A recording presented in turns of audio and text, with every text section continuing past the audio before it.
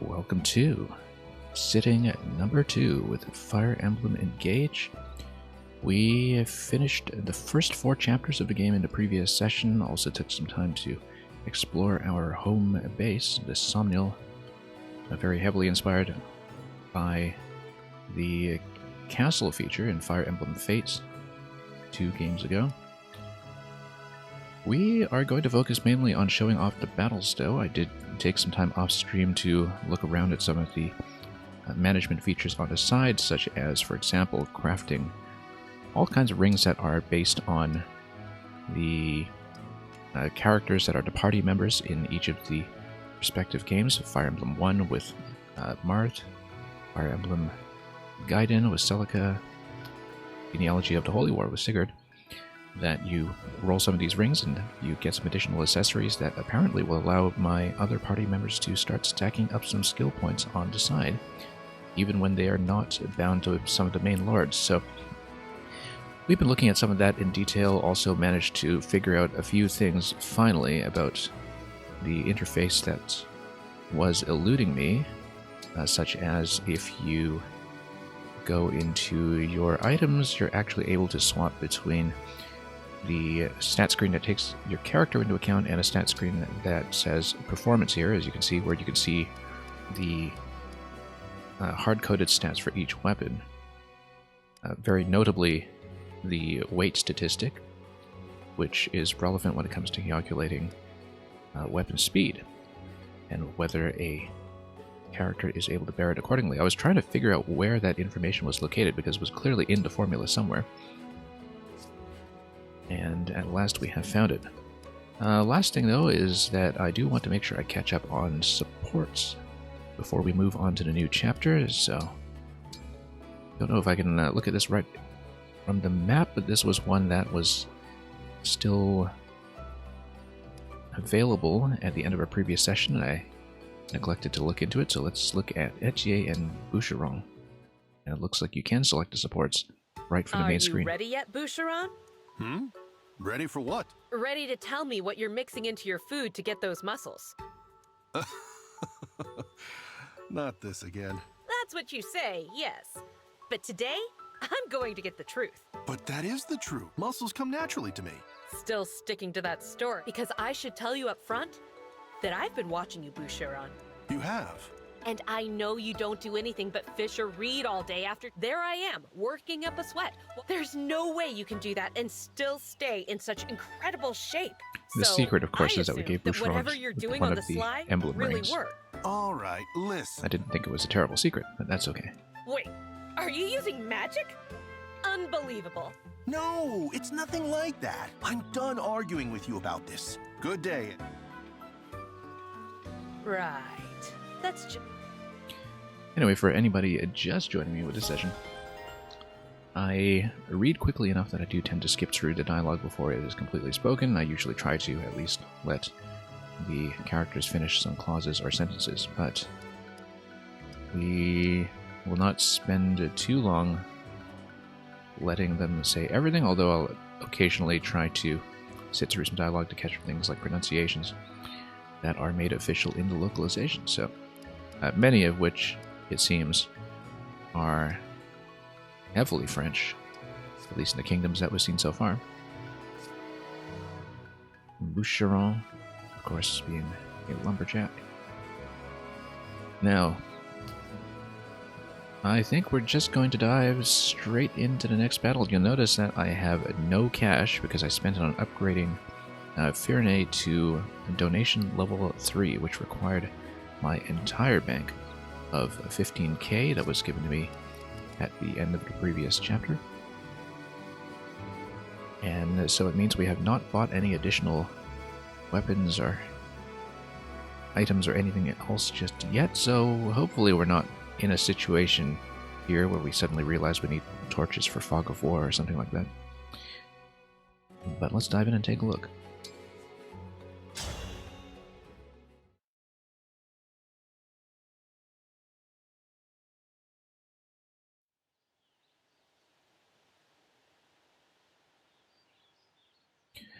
Now that There's castle, the castle. is basically Well, I mean, castles can only be defended in so many ways, but it's basically Mont Saint-Michel. Or its opposite number on the Cornish coast in England, St. Michael's Mount. Very similar kind of idea where the castle is built upon an island on the bay. It's so quiet. Where are our knights?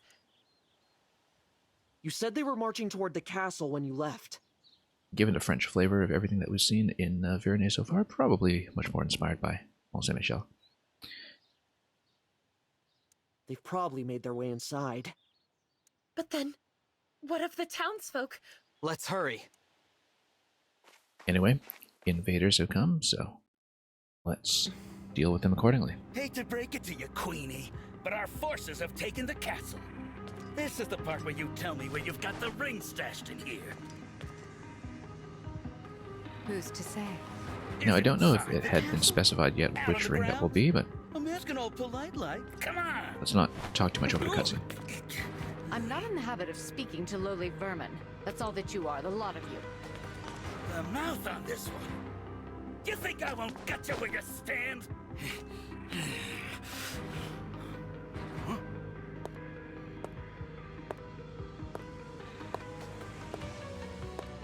I'd recommend against it, darling. Lady Zephyr! After all, Her Majesty can't tell us much of value if she's dead.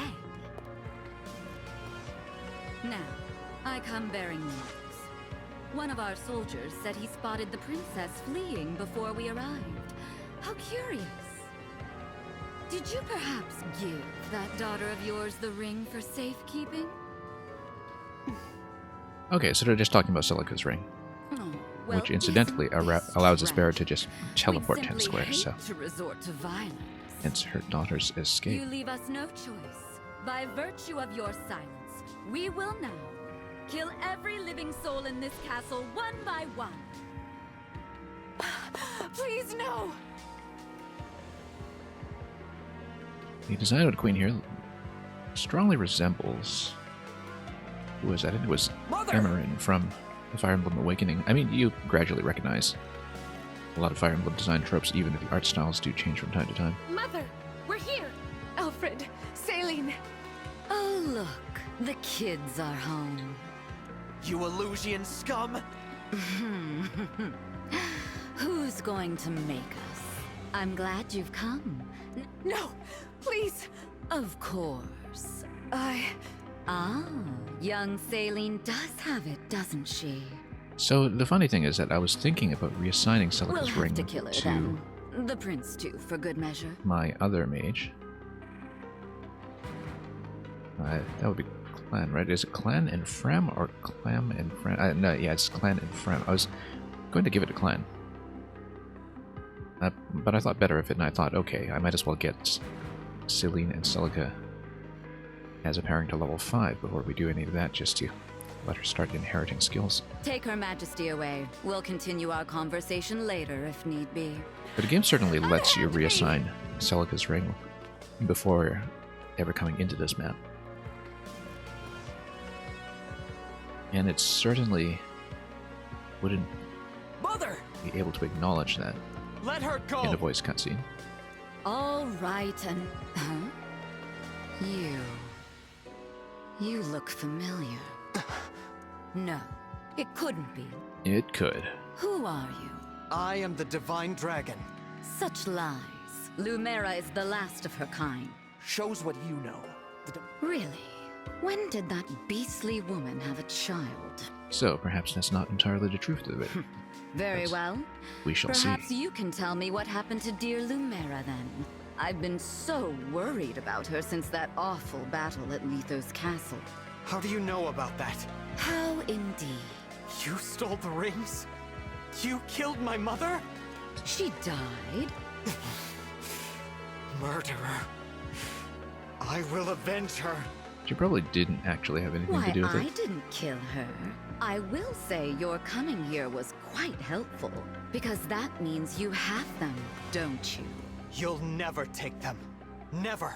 You were after our ring. I won't waste my breath on explanation. The Kingdom of Elusia has freed Lord Sombron from his imprisonment. The fell dragon has returned? No. Of course, even we couldn't have accounted for... you. His return must have awoken you. You're wrong. I awoke because of my mother. Because she waited for me. All these years. So the A precise touching tale, I'm nature sure. of her motherhood is still unspecified. Now, if you'll excuse me. I mean, she certainly acquits herself honorably as a mother figure, but was also clearly concealing something about the parentage. Which is why we have all these voyages of self-discovery here. Now we are connecting. I wasn't sure I'd keep the online feature. I know I had turned it off for all of Three Houses, and I believe it was present in the 3DS games as well, where it just gives you some bonus squares to step on from time to time that you can see with the swirling purple and yellow. What can we do? To start, we defeat these soldiers and take back And the ordinarily castle. I'd be worried a little bit about that affecting the game balance if it just gives the player a little too much power, but there's enough going on in this game that is, if not grindable, then certainly kind of flexible and somewhat random when it comes to things like shop materials, currencies, pickups on the field, etc., that perhaps it doesn't make too much of a difference. And we're taking a bit of a relaxed playthrough here anyway, so let's see how we do. I'm not going to let them hurt Queen Ev or anyone else. Get the rings. I was hoping you'd say As that. I was saying in a previous stream, if the spirits of the fallen, as those online pickups are known, do disrupt the game balance a little too much, perhaps I'll turn them off. But for now...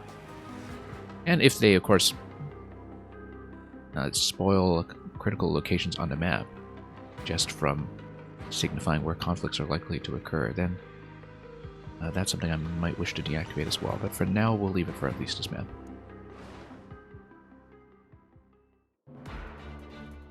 Okay.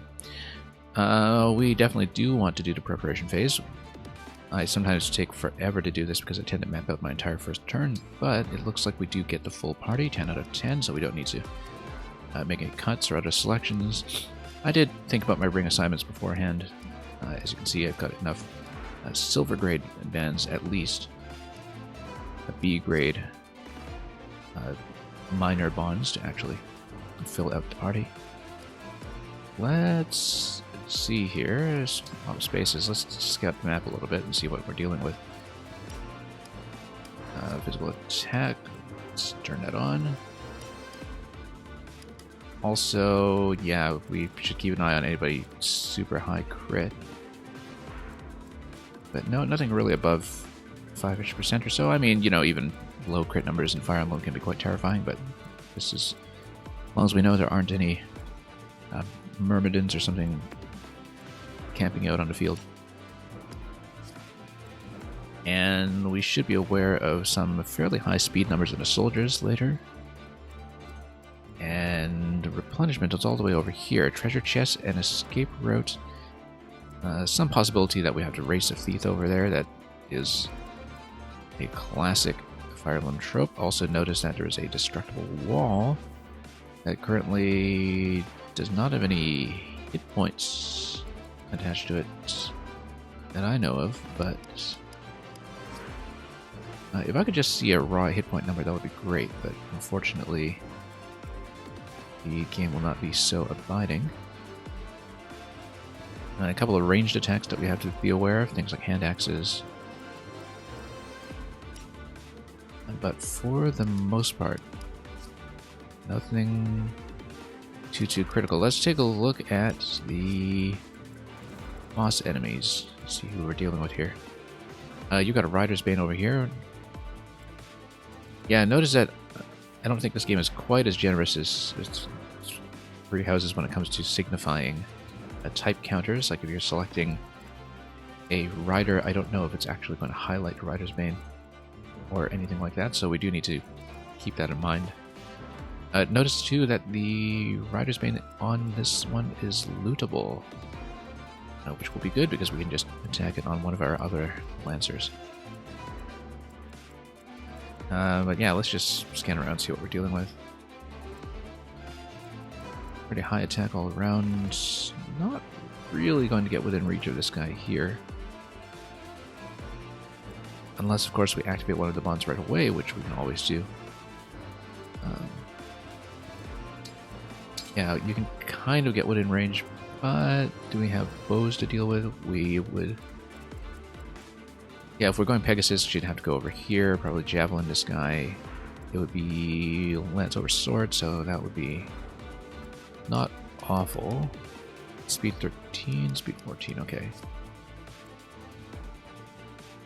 Probably wouldn't get too much done, though, given that nothing else is going to be within reach, unless, of course, I do the early activation on Boucheron, who currently has Sigurd's Ring, and therefore that massive boost in movement. Yeah, because we place him here. I mean, he can go basically anywhere. We might even want to start with Sigurd in the middle here, because with the movement plus 5, he can reach practically anybody I need him to.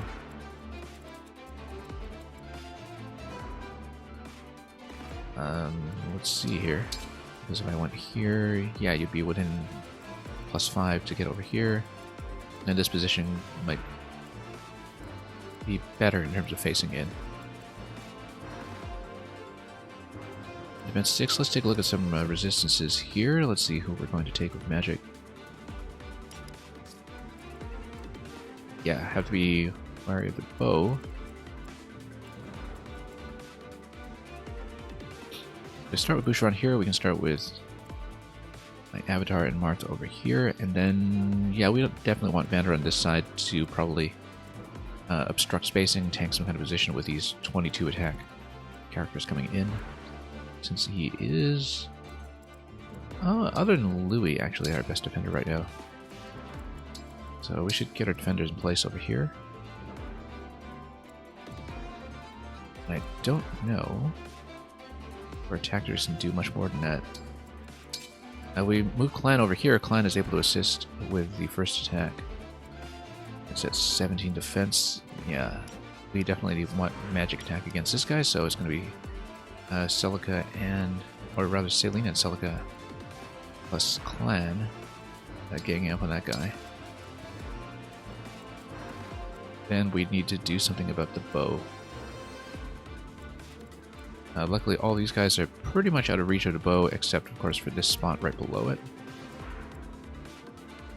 But let's see, what do we got for speed? Speed 3? Oh yeah, no, the magic users should be able to just straight up wreck him. And wreck him quite soundly.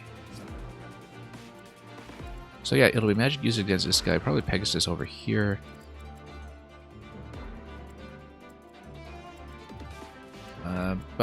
And potentially Pegasus follow up with Boucheron if he activates. So who does that leave to deal with? Alfred and Vander. Yeah, Vander we want in some kind of front position, probably. And start obstructing pillars over here, for instance, to restrict space from whoever's coming in. And notice, of course, that Alfred's defense is actually not as good as one would hope. So you don't want him on a top position where he's going to sandwich between two attackers. You'd want something like Alfred down here, Vander up here. And that's reflected by my current layout, more or less. If she's able to get within an attack range on the first move, that would be great, but maybe move Boucheron then, he's a little more flexible. We'll keep Fram in the back corner because she's going to be here on heals anyway. Unless, of course, she can miraculously score a kill, but against high defense, probably not. So that looks like it's pretty workable. You've got two mages able to get into that position. You've got one archer as well. And I think we're good. So let's get in the habit of saving. Not that we've had to reset so far. And yeah, as far as the emblem rings go, you can kind of see from the plus bubbles next to the stats, like the plus strength, dexterity, and speed here that I get from Marth, what the bonuses are. Rolling up to silver on all of the rings means that I'm getting at least 2 points to go around in most cases. So, let's just fight. Also notice that the shops that have been opened up now in the Somnial are available just from the marketplace button as well, but right now I'm completely broke, so we will not worry about it.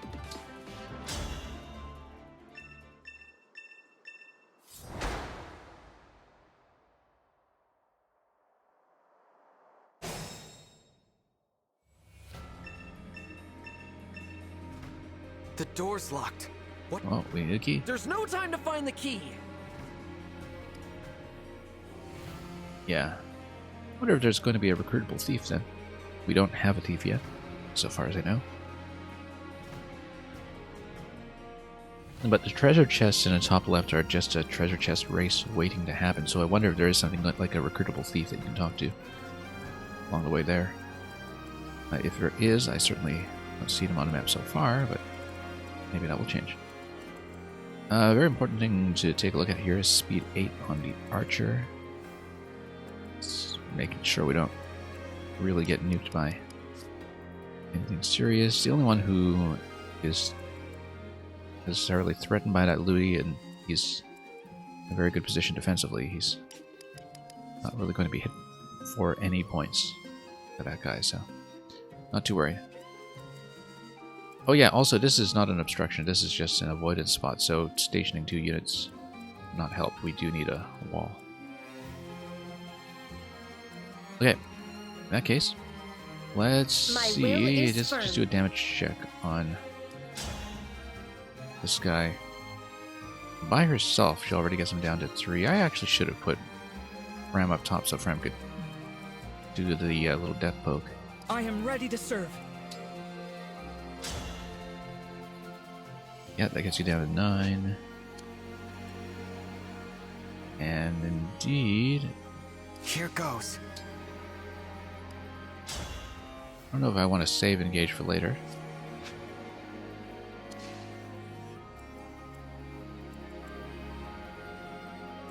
I'm listening. Let's take a look at what the javelin can do up here. That's just going to be 9 plus break, but if we activate Boucheron, then possibly we can just smack that guy as well. Nat Cat, we won't let our characters die. Nope, we won't. I never do. What's next? That's just not how I play. Okay, so you get to cancel out engage if you don't want to use it, I think. So, which is important because if we do, I want to scout what you can do with the +5 movement. This is how you do it. And then standard attack would be something like 14 damage. We need something additional.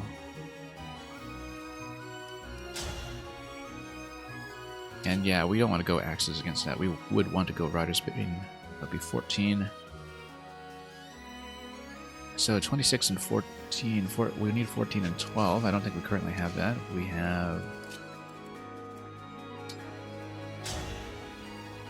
14 and 9. And we can't really get anyone up to this spot. So we'll just have to make sure that we don't have this guy running around and poking anybody who is liable to get nuked. Moreover, if we don't kill this guy, we need to make sure we don't have a 2-on-1 against somebody critical. Regardless, though, I mean, I think if you do engage on Cillian and Celica, that should actually just one-shot this character, which might be a good auspicious start. I kind of wonder if we should always use engage on first turn just to be maximally aggressive. Notice 2 doors destructible, but it seems heavily implied that we can make it over to the chests if we want to take the time to do so. So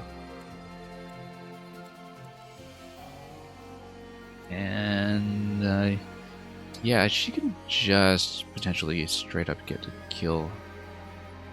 Already in Chapter 5? Well, yeah, I mean, the first 4 chapters still felt more or less like tutorial. They get more elaborate by the time you get to Chapter 4. That's much more a full-size early game Fire Emblem map. But, you know, I definitely feel like I've only scratched the surface of what this game is offering. It has not shown me the big stuff yet. It's still very much acting as an on-ramp for people who are new to the series this early on. Please grant me your strength. So, yeah, even if you do have... Yeah, Seraphim would be able to do the single kill. The thing about these skills... Oh no, it only takes them to 1 hit point, so that's not even worth it. I should have calculated this out properly, because then I would have known that I could just do the poke with Frem. Yeah, we'll just go 2 mages. We'll get Clan the kill, and then we need to make sure that we don't have any 2-on-1 gang-ups between this and whoever's on this side. So we need some kind of blocking piece, potentially. 16 and 14 physical attack. Let's take a look at who we'd be dealing with here. So 16 and 14 would be 10 and 12. Yeah, that would kill him. So we don't want to be too ambitious with putting Clan over here unless we have a way to block this guy from coming over here. Which we might. Because if you go Boucheron over here, yeah, you'll have Boucheron over here, Pegasus over here. No, he's still going to be able to go down. So best thing to do, I think, would actually be to have Celine and Silica. Well, one of these 2 mages will sit this one out, and I'll poke directly into this guy. Whoever I want to build supports with, basically. Reason being, then you don't have anybody who's stuck in this spot here. That's the thing that's dangerous. Also, this guy with Rider's Bane, let's make sure we've tagged his range. And likewise, I didn't really properly look at the boss. The boss is mobile, he's not just going to sit still. Well, definitely tag the critical pieces.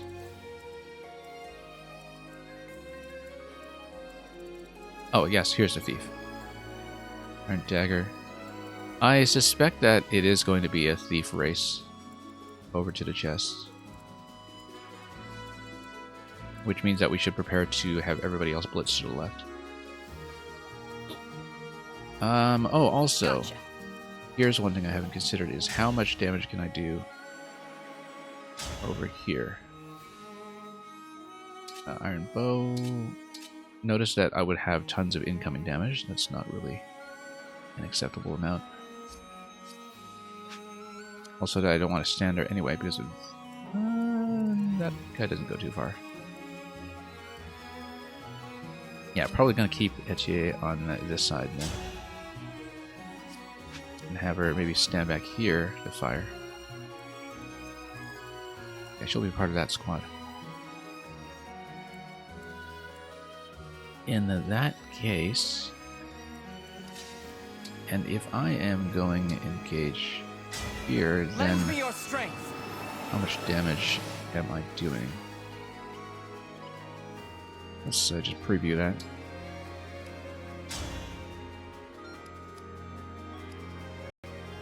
Yeah, against a knight, Rapier is just going to completely wreck him. I feel like I want to save the emblem power this turn then, if I don't really need it. Because standard attack is still going to do pretty well.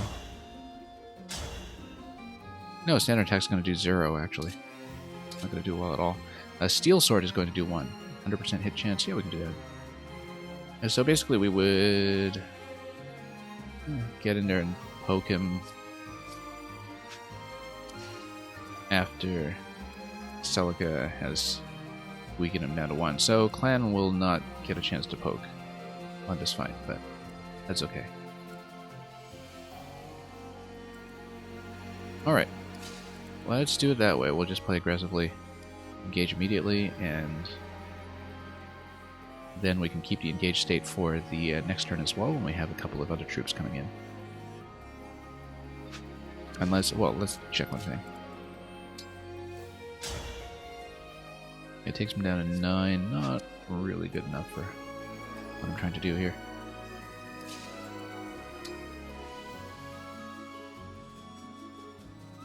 So yeah, I can poke with the steel sword and then save the engage.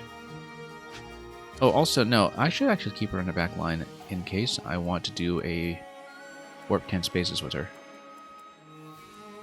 Because that could allow me to take out some of these units really early. In that case, what we should actually do is figure this out. 13 damage incoming with the rapier. Yeah, no, it'll be mine and myself then. I like that idea. Alright, let's commit. It's going to be nuking him relatively hard.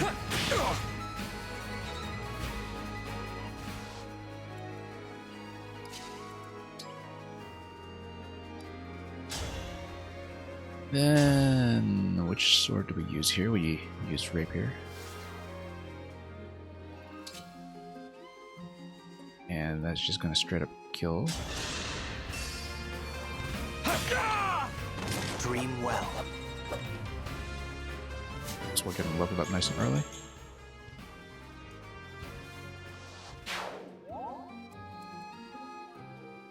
And you got a soldier over here with the bow. We need to be aware of anything he can hit, of course. Which means Pexis is going to go here. 14 and 6, okay. Oh, except of course, Javelin is going to wave me down. Okay, no, I currently do have Javelin assigned, so that's speed 10. Yeah, I have to be careful when you're switching weapons in case you open yourself up to a speed advantage. 84% hit, yeah, we'll do it.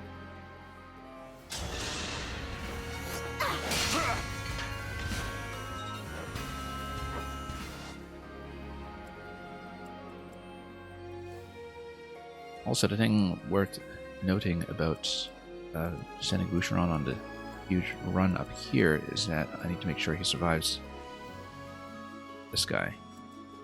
Now, the canter actually takes care of that. You run Boucheron up here, you hit, you run him off to the side. Don't need to fuss too much about it. 16 to 14, though, that's going to do how much to him? Even if he engages. In fact, let's see the engage. Defense is the same. 16 to 14.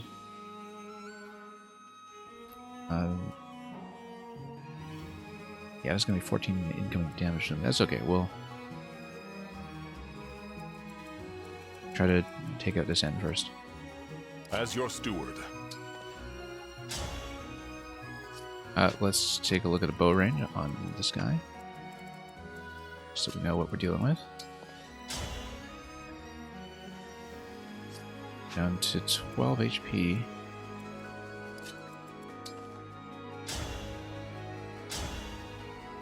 And that inflicts 11 damage, but then steel bow would go 15 with a much lower hit rate.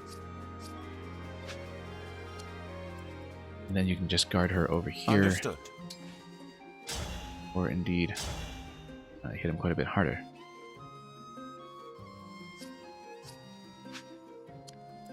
Yeah, the break will be kind of nice, in fact. Because you can do like 12-12 and then poke. Okay, I like that.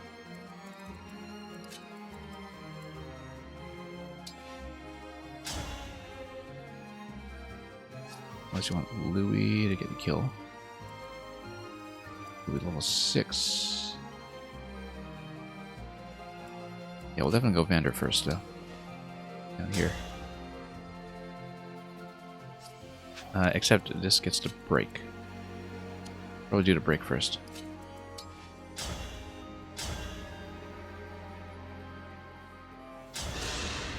I'm going to maximize hit, so we'll just stick with Iron Lance. Okay. Oh, he straight up kills. I was not hoping for that. I'm generally trying not to let him score kills. All Fire Emblem have it. I don't think it's even as unbalanced as it used to be when it comes to this, but you would generally, in Fire Emblem games, avoid using your super defender unit from the first few maps, who's mainly a tutorial figure, because he soaks up a lot of the experience that you need.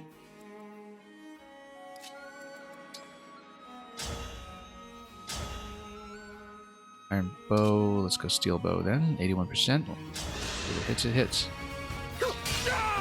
Pretty weak. Okay. Yeah, losing soldier, we'll just send you forward. Things should be in good shape, because then this guy will not attack from an adjacent pillar. Yeah, so he's gonna go over here. Then if these guys come down here, we have a quick way to block them off.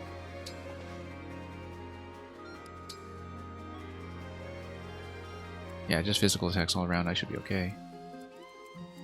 Gotta check the speed before I said that. 6, 13, 8. Oh, actually, 14 and 14. That might have been a bad idea. No, 14 and 14 is going to be 3 and 3, followed by 5. That's going to be fine. You gotta remember to check speed. Notice that Alfred does have some long range here, probably from a javelin. 14 damage, okay hits.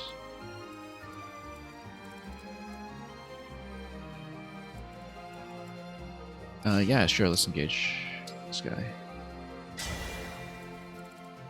Defense 8. Regardless. Oh, and Override can reposition you too, so.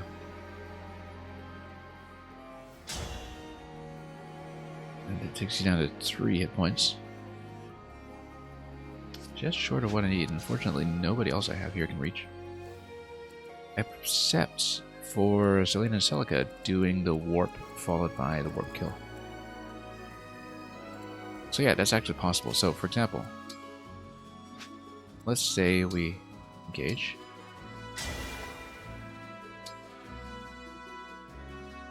And then warp Ragnarok would basically kill it straight up.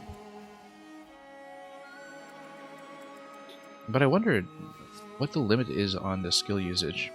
I'm not clear on that yet. Whether it's just once per every engage, or once per map, or something like that. I actually wasn't sure, and I wonder if the system guide said anything about it, because I never figured this out. Like, if we see if we can find engage attacks once each time they engage, yeah, that's fine then. So it actually does make sense to bring her over.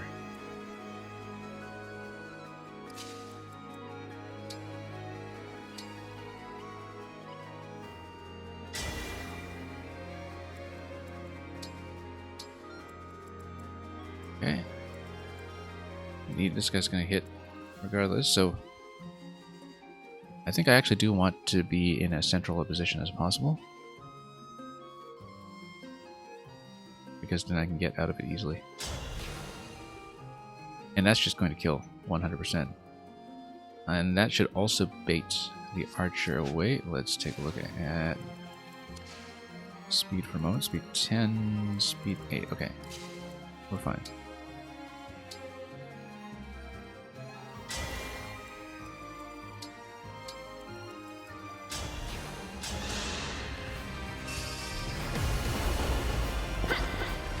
My apologies. I All flowers eventually wilt. That smacked him.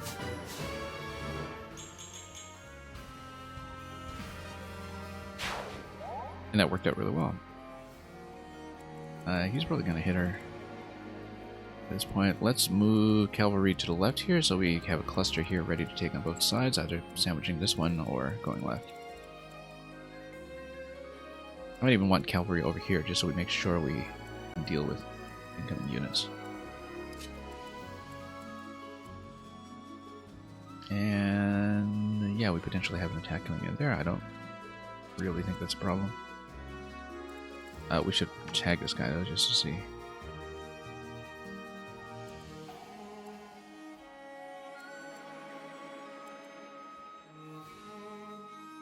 We can also get Boucheron. Give me a preview of how much damage we do if we decide to smack you.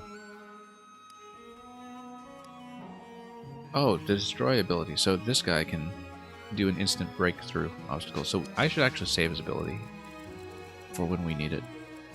Could be here, could be there.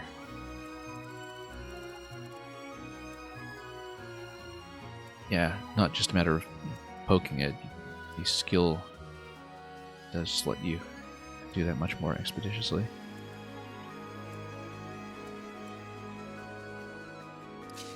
In which case, we're going to move him over here. I'm not going to try to focus down the archer yet this turn.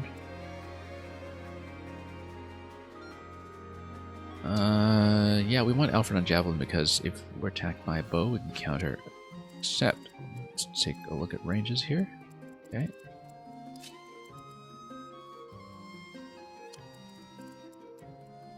Okay. Attack by bow 14 to 16. We can handle it.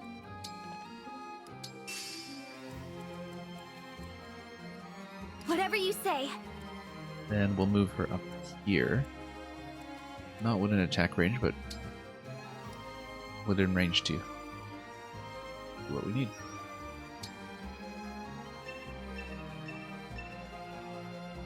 Yeah, definitely a thief that's going to try to run it. Castle's under siege. Mighty fine time to nab some treasure. I probably should have saved a Warp Ragnarok specifically to try to catch that, in fact. Thieves? Here? Now? That's the last thing we need. Anyway, We'd better stop you can them. tell still at the stage that it is a game that's directed at being a lot of people's first Fire Emblem. It reminds me a lot of some of the things that the GBA games, for instance, would do to introduce very common concepts like trying to outrun the thieves.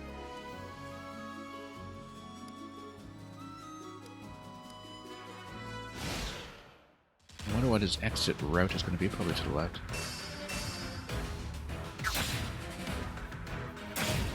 Yeah, that's standing way too close.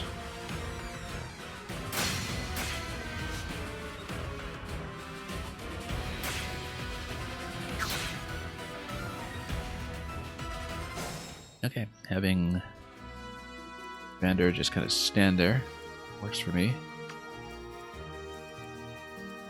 I just have the one thief. Question is, where does he try to exit? Is it out the left? Possibly.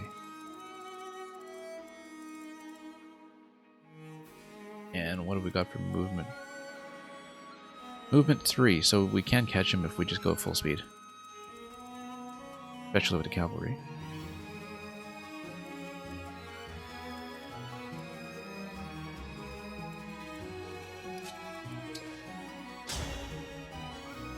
And then here, yeah, you got 14, is going to break it. This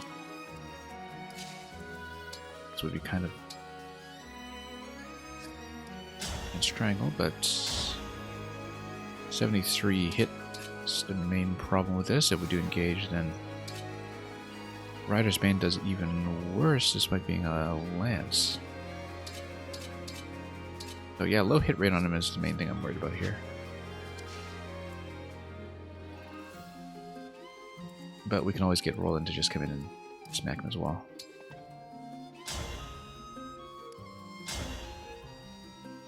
Yeah, 15. Conflict break. be 11 damage. We need 15 after that. I can still fight.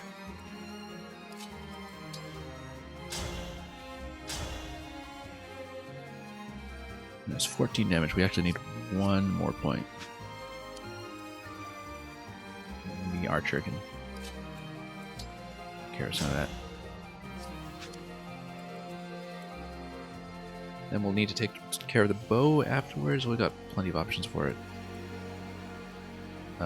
Depending on whether we can make our way in that far. So I'm thinking for this one then, it'll be...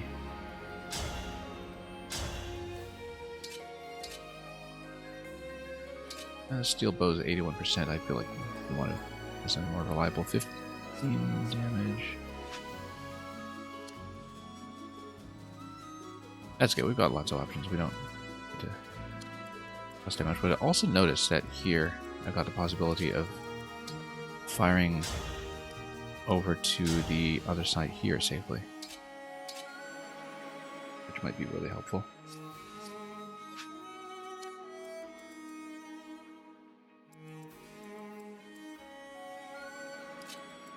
And yeah, Vander does a ton of damage.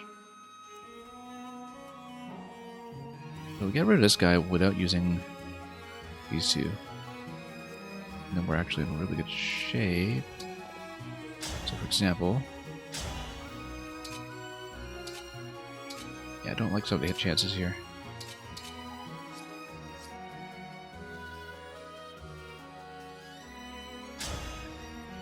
Let's just go with it.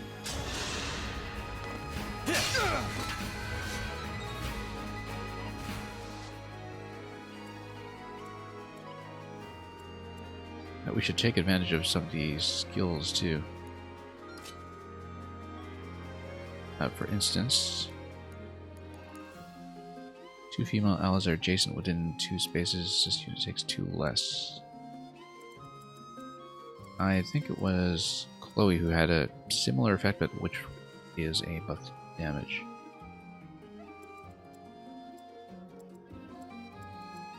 Anyway, I'm just gonna let Clan... oh no. Clan's done this turn. Oh no, I just haven't selected them yet. Okay. I'm here, Divine One. I have 100% hit, so I'm not worried about being hit back. In theory. But I should also stand close because it's a bow. Yeah.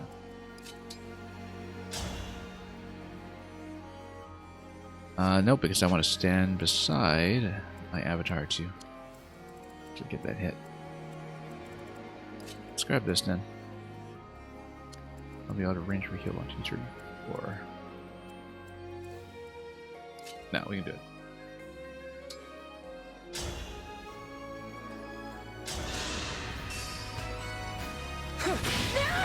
Did you see that? Okay. Still a little bit under level, but we'll try to get them a little more action. And there you go. You get Surge. Yeah, maybe actually the online buffs are a bit much because Surge was something that I would have bought in the shop if I hadn't spent all my resources.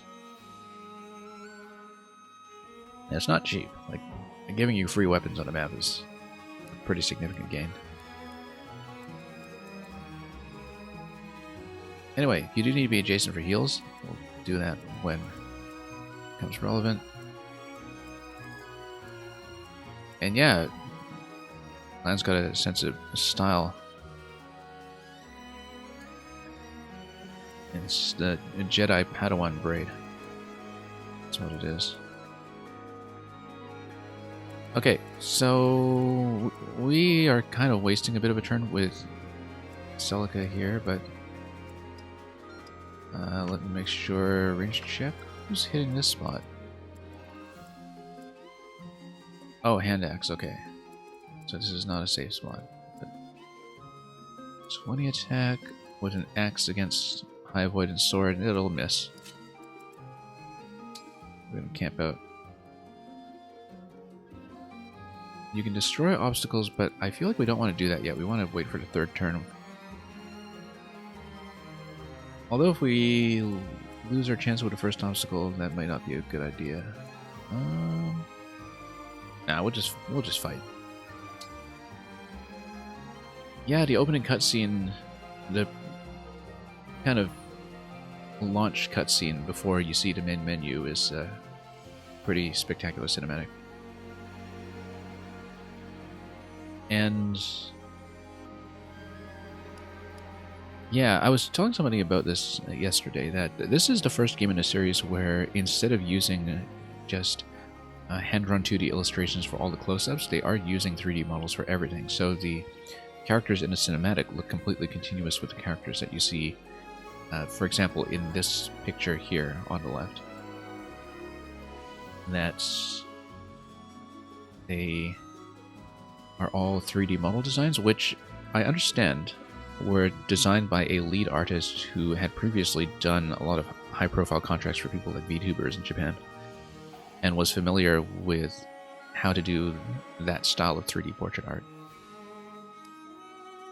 What was I doing? Do I want to destroy? No, because I'm totally unready for these guys. We are not doing that yet. We're going to take care of the left flank first. Does mean that I might run out of moves with Engage here, but you can always refresh with the pods that are in the top left if you're racing a thief to the chest. So we're going to wait here, grab a bit of loot, camp here as well, and then get Chloe into position after we grab the heal. We'll heal on this side. I think I'll be fine on the left. Usually we should leave this kind of thing for last, but we'll be reckless. Natcat, I didn't manage to get the bot to work on my channel. I tried to add it again on Supernova's chat, and it told me that the bot was added to my channel, but I couldn't get it to work. So I don't know if you've managed to get yours to work with the same command. But it did not actually wind up joining my channel. I almost wonder if they just froze it from joining new channels for now due to high demand or something. But I'll have to check the developer's Discord to see, because I really wanted to bring the AI chatbot into this stream, but didn't manage to get it done. Anyway, we've got so many pieces here to work with. Yeah, we can still save the destroy on Sigurd for the time being. Engage. Steel axe would get a kill, but 58% hit is going to miss. It's not going to hit. This is Fire Emblem. This is not going to work out. But we have enough headroom here that we can kind of take that risk and still kill it with another piece if it doesn't work out, I think. Because, yeah, we still have the archer here. 81%. Hopefully they don't both whiff then.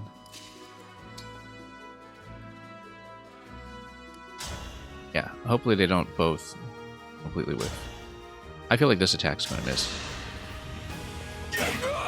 Oh, no, we got it. You find peace. So yeah, you only take those 50% shots if you have a backup plan.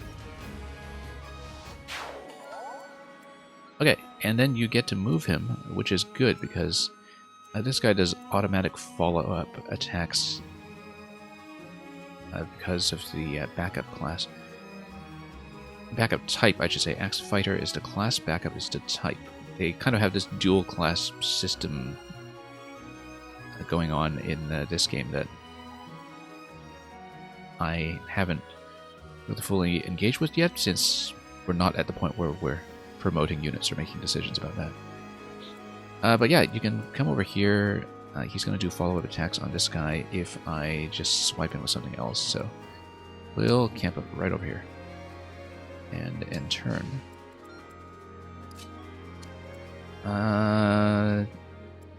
I do have to move Vander out of the way if I want to get shot in with these guys.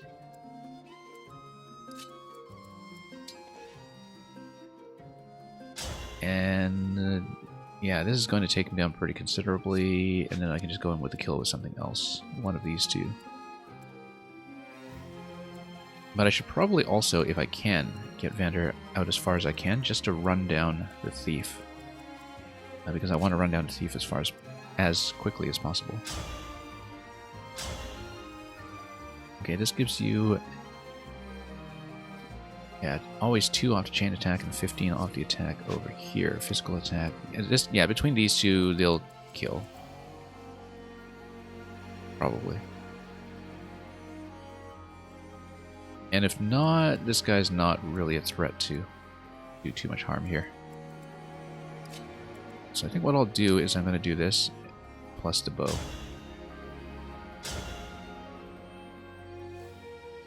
%. Yeah, we should hit. I'll take this.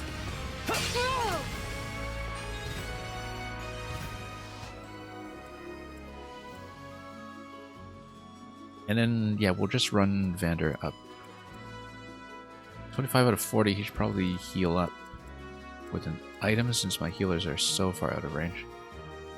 Also, can I zoom out any further to see the thief range? It's going to be 2 attack range here. So the dagger weapons were last seen in Fates. I think they actually have a poison effect in this game as in Fates. Let's take a look at this here. Yeah, poisons hit foes. Range 1 and 2.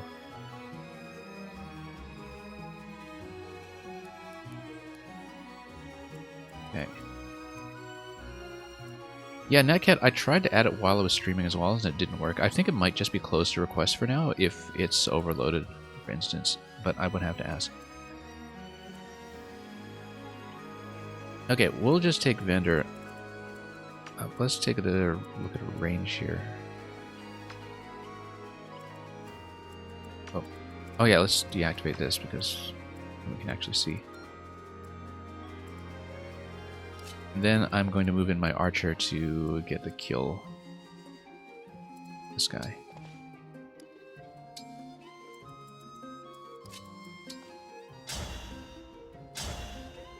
Steel bow.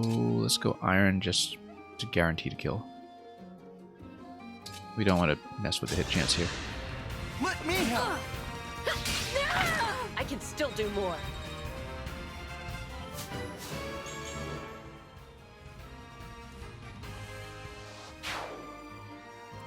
Okay, that cluster is done.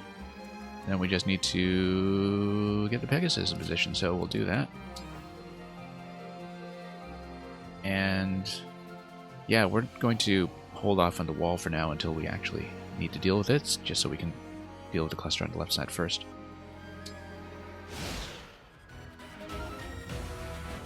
Unless, of course, this game is aggressive about reinforcing behind you and giving you some time pressure to break through.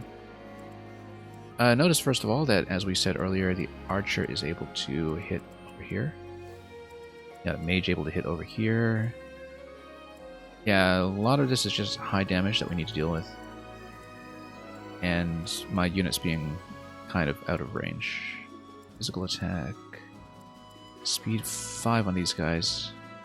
This guy's the main one I'm worried about then. We need to take him out of range due to the speed 13. And yeah, Vander is able to come around and flank him if necessary, if the damage is insufficient. So let's take a look at what we would be looking at here. So it'll be 11, 90% hit chance. Yeah, we don't want to mess too much with that. So either we do 11 or we do 15 with him. If we do send in a low defense guy like this, he can only take 1 hit from this cluster. He can't take both. So we need to defend him accordingly. That's fine. We just need to move the Pegasus into position here then. But then the Pegasus also can't take too much punishment. So let's see, 22 and 8. That's 14 and 14. This, yeah, this would die if you don't take care of these guys somehow, so I feel like I need to move my units up slowly and get them in a position for the next turn. Although, you also have the massive movement buff from Boucheron, who's able to do 5 steps and not really get as far as I need. Okay. Let's see here. Yeah, you're able to do some pokes over here, but not really enough. Take myself over here. Still have this fundamental problem that I would die to a sequence of 2 attacks unless they all miss. Which could be the case because they're axes fighting a high avoidance sword. I could just always gamble on the evasion, but that's probably a bad idea. Oh, also, I can see if I can... Oh no, I'm not close enough to nuke magic. As your steward. So let me take a look here.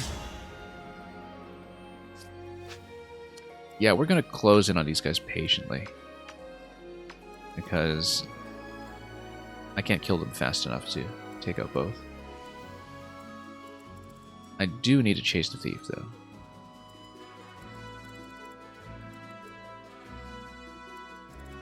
So what we can do is take this guy up. Around here. Need to get some of my defenders back up in that position. I mean, maybe the point was that you're meant to bust through the top side instead and leave this in place. Because it's a little bit tricky to engage with.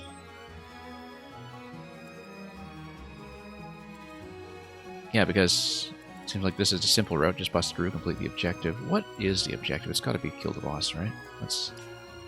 Yeah. It's just defeating the boss. So this whole thing here is the optional objective. So it seems like busting through this cluster here is technically the hard mode of this level. Because we currently just don't have a good way to deal with these guys if they both land a hit.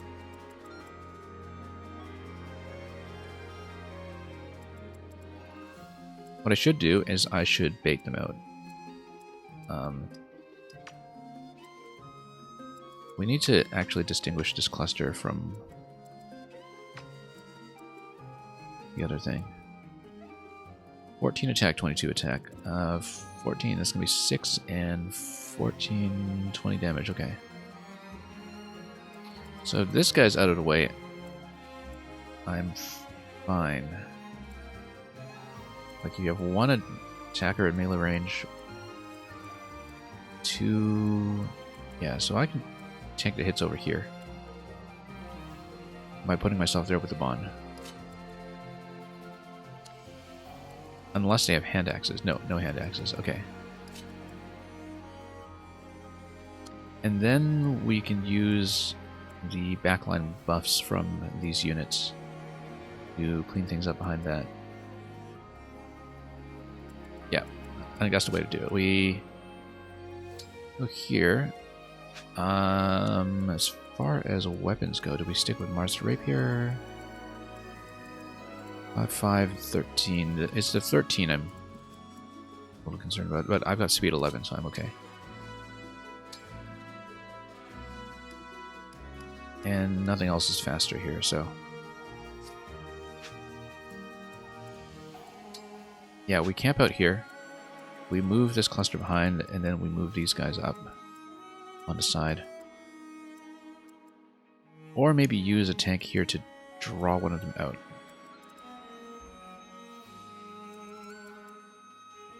Speed 6. This guy's going to do 14, and that's going to be 3 and 3. Definitely need to pop a heal. But if we can get in position... Let's turn this off. Yeah. Dagger, sword, axe, bow. Bow's not too much of an issue. Who am I still highlighting here that's... Hang on. Oh, there we go, there we go. It's a little hard to see the highlighter at the zoom level that it was at. Okay, so if I can get up into this position, I'm gonna get swarmed. But yeah, we want to move up quickly if we can. You know what? I'm gonna tap this guy from below now because there's no comeback to it. I think that's the best way to do it. We can even risk the steel bow just to try to get the additional damage in. Because then that way we can take him out immediately, if need be. The main issue is that I only have Clan Vert right now. I probably should have saved Celica's power to take this out as a cluster.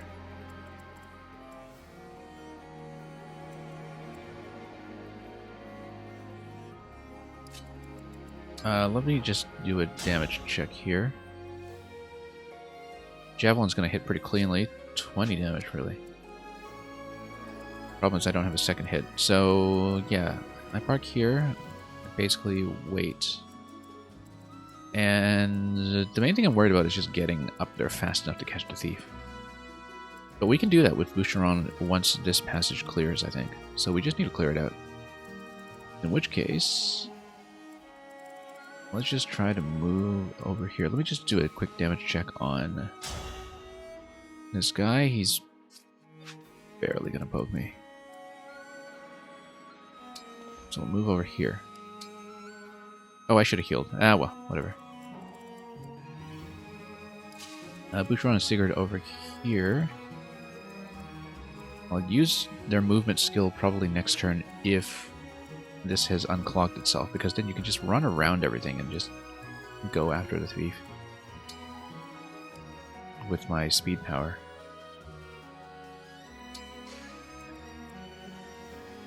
Then Alfred, you're only going to hit one enemy here. I think 17 and 6. You know, speed 6. That's going to hit. Sword against lance. That's going to hit once. I'm going to hit back. This dies, so this only hit once. That's going to be 6 damage on him. He'll live. Yeah, he'll live. Wait, check speed here. 3. Yeah, no, he's fine.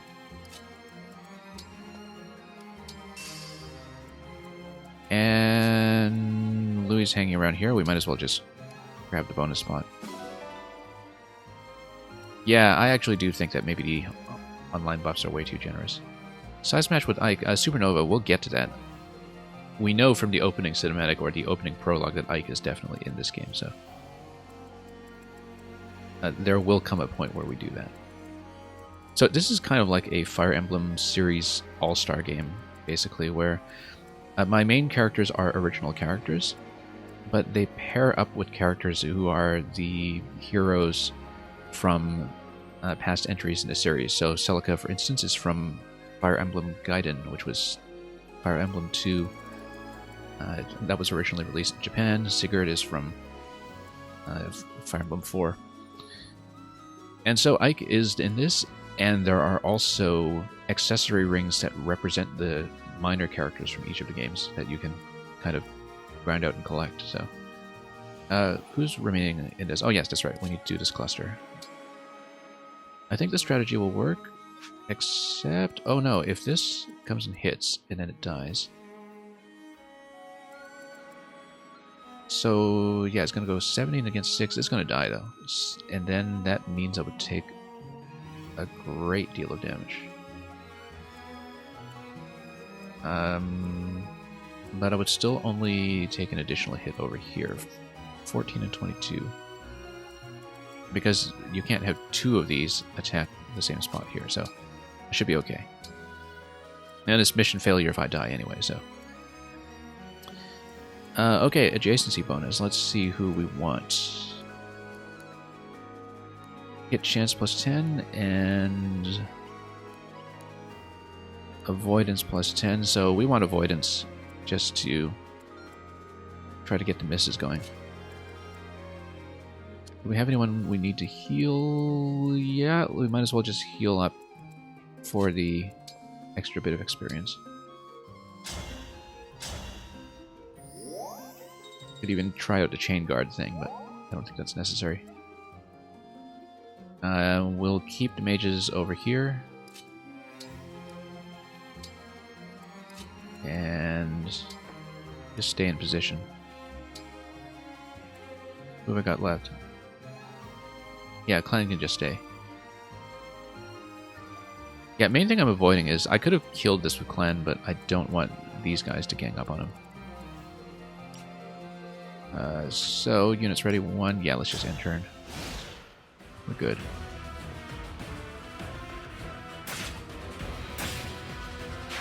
Okay, simple.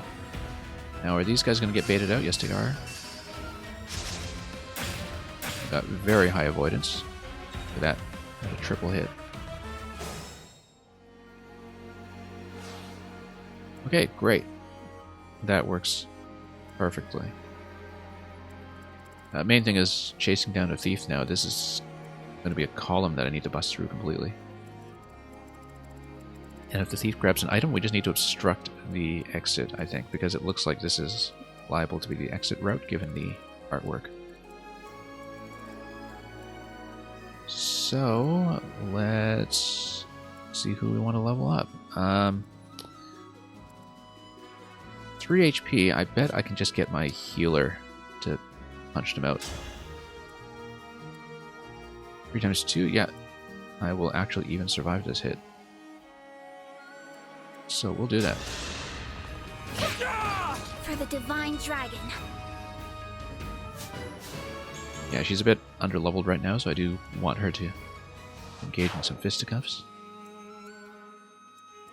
Then we can nuke this with some of my mages. Actually get Celine and Celica to do some work for me here. Wow, that... Yeah, they just nuke him completely. They hit hard. What about Clan here? Clan is going to poke them. Just trying to see who I want to build up right now. If I go over here, then Clan can get down to 7, and then I can build a support with... yeah, support-wise, I think this is actually maybe the route I want to go. Level 4, though. Kind of want to grind him up. Sorry, just trying to optimize a few things here.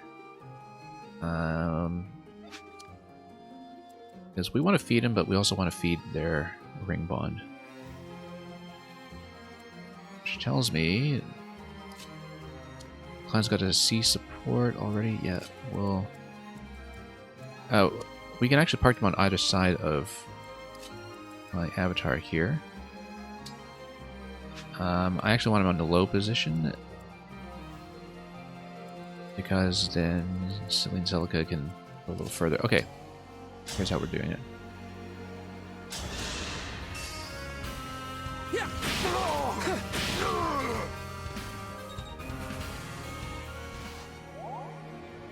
Yeah, you got a nice support cluster over here. Then she's going to go for the kill. Massive overkill here. Just the way we like it. I will not forget your loss. Yeah, need to power her up a little bit. Combat resonance. Oh, interesting. That... I guess I need to power her up with the healer here. Interesting that there's that self-draining power.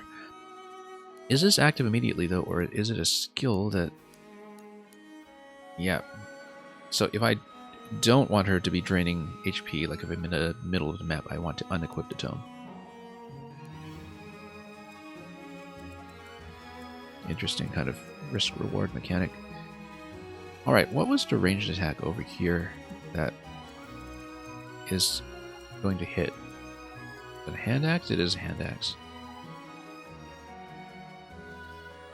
You can kind of face that off with Javelin, perhaps, but she's going to get absolutely whacked by that. But you can kind of do some poking back and forth. This location if you just park her there. Javelin speed 10. These guys are speed 4.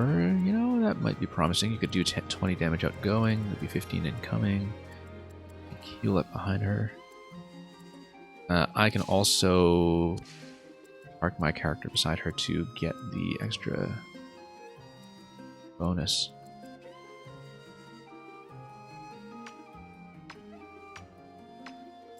Yeah. This is an iron axe. This is a hand axe. So we're going to try to take out the hand axe guy by doing this. Wait, where can I go? Okay, I've got no ranged attack, so we'll go here. I'm on Javelin. I'm going to wait. I'm going to park over here. Ideally, what will happen is that this guy's going to attack in with a hand axe. Oh, weapon triangle. Yeah, if he hits me, then I actually don't hit back then. Because of the way the triangle works in this game. If he gets to break. So we'll have to count on him not getting the break effect. If he doesn't get a break effect, then I should be able to do a nice clean double attack that puts me into position to take him out next turn. Okay, let's start wrecking this bit here. 17 defense. We have to Lance armor. We don't have a good weapon against him on this side of the board right now. They're not going to do very much. Like, yeah, that's a pretty heavy guard actually. I pretty much need a mage there or a rapier, which I don't have right now. That's a bit of a problem if I'm trying to catch the thief, unless I can just drag him out of this location. Like, he's going to do 19 attack. Who's ranged here? Nobody's ranged, okay. So, as long as we block off this location, then we limit who can be attacked by 2 characters. Then we're not in the worst shape in the world. We need Axe to break him first. That's going to be the first move. And he doesn't get the break effect for some reason. So it's not always the triangle priority that gets you to break. I think it's only certain classes that will do it. Or maybe it's the dragon bonus that I got from... Actually, let's read a manual on this. I don't understand the new break effect that well yet. Where's break? Landing an attack with a weapon that has advantage. It should be axe over lance. So how come axe over lance isn't working out for me here?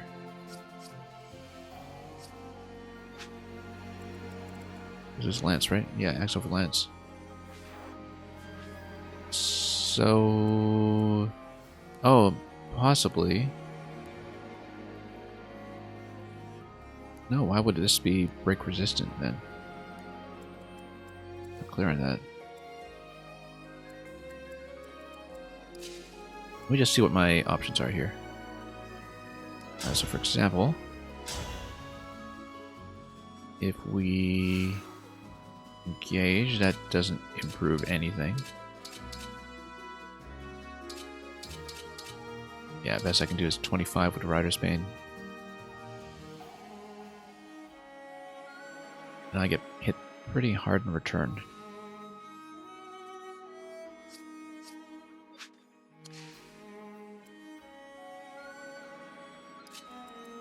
But if I do that, I get to back out. And then I can get a third hit in with this guy. Except nothing he has is going to do anything. Steel Lance does a 4 damage poke. Okay. Yeah, I should have seen this in advance and understood that I'm going to have trouble with him if I don't get some magic damage there quickly. So I may be in a little bit of trouble here in terms of catching the thief.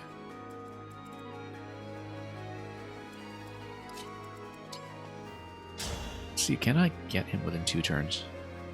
Iron Axe, 3 damage. We actually want follow-up attacks if possible, so...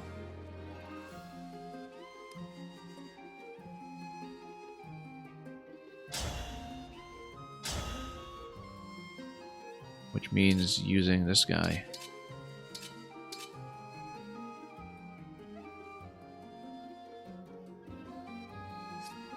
Let's take a look at our engage skill set. Override. Oh, you know what? Override could do it. Override could do it. Except you'd need to chain your way through the whole thing. And I'd kind of get smushed in there if I wind up in this spot. Because you've got these speed 13 guys that are just going to wreck me. 14... Yeah, because the idea is that if I use overdrive, like basically I just need to dislodge this piece out of this position. If I can draw him out, that would be best. But I don't know if the AI just has it remain stationary because it is a blocking piece.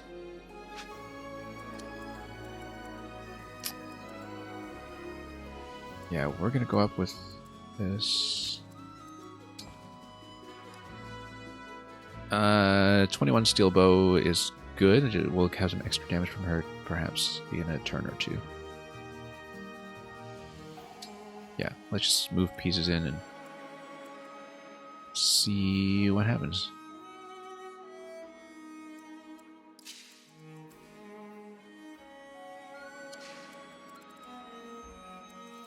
Attack, that's going to be 6 and 6.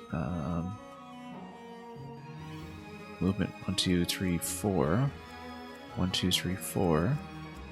So if we block over here, Javelin's not going to do anything, so we will not be on Javelin. Hang on.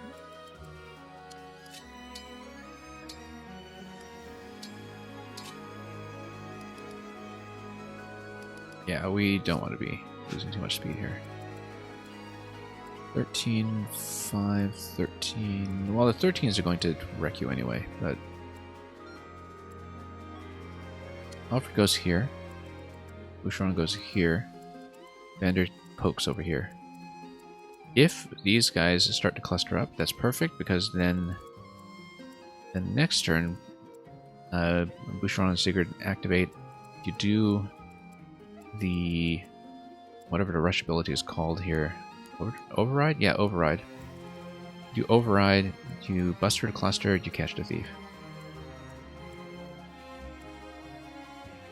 Assuming you live to tell the tale, so. Do we have healing items on him? Yes, we do. Okay, so I think that's how it's going to work.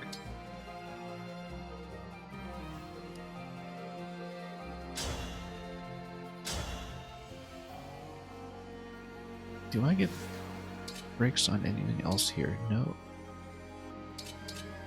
Rider's Bane won't do it. So Iron Axe. Let's go over here and then you park. Do we have any adjacency bonuses? Nope. Go over here though.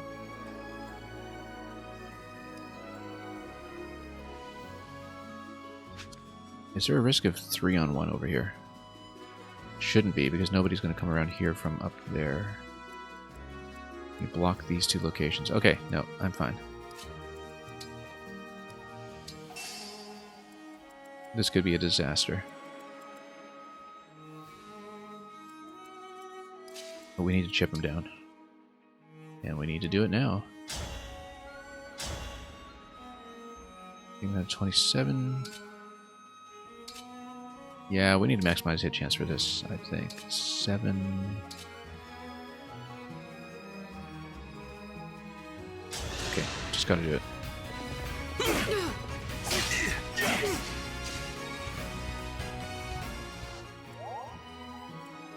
And then you can always back out, but I'm not going to. We do, in fact, want him in this location.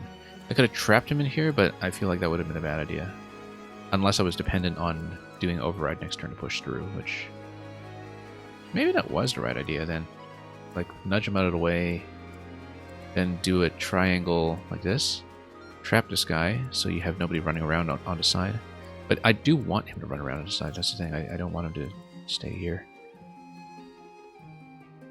Anyway, we'll stay here for the follow-up attacks. That's the idea. That's why we moved him in first.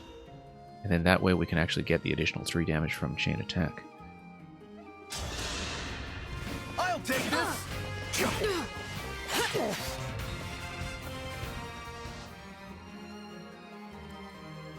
Okay, this is a little rough. 13 speed. 14 damage luckily is just going to do very little. And you're only going to have 1 unit hit at a time because we've got nobody hitting from range. This is rough. I really needed a mage over there. So I was not fond of that sequence. But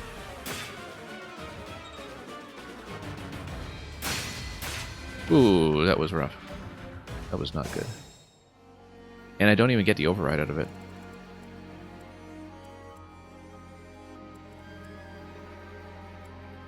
But if I can bust this down quickly enough, then the movement points I get from Sigurd's power should be able to get me through the rest of the way.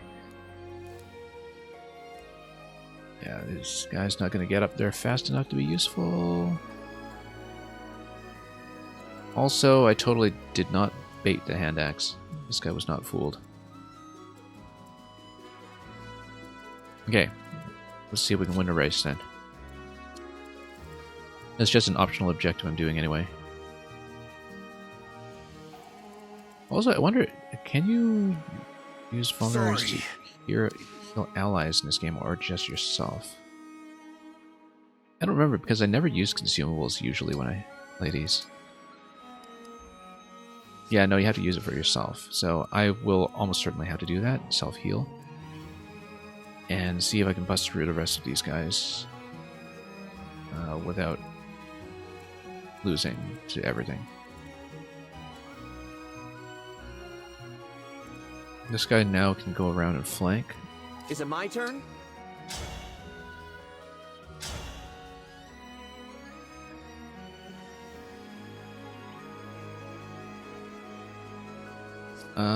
This guy's in a break state, which means I can just hit him directly. What do I go javelin on this guy? That does 12.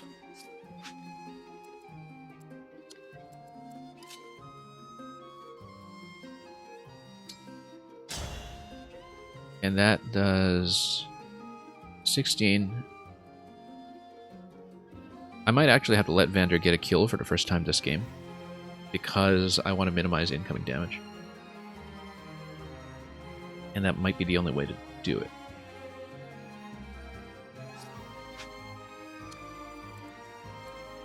So this guy...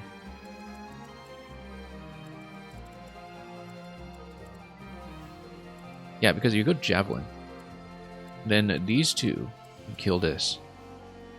But Vander has to go second in order to maintain the break stay. Oh, maybe not, actually.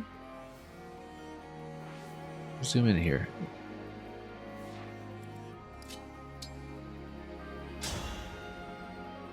Yeah, because the highlighter here shows you that he's going to get the break effect with Lance over Sword. So that's going to do 12. We need to do 14 after that, which we can do with Vander over here.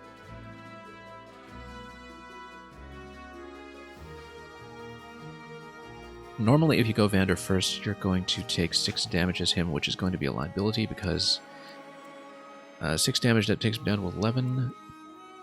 11 runs into issues with him just straight up dying to the Axe Fighter unless I block. in the interest of having some flexibility with him, I feel like that's not a good idea. Although the idea would be that I then move Boucheron up here and heal up. Vulnerary gets me up to 21. Speed 8. What's this guy's speed? Okay, speed is fine here. At least they're not going to double up on me. Then we have 11 damage from this guy. We've got 14 damage from this guy. We need his health to be at least 25, which I don't have, in order to survive both. So that is an issue.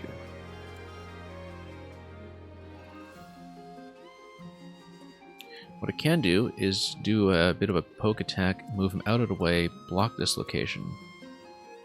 So you get these two to kill this. You block. Heal up. Not liking that. Because let's say we have a fight, assuming I hold Javelin, he's gonna wreck me here. Wow.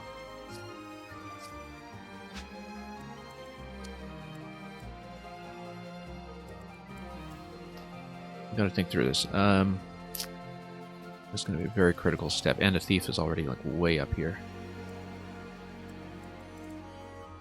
But if I just break through, then the +5 movement from Boucheron is going to do the rest.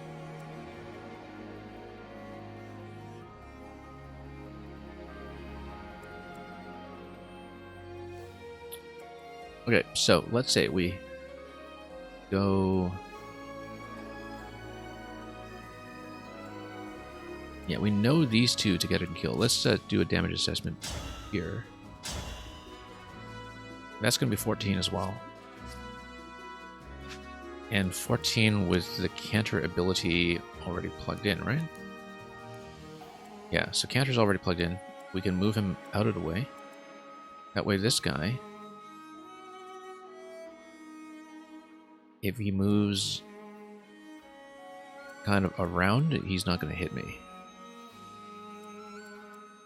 Then we block this position with Vander.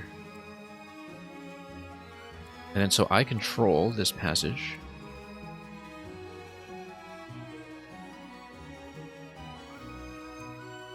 And then this guy's likely to come in. We're going to take 2 attacks at most over here. That's going to be an... But then if he heals up, I should be fine. Because then you have 17 and 15. That's going to be 32. He's not going to do too much damage to me here. That's going to be 8 from this guy, 11 from this guy. Is one of them a backup? Yeah, okay, this is a backup, so if he comes in, that's the problem. Because you have 11 damage coming in. And you have 8. And then how does the backup calculation work? This guy's been doing 2 damage.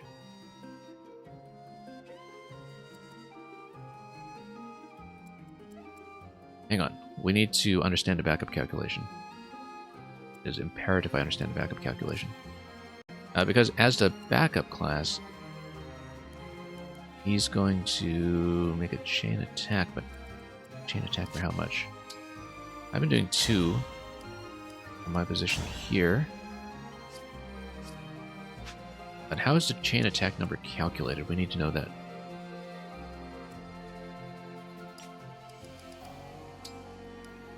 Let's see if this tells me. Backup units. Doesn't tell me anything. But I guess we just need to assume that the damage will be a little more than what I'm expecting. So let's say you heal up. You got 32.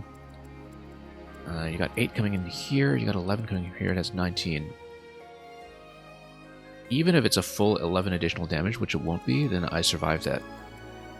So I'm okay. Alright. We got it. We got it. So, it's going to be Alfred with Javelin.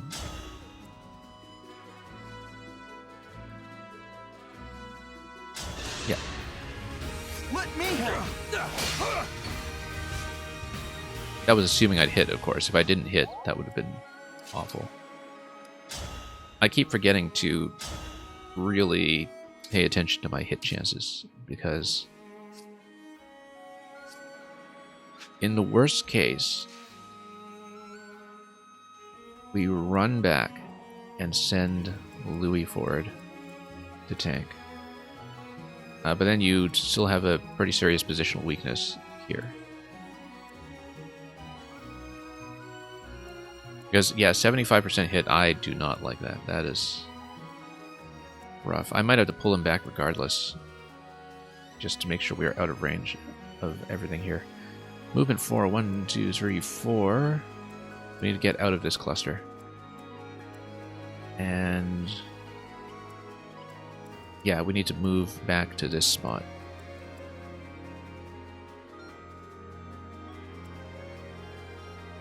If I miss. If I miss, I move back to this spot. We come up here to block. We can come down here to block. Then the risk is that we're going to have a 2-on-1 on this guy. And he's going to die. Basically, we can't miss. If I move back here, Vander comes down here, gets to kill. Yeah, positionally, that's still so awkward.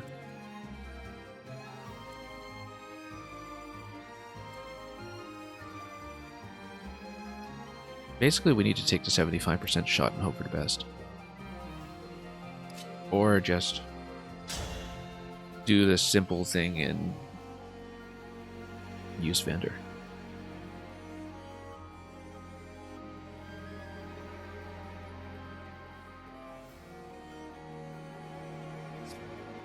Okay, so my original plan is Boucheron comes in, hits. Do we get a hit bonus from doing engage now? This is important. We need to maximize hit chance. This is the most important thing right now. Everything else is worse. Iron Axe is actually my best shot right now.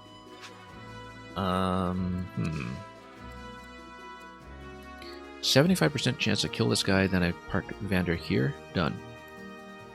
25% chance I miss. And you back him up.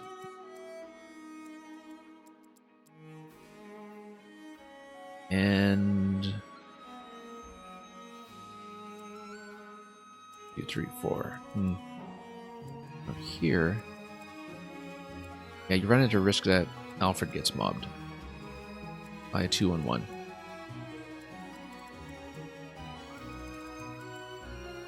You basically just have to hit, otherwise we might have to do the reset pretty soon. And we'd want to reset probably to this point where we get Vander to kill. Vander kills.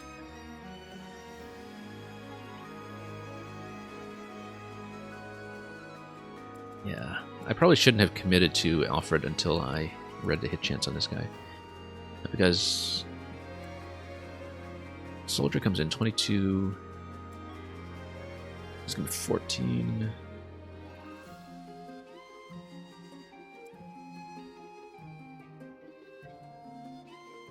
Alternative is we override him now. We then park Van. If it kills, which it should, let's look at the hit chance on this. Emblem, engage!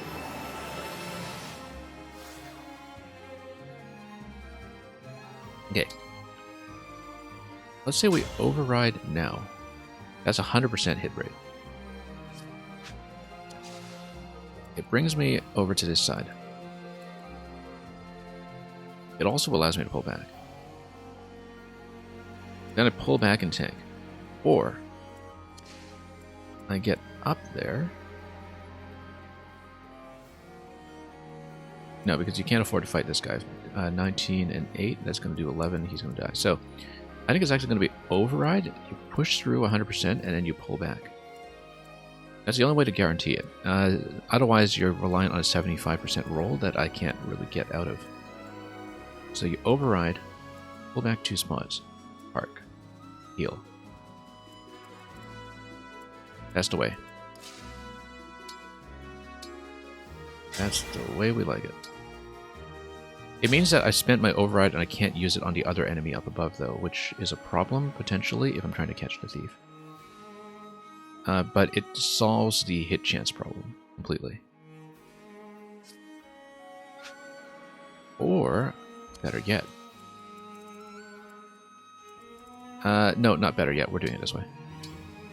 Too complicated otherwise.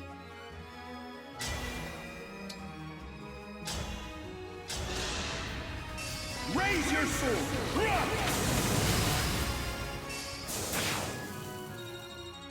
Great. This is so risky. Having him sit over with 6 hit points. We're going to pull back. And we're going to hope that this blocking maneuver actually works. 32 HP, it should work. Items. 15 HP. There we go. That does it. He's protected. He can heal up next turn. We try to kill this guy next turn. We need to kill him very decisively. So we need ranged attackers in. Archer will be within range next turn, so we're actually good. And my archer should be able to make quick work with the iron bow, because the speed should be enough to get the double. Yeah, because how can I check my inventory here? Unit details, here we go. Oops. Yeah, speed 8. With the additional damage from her, she's going to kill and kill easily. Now also, if we want this guy to run around, yeah, let's get as much as we can in position. We can even bait this over here if we really want. And in fact, we should set up for an attack in this location. Although we'll need to avoid the Pegasus.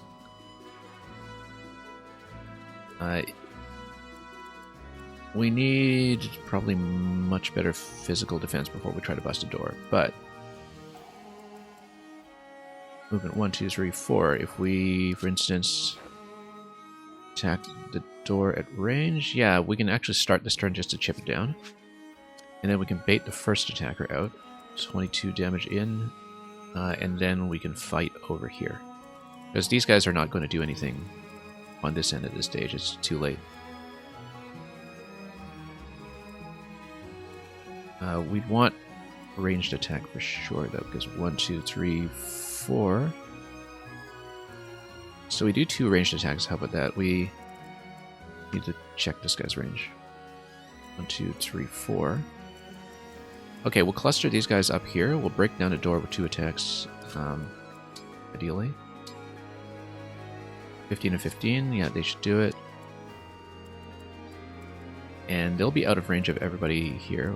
1, 2, 3, 4. And then we pretty much fight head-on from there. 1, 2, 3, 4, yeah. We'll fight. We'll also get Frem to adjacency here for the avoidance buff. So let's go clan. Okay, let's go Chloe. Maybe a bit close to the archer's side for comfort. I probably should have read this guy's range carefully before I started doing stuff like this, but his resistance is 2, his speed is 0, magic is going to wreck him. And we should have no problem. Okay, so we don't need to worry about magic attack over there. We should be fine, actually. Apart from this guy being really difficult to take down. 19 attack against 8 defense. I'm still going to live. Okay, 19 on 8. Yeah, I'm going to be knocked way down to like 11 hit points, but I will be okay.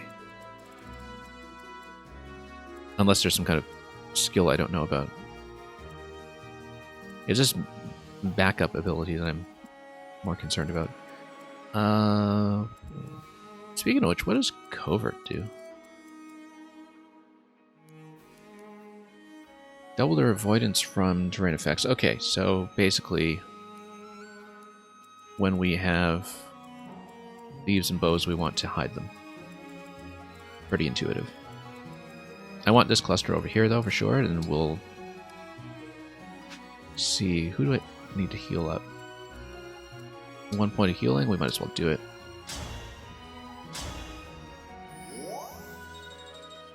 So hopefully no reinforcement issues from the back rank just yet. And yeah, we just want to draw one guy in right now without dealing with the hand axe. Next turn we'll probably have to deal with all three. Let's see, Archer. We might be a little bit short-handed here. But it's a risk. So let's wait it out. Let's see how this goes. That took way too long to figure out.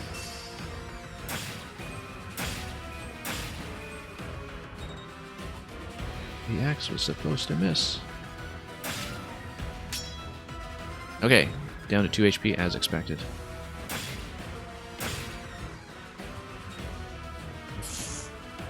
Okay, the archer moving out. That I did not account for. I guess I just thought it would camp there and be all gentle to me. That's not the case. We will need to kill this and just run. And the thief range is actually a potential issue as well. So, but here's what we're going to do. Let's preview some damage here.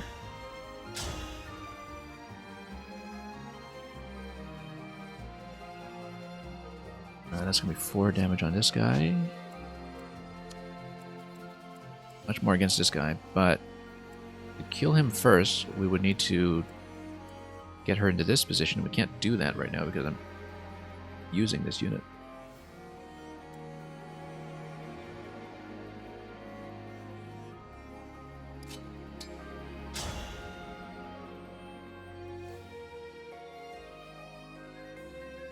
Okay, 13.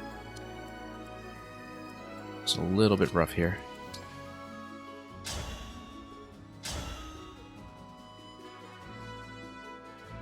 Well, 19 damage. If we can do 3 here, I might not be able to move Boucheron up this turn. We might have to do turn 3 with his power to really make it work. And by then the archer might be blocking me, which is a huge issue. Like 9 damage. We should have sent a mage here after all. This guy's just the biggest pain. No, we can go Javelin again. We can totally go Javelin again. And we just need to make sure I'm safe on that side. The way I make sure I'm safe on that side is by getting 2 hits here. And then blocking with Louis, who's going to be relatively safe. And then along this corner here, I should be safe from the archer still. So, okay, no, that's the trick, is Javelin. I really can't afford to take 11 damage here. I actually do have to let Xander get a kill for a change, I think.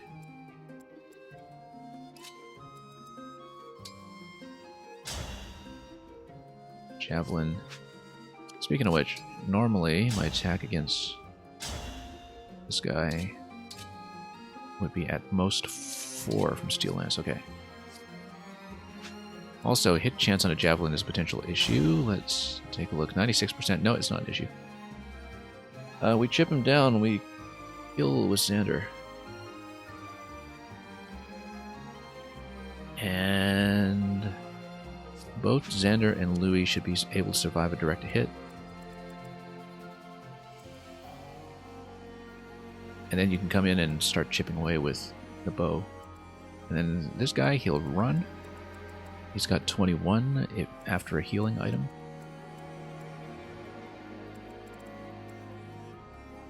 (16) physical attack is going to be 8. How fast is he? Not very. We probably need to remain out of range of the thief because it is going to double hit me for 4 thief will almost certainly grab an item, and we just need to block him off before he gets out. And then once we're in this cluster here, we're able to get back out. So I think we have an approach. I'm always looking for solutions that don't require me to use Vander, which is why he's still at level 1. But maybe he's not as bad in XP sync as I thought. If we do use him, that would take way too much damage. It would knock him down to 10 HP. You know what? That's survivable. 19 damage against 11. He'd just be knocked down to 2 next turn, except for this bow, which is going to go... I need to zoom out. 2, 3, 4. No, it's not within range. Okay, no, we can do it this way. This is so risky. Unnecessarily so. So yeah, he's going to be taken down to like 2 HP next turn. And we're going to live with it.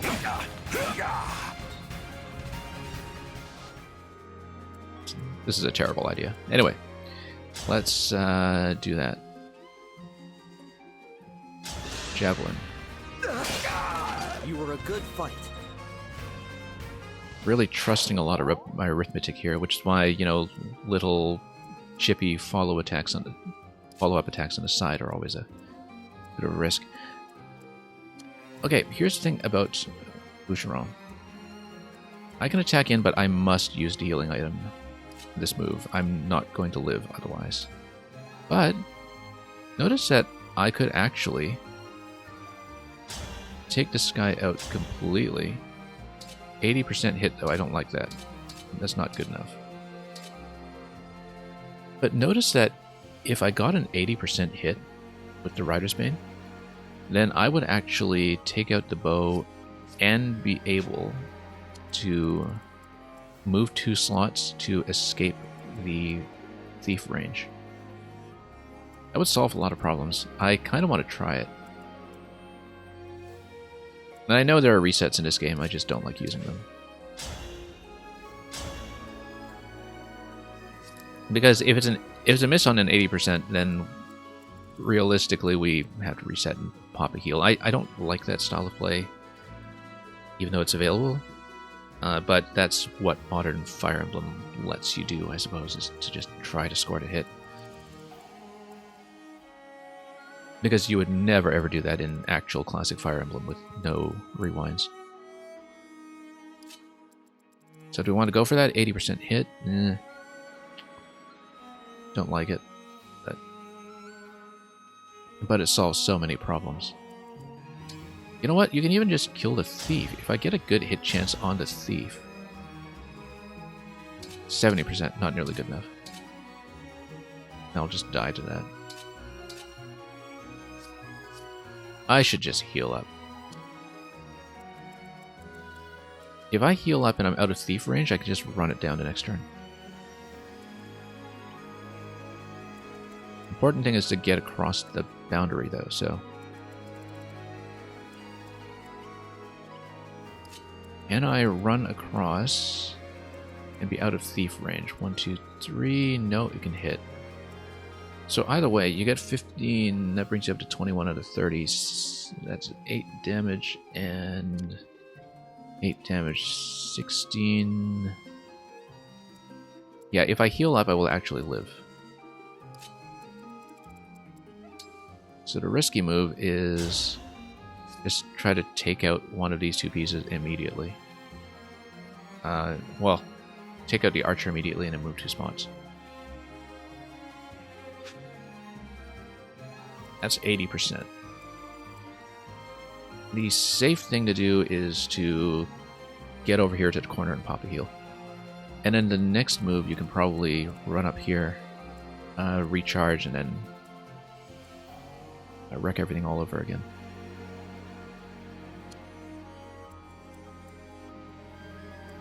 The question is, do we take 80% shot? First of all, let's see how much I'm doing here. You would want to use steel. It's going to be 100% hit.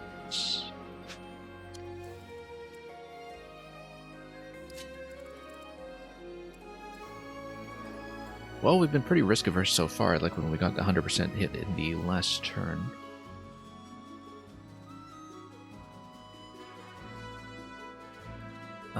Yeah, because 12, that's 4. The problem is that if I stay alive here, I would still need to deal with both attackers next turn, even after I get pummeled. And I just have to heal up all over again, and...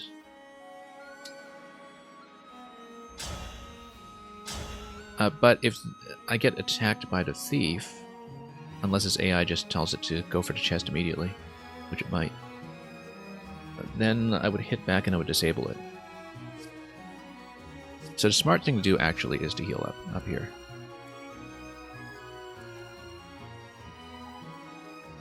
Then you could potentially ride around.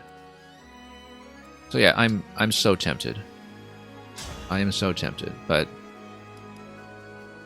classic Fire Emblem mentality tells me I should really not chance this on an 80% shot. 80% is not good enough. Or something this sharp. So we're going to heal. We're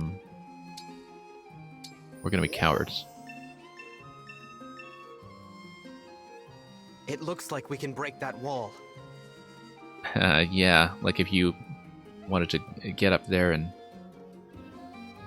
flank in. But, I mean, that's an alternate passage to make the two teams get back together. Okay, so now we need to deal with this entire side. First of all,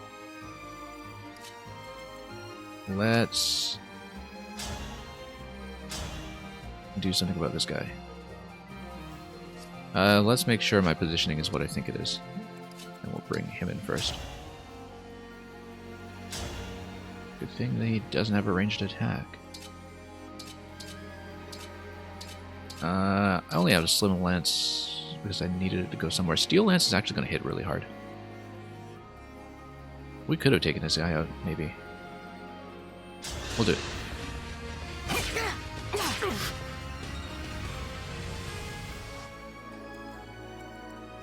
I mean, he's going to try to hit Xander. Or Vander, rather. And take him down to 2 HP. Okay, is this spot actually safe? Let's do range check, yeah. The steel bow will gradually chip him down.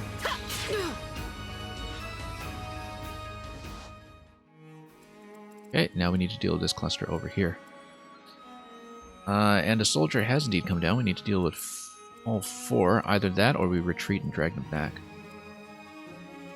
Which we can.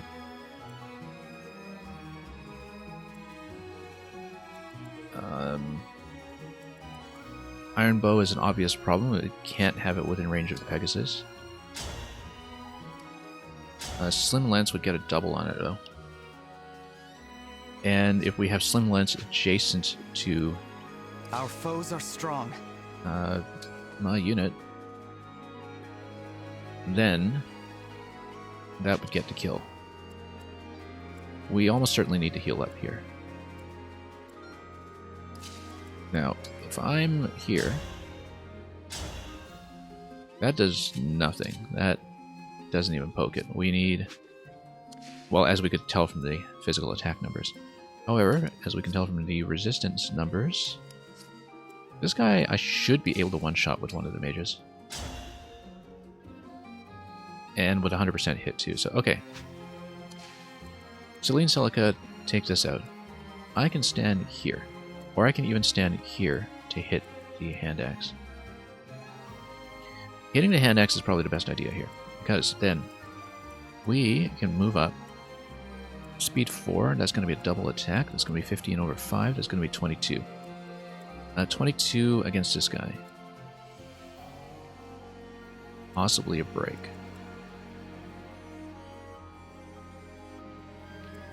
Problem is this a threat to anybody else in a way that would need to take care of? Anyway, priority is going to be killing Rider's Bane over here. clan is able to not one-shot that guy, but one-shot this guy. My healer, if she's able to actually kill something. You got a 3x2. If she's standing beside my character, she can actually chip this down with a 6x2. But that will not happen. Looking at this, that's not going to happen. Speed 6, does that threaten anybody here? No, we've got a speedy crew.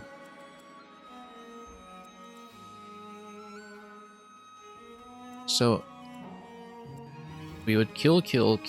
This guy would be alive. And is he a threat to take anybody out? 20 attack. Yeah, well, I would need to heal up. It is imperative that I heal up. Everybody else is solid. And I come over here. I attack in. I then bring Chloe over here. Slim Lance with a +3 strength bonus is going to take out the bow completely. That should work. So, let's go. Just gotta read this carefully. Make sure we haven't forgotten anything. All flowers eventually wilt. Okay, got Rider's Bane. Next thing is we move... Well, we don't want to move up here until we heal, but I'm just kind of previewing this. Steel Sword actually takes it out completely with 100%, and Break prevents incoming damage. So we can do that, assuming the Break works the way I want, because if it doesn't, then I die. But we can actually kill it outright with Steel Sword, which is good. Because it means that I can just take this guy out right now. We're positioning here to get adjacency bonus. For the Divine Dragon. And we might as well just heal up anyway. Although this quad attack is kind of neat if you want to set something up with it. But I don't want to set something up with it. I want to heal up. Heal.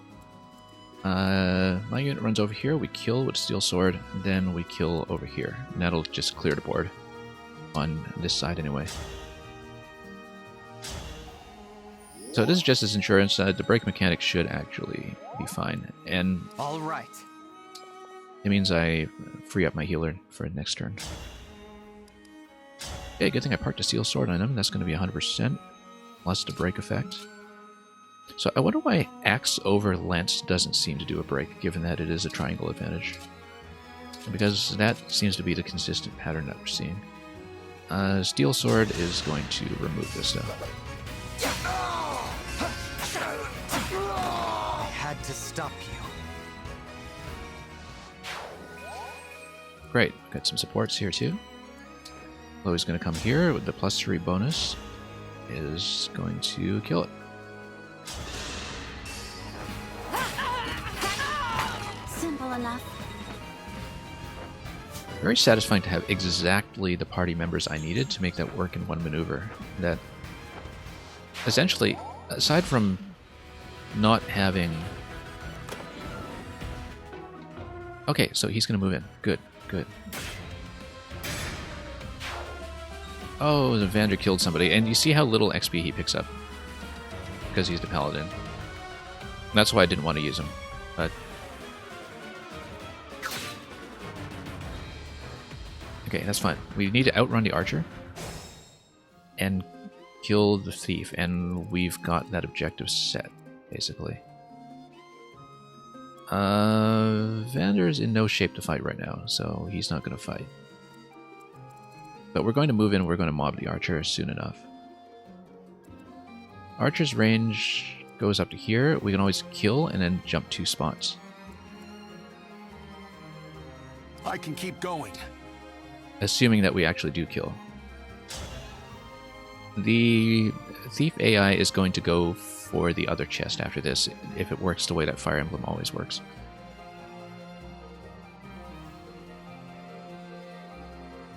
But we can no longer kill this guy. At least not outright. Because... no, I still have 1 turn active on my Rider's Bane. I wonder why I can't... Is it a terrain advantage, or... some other effect that allowed me to... Grants attack this one to the first attack during combat for each space unit moved before attacking. Ah, okay. So basically, if I went around this way, then I kill it, because that's fancy. I almost kill it because that's fancy. Oh, Steel Axe does kill it. 60% though, that's not good. We want to do it with the Rider's Bane. Which means that I actually want to, like, run around as far as I can. Still doesn't do it. Can I do like this? Nope, not quite. I'm, like, basically off by 1 spot.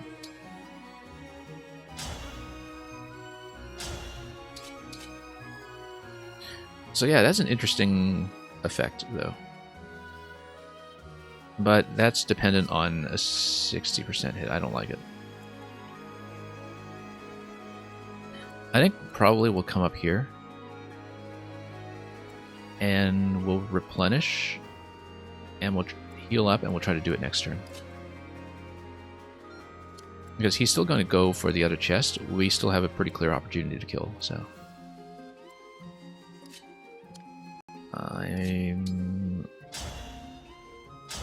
Otherwise going to be fine. It's just the silly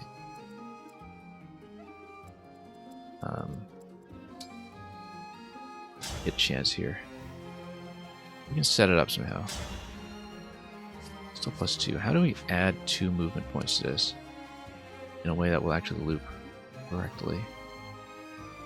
I can only add 2 movement points, and I want to add like 3.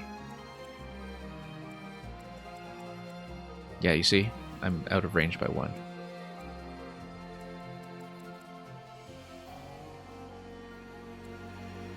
Like, that's very annoying that I'm off by precisely 1 spot to get the damage numbers that I need.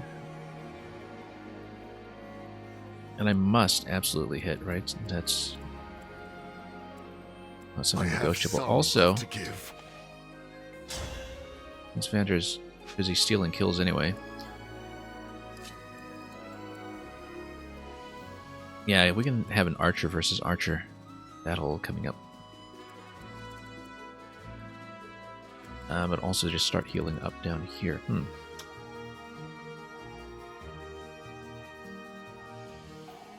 Thing is, if I replenish, and I save the thief for later, if I come up here and refresh, I'll have a pretty clear opportunity to use overdrive to run him down.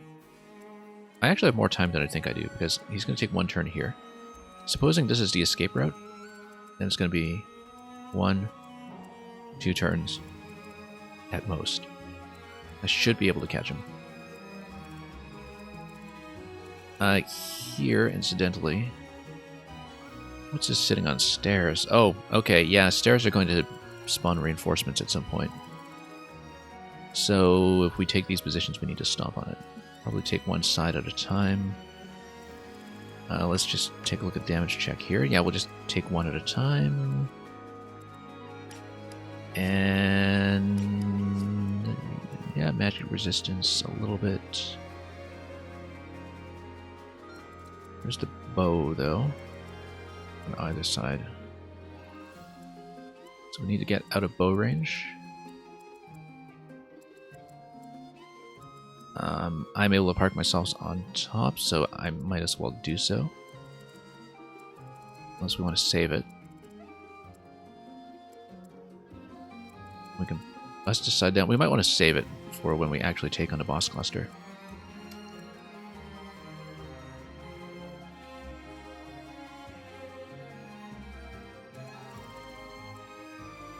Okay, still need to figure this out. 16 damage. Speed is 8. We do not Don't take anybody too slow up there. We can always change off of Javelin, but Javelin, of course, can hit back. 16 attack against 8. Well, we can just use one healing item here,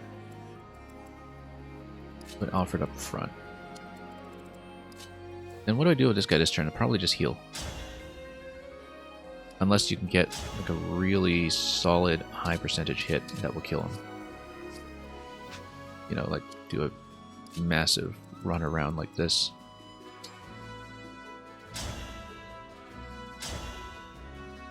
A really interesting effect. But let's see, what else can we do with the skills here? Advanced attack +1 to first attack during combat for each space unit move before attacking, max +10.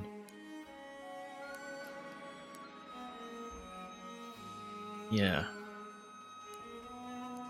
So 60% chance I can just kill this immediately. We're not doing a 60% hit. Not gonna happen. So let's just move these guys up, heal up, and prefer to do things the slower way where we just trap the thief, because it's pretty clear to me this will be the thief's exit point, and we have plenty of time to block it off. So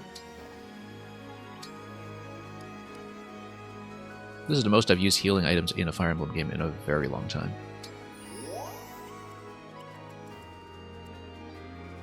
Yeah, we'll get our archer behind here. Of course, we can have an archer duel. 16 to... yeah, basically 13 damage versus 16 damage. I'll come out well on top if it comes to that. Particularly if I stay on steel, which I should be able to if you look at a speed comparison. Yeah. We'll bring Louis up here and we'll just keep Vander at the back, but or run him over so I can use my healer rather than healing items for him. Because he should be able to catch up.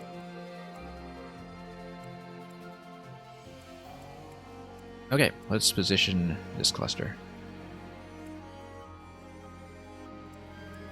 Yeah, so given my current number of heals, I've got 12 remaining. I should probably not be too spendy with that because we might actually be here for quite a few turns given the distances we're covering.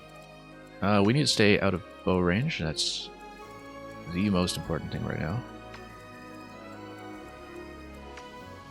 Okay.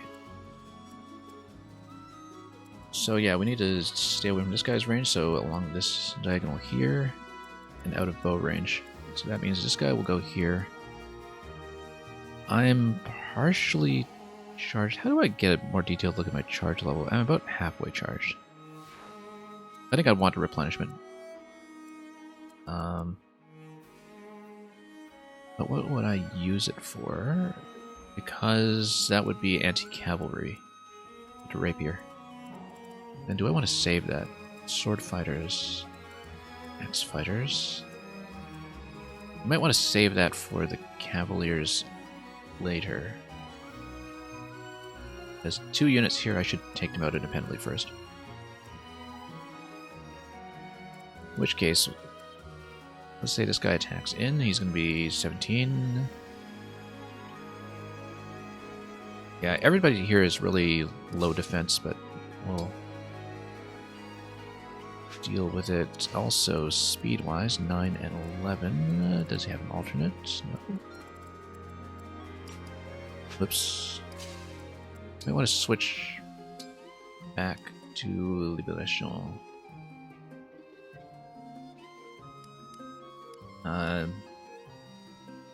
Because the avoidance will go up as well. Okay. I'm going to park here. And we're going to get some of the adjacency bonuses going again as well.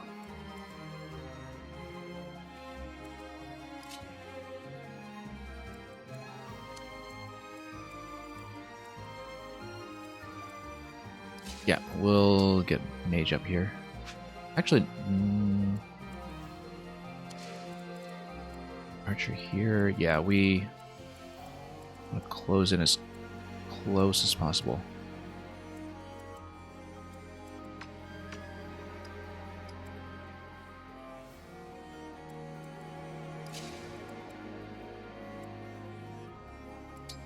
So we go here.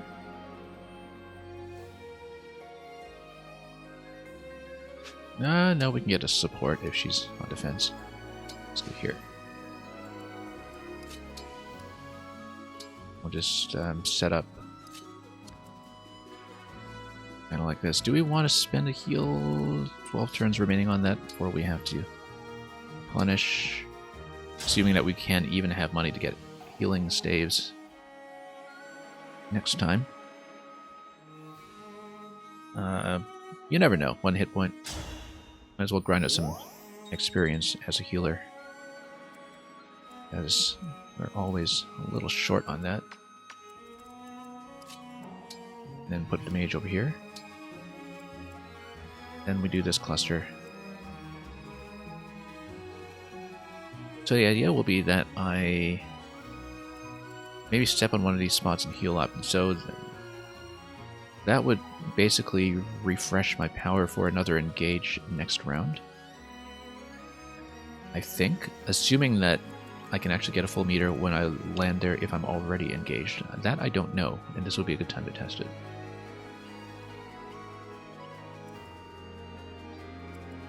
Yeah, because it makes sense to come over here and then heal up.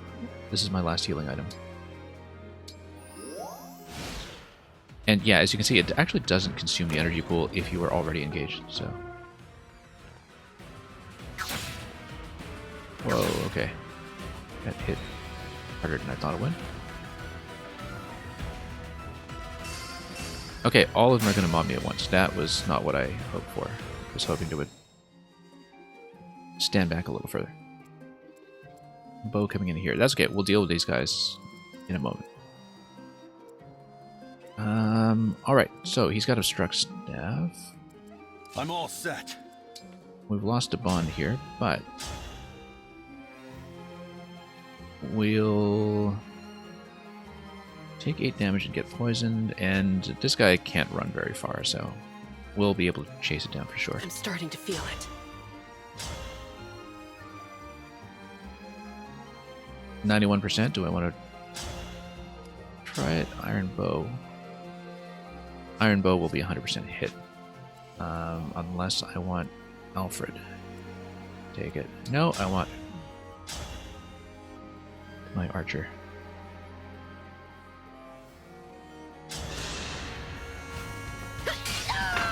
Pretty weak. Because then I get some movement on Alfred to block accordingly.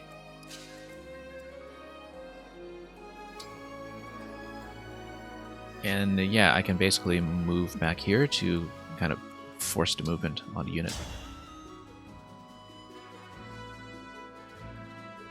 Unless I want to go Hand Axe, and then I move back in this pool, and then I get the power right away next turn. Kind of saves a tempo, so to speak, but Hand Axe is not terribly accurate, 65%. Awful.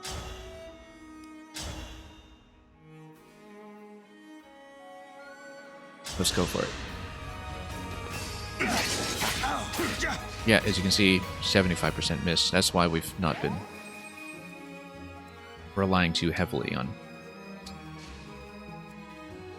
low percentage attacks throughout this run. Because there were a lot of maneuvers that would have been made very simple by something that's like maybe even 80% chance. We'll get through this. Also, I can javelin this and break open a wall, but I don't want to completely do that yet. Also, this guy could potentially attack in. That's 8 damage to this guy, and to me. That's fine.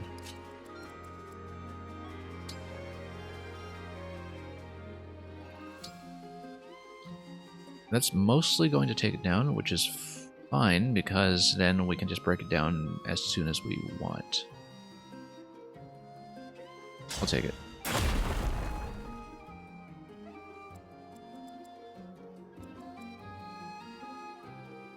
Yeah, main thing is the poison damage. I don't actually know how much it does.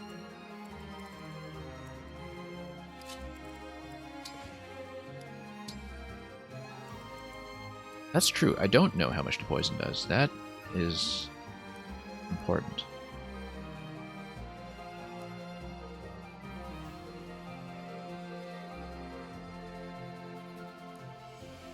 It does not say. I think it's usually a percentage, but in that case, no, I should be fine. Just need to heal up afterwards.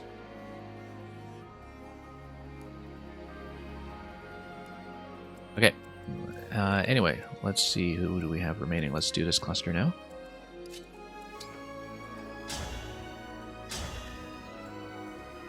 Same idea here, almost. That's...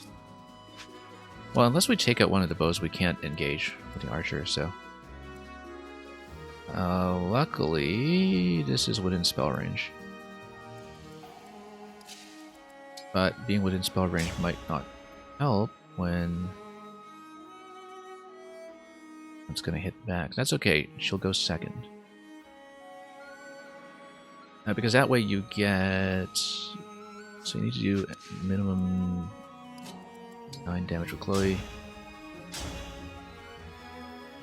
You'll definitely get that. So Chloe and Celica on that side.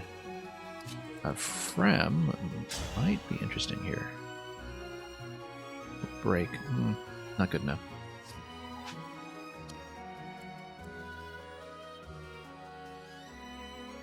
And then let's see what one here is going to do. I mean, I want to cluster up in the corner here so I minimize hits from cavalry and archery.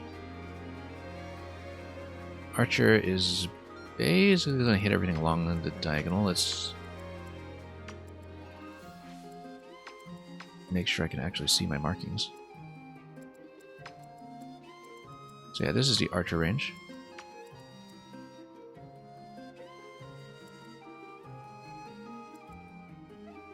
So we just play defensively and get out of there. Also, I here until the end. Can't engage this turn, which is even better. Because it means that I could potentially just take one out with cavalry. Let me just test. Engage.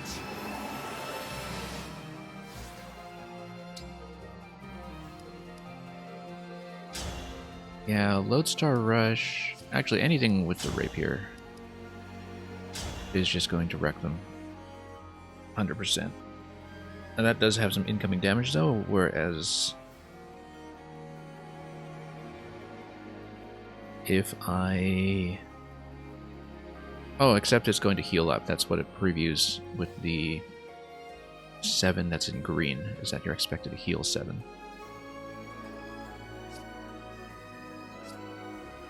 Lodestar Rush, though, might be better just to knock it down completely. Anyway, we have to take out a bow. It's going to be taking out a bow and either scrunching this corner or seeing how much punishment we can take from the remaining. It's going to be 11 off this guy, 10 off this guy. So we need minimum 21 HP. And that's assuming that we don't run into issues with having a double attack on my healer, which... So 20 HP, you got 17. That's going to come and hit her pretty hard. I think I actually sit back defensively with the rapier. If I engage, I sit back defensively with rapier, I heal up. The horses come to me, and they get smoked. Movement 1, 2, 3, 4, 5. Okay. But we will definitely do things this way over here. That'd be go Slim Lance to the bow. And we drop fire on it for the rest.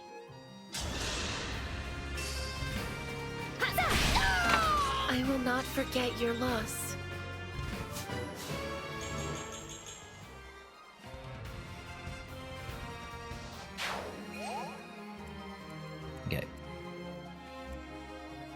So yeah, I think it's going to be heal up and sit back. And sit back out of archer range, because then you have 11 damage in, 22. Yeah, we can do that. And it'll basically just take out both riders.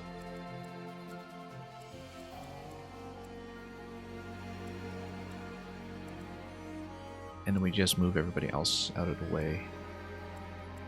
So, for example, 1, 2, 3, 4, 5. We just park Frem in here, park my avatar in here, heal it up, get attack on either side. The main thing is, what do we do with Clan? Because Clan would be totally out of position if you do that. Can Clan survive one attack?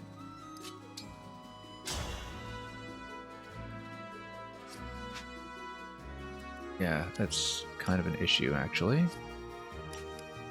The magic resistance is just good enough.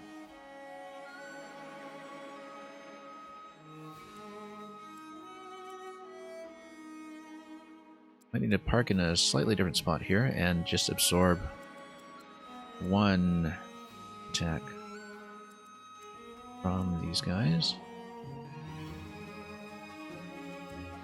So the idea here is that damage would be actually 9 and 9. It's 18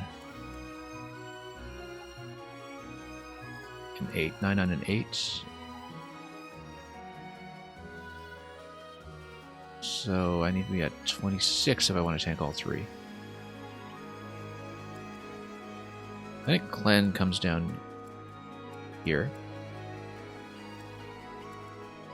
Heal here. Here. Worst case scenario. No, I get hit by all three if I do that. Clan comes down here. Worst case scenario, Clan gets hit by 1. So he takes 13 damage from this position. That's fine.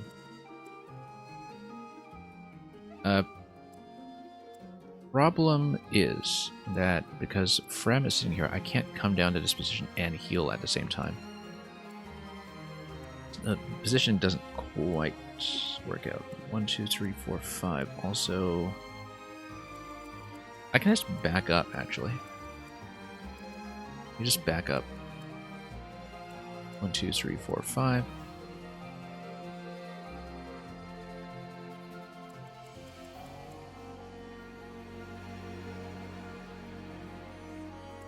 One, 2, 3, 4, 5. Yeah, he's not standing in a very good position right now. I need to find some way that he can only get hit by one enemy. It works if I kind of have this flank where he goes down and we occupy these 3 spaces. That's out of archery range. So he goes here, healer goes here, I go here. This spot can be hit by 2, this spot can only be hit by 1. This spot can be hit by 1, but everybody lives, basically. So I come down here and I engage, I switch to rapier, and I park.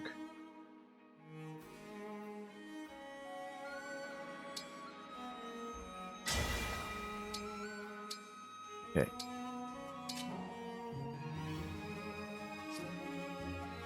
And I could even use the vulnerary to heal, but you know, who wants to do that? Let's heal up properly.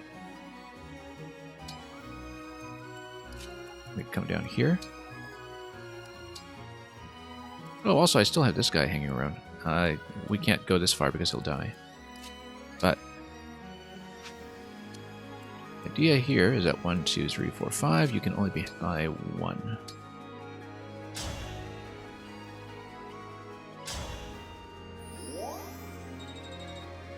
And this should actually work, if I've read the weapons correctly.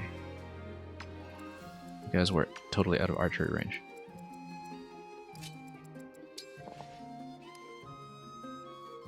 Okay. Let's wait.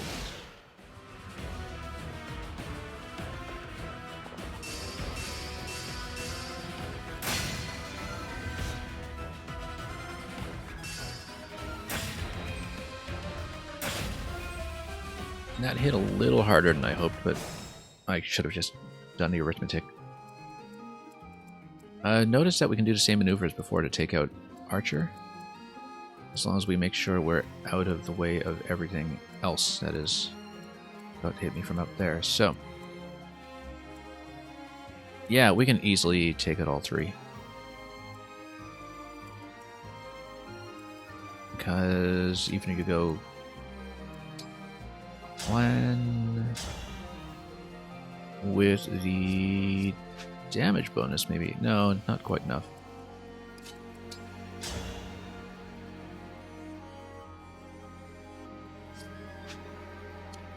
That's too bad about the positioning here. We can use these two to kill the archer, identical to the other maneuver earlier. This gets a break, so if we understand this properly, does break prevent the full double attack? I feel like I don't want to risk finding that out.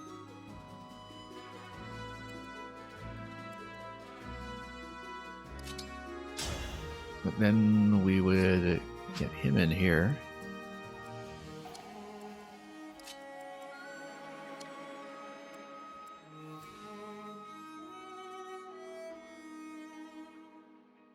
But anyway, Rapier just takes this guy out completely. Should probably just do that. But let's make sure that this works the way I think it does first. Should be the same thing. 7. My resolve is unchanged. And then... yeah, 17. Okay, so... let's do it first. It must be done, so...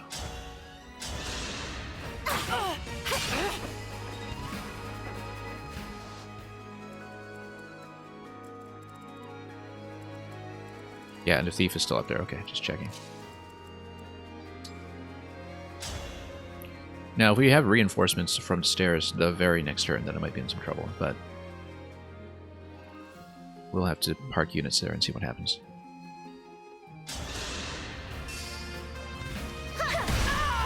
All flowers eventually wilt. Right. Okay, so now, can we make use of my 3 damage bonus? It's going to be 13 off of this guy. And it's going to be 6 off of her if we can get the adjacency going. It's going to be 19.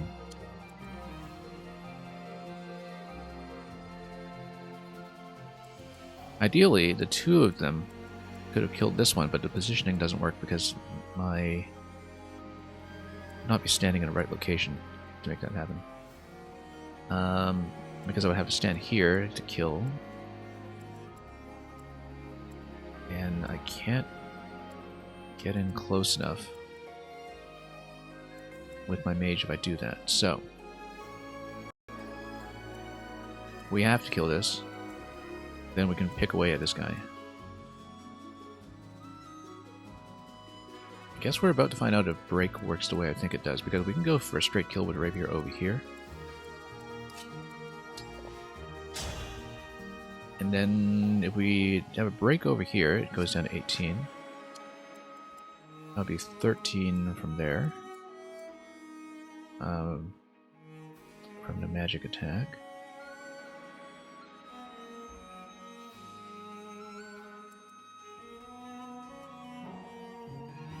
$13, $19,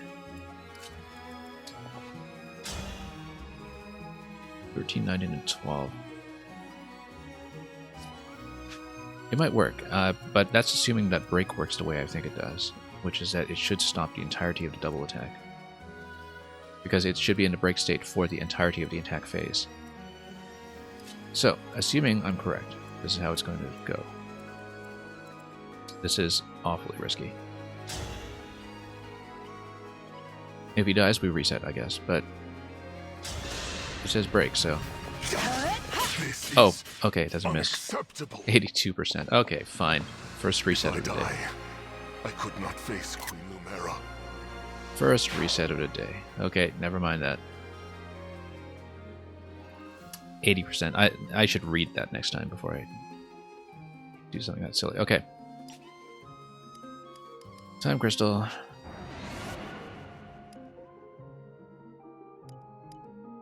That was dumb. Yeah, okay. We're not doing that. Let's see how far I want to back up.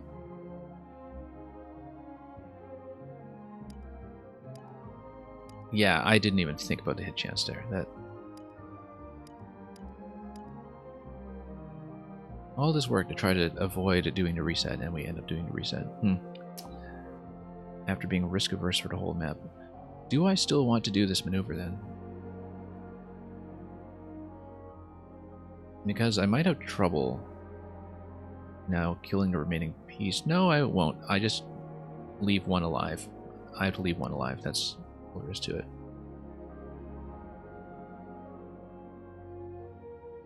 I might want to back up 2 steps just to see if this jeopardizes ceiling up in the top right. But yeah, let's go 2 steps. And that's so unfortunate. Okay. 17 attack. That's 11 speed. Yeah, that's the thing, is that it's going to be double attack on this guy. 11... 6 and 6, he has to heal up. He must heal up. I take these 2 out, and I just leave this one alive. I was hoping to get all 3 down this turn. It's not going to happen in this configuration.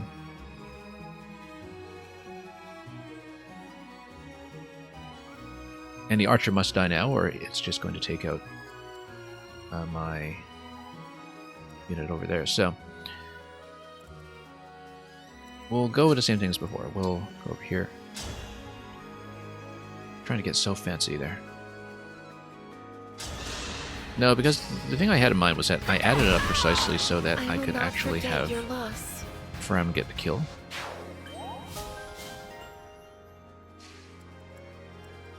And she's not going to do it. But it means that we... Well, let's see. How about this?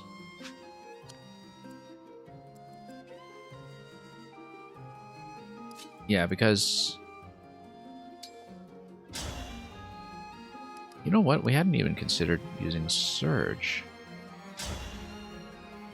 Which is the melee range attack. Which is a tiny bit more powerful, but not by enough to matter.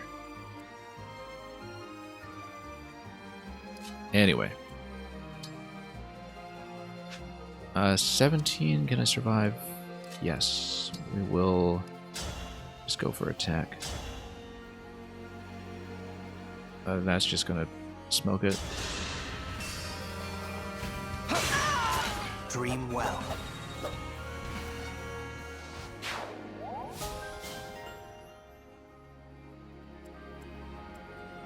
%80 chance. What a nonsensical result. But if we do attack him this way, we're not going to do this yet, first of all, until we know what my situation is. I'm going to heal him up, and then we'll see if we just play defensively or not. Maybe I should have used a healing item or 2 on him prior to this. Also, her healing power is not very good, now that I look at it.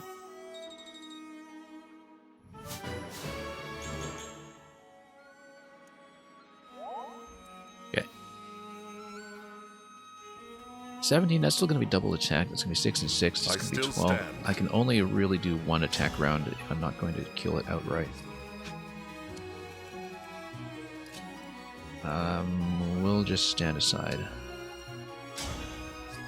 So what else can you hit? You can hit any of these guys. 11, 13, 10. Okay, this is fine. Either of these might take 13 damage. He's got to sit in the back unless I use a healing item, but I'm kind of leaving some room for the healer to top him up.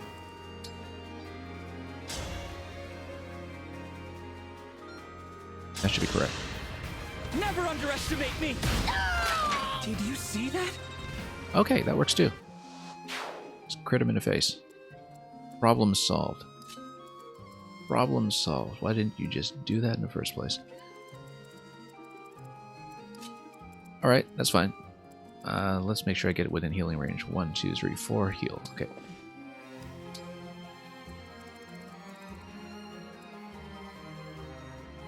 Okay, I can step on this immediately. I think the replenishment doesn't activate until the end of the turn. I'm taking but some hits. Not clear. Yeah. But that's okay, then you can block off this location. Might not even need to do that. You just hit here then, and then run around.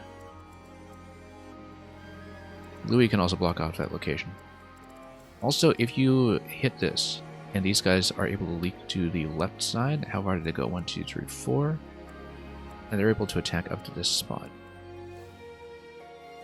But if I do that, I'm able to peel this guy out. Physical attack 20. I probably want to deal with the thief first, but let's see. And we'll want to heal up.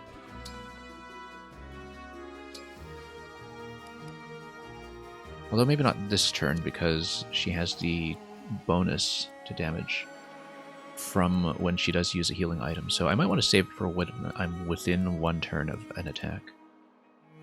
But if we want to be quick about it, we probably can bust this down. My concern is that if I activate these guys, it's possible that that is an event trigger for something like reinforcements from the stairs, and I'm not really prepared for that just yet. So we might want to move in a little more carefully. Just take a turn to heal up. And so for example, if I go here... Yeah, problem is that it takes me down to 10 damage and I could actually just die. We want to do this in one nice clean motion. So we're going to block,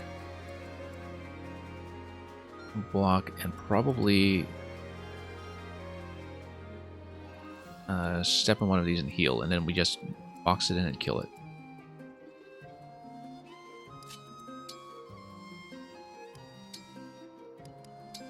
So we just take a little bit of time to top up the party. I guess I'm using so many items heavily because we are only sitting on 1 healer right now on a split map, and so that's just the thing that happens in this scenario.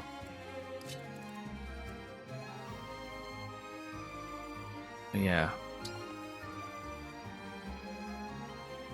If I heal her up next turn, that's probably better, because then I poke the wall, and then I heal her up, and then we have her ready to go. So we're going to go wait on this. And we'll probably... The thing is, hand axe would lead to a double attack. But if I do it at range... No, Iron Dagger is a 1 and 2 range though, right? So can't actually just fight this guy at range and be done with it. I'm just going to park on this. And not heal this turn, because in case we take some additional damage, we can... no, actually, if I use my ability, I'll want to rush down the enemy afterwards, so we'll... Oh, we don't have a healing item because I used him. Okay, problem solved then. We just wait.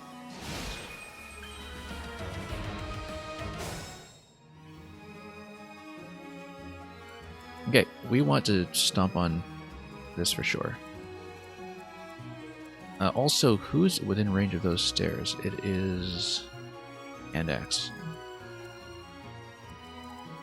Probably want to put my avatar over there.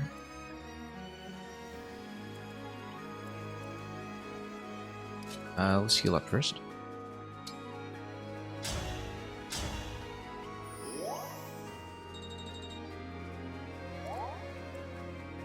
You can step on it this turn.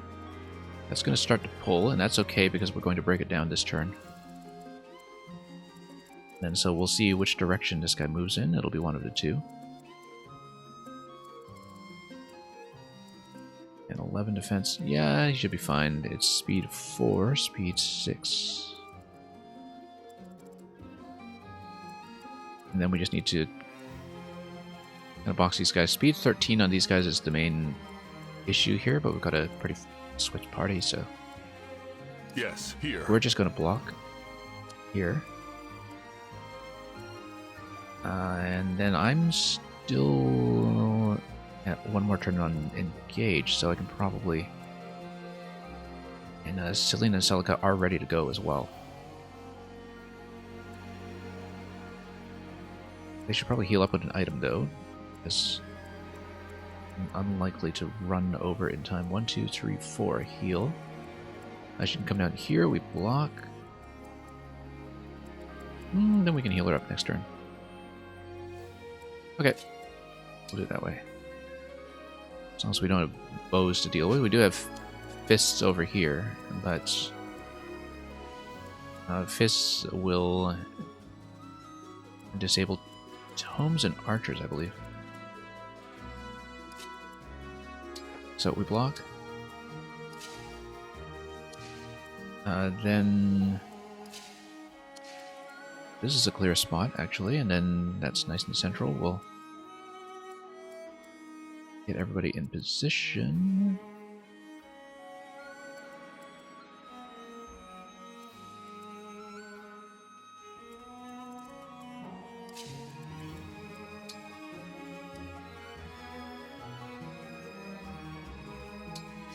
Okay. We'll leave a spot beside her in case we need to drop a heal in that location.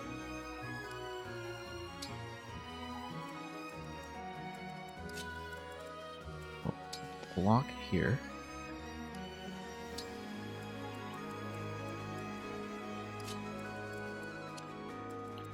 Then probably get clan over here in case we need to suddenly dump all our ammunition on somebody who's coming in.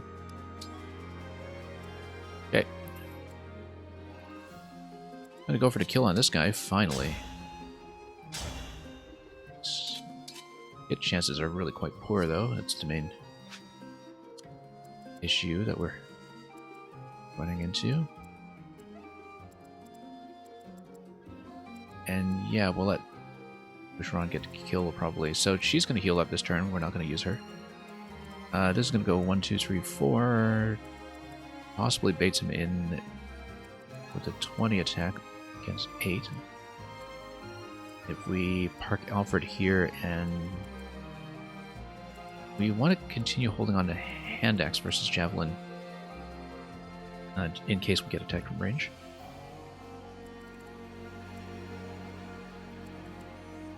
So she heals up, comes in here. Then... yeah, so if you attack Bluey first, then you don't really have much incoming damage to speak of. That's probably optimal. Let's maximize hit chance. It's probably best. It takes you down to 12. And do we get, whoops, like 100% hit from here? Not 100% at all, actually. So that's okay. If he misses, we'll bring in my other units.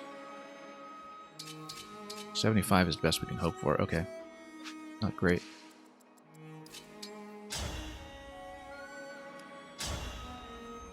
Let's just go slim.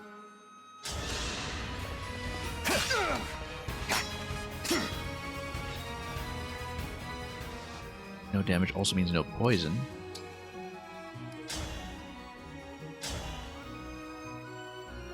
And yeah, we'll just kill him. Hopefully. Miss. You see? 75%. That's something to be taken seriously.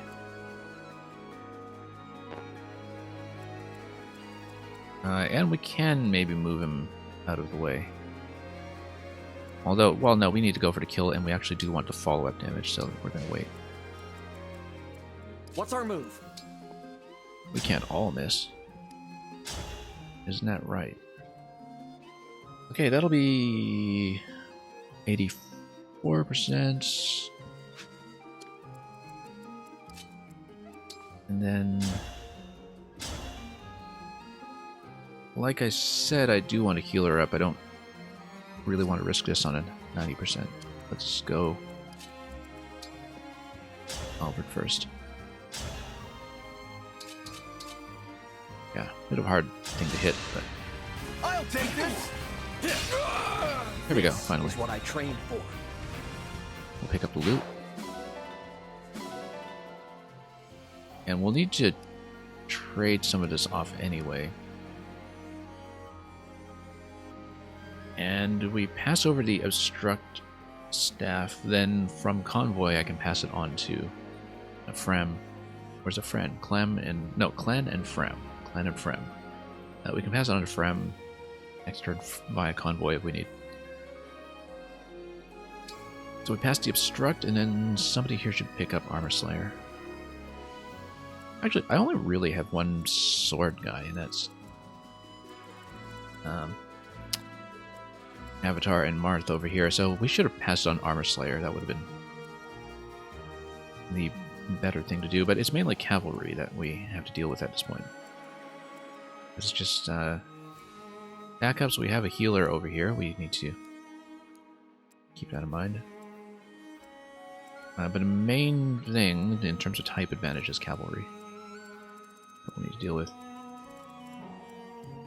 So we will heal up and get ready to bust down a wall.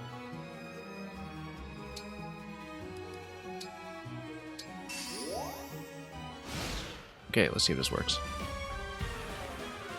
Okay, he's gonna get baited. Great.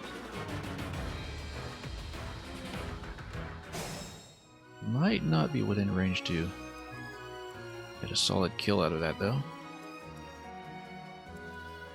But I can always run this away. That's the advantage of being on a horse. The other thing is that if I use Celine and Celica and their warp attack, Emblem, engage! that might actually be able to do a double kill against sufficiently weak resistance. So for example, Warp Ragnarok would actually do a double kill. So that's how I would take care of that, assuming I have solutions against the other three. Because I'd probably need to heal her up. I can heal her up after. I'm kind of out of position back here. Speed 4... Yeah, so I basically need these two to take out this guy. And can that be done? Pretty easily.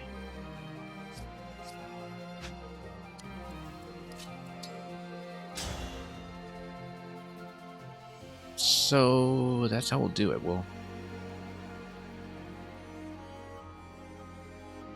It's pretty high resistance actually, so that's 6 damage.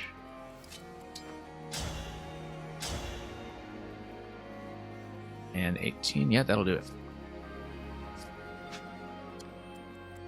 But it's going to be Mage first. Mage first, Pegasus, take this out. Warp Ragnarok takes this out. Unless, because this is positioned way over here, we use Warp Ragnarok to kill this guy. And then take these out separately. I don't think so. I think the speed advantage here tells me I need to take these out now. And then we'll heal her up. And then we need to figure out, first of all, how much does this heal, because that's really, really important. It's going to take her up to 21. Go to 21, that means what?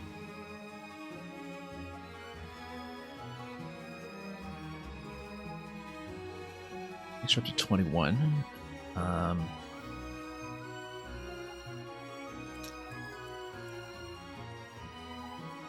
This 20 here, yeah, she'll easily survive. So everybody here will survive. Speed 4 is not going to be a problem. I don't think so anyway. Alright, so she's going to drop a bomb over here. These two kill over here. I heal up, and I also replenish this turn. And we basically get the meter built up. 20 attack against this. Yep, no, we're still going to be fine. In fact, 1, 2, 3, 4-ish. I'm a little out of range for my archer. But we might actually have tons of movement off this guy. 1, 2, 3, 4, 5. 1, 2, 3, 4, 5. Not quite enough, but we can activate next turn and probably draw into remaining enemies. I'd better heal up here, though. Okay, so that's how we're doing it. Engage. Warp Ragnarok. Can I actually get a better cluster than what we've designed here? No, this will do. This is about as good as it's going to be. Let's actually check the cavalry range. Just to be extra clear. Yeah. Just so we don't step into that. Okay.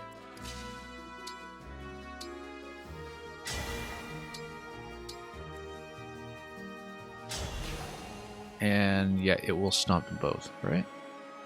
Or does it only attack one of them? I guess if we're selecting the attack. Maybe it only attacks one of them, and then I'm totally misunderstanding this mechanic. If so, we need to figure out... Hang on. Let's read the manual here. Warp up to 10 space and make a powerful magical attack. So, it might actually only take out one. If it only takes out one, we need a contingency. Probably involving taking one of these out myself. Which can still be done. Might need to pull out of this strategy here, though.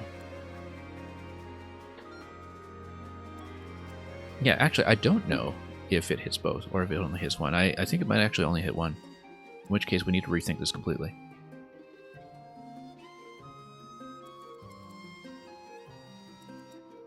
So 13 speed is a massive nuisance.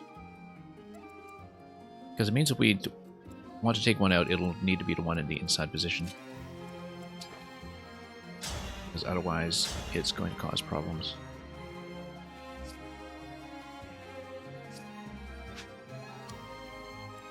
Yeah, and then we need to save these two for some kind of combined attack over here. Probably involving my assistants. Celica will absolutely need to heal, though, if I am moving on to one to the left. I'm going to kill these two. Leave the healer alive, in fact. So the idea here would be... You've got 11. And then you get a +3 off the adjacency, which means that this would actually be 13. 11 and 13. That means you got 2 damage unaccounted for, and then I have a javelin, which actually would allow me to... Well, regardless, we know that a 3-on-1 is going to kill this guy, so if we choose to kill anything, it must be this one. And then we have to account for the fact that, first of all, these are all backup classes. Secondly,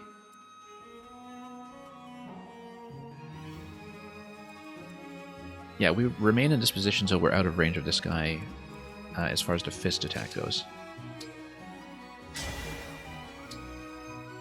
Warp Ragnarok, we just stay in place. And we kill this one.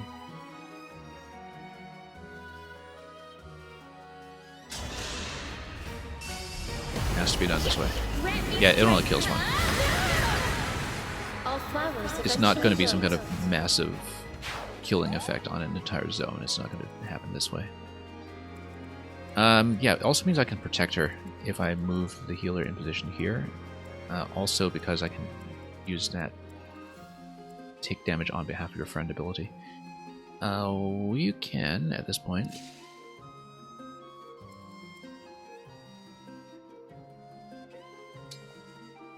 take this out this way.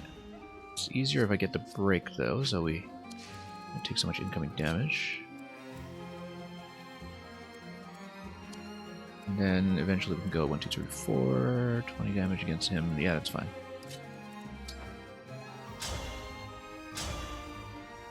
So the idea is that we use break over here to basically disable damage. It's 100% hit, we should be fine.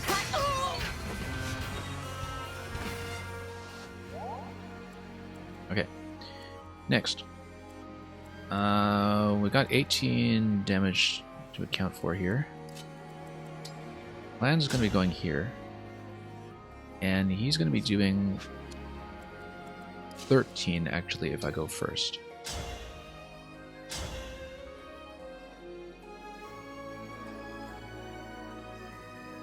And that should be plenty because of the break.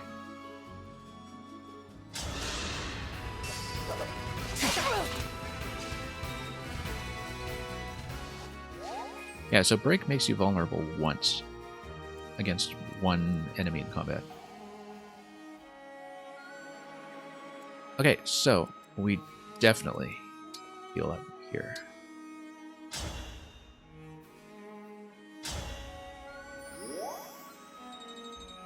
Chain guard actually would have been fine as well, but we definitely killed this guy. And yeah, it'll be a hit percentage bonus if I stand next to the avatar as well. So then we need to deal with possibility.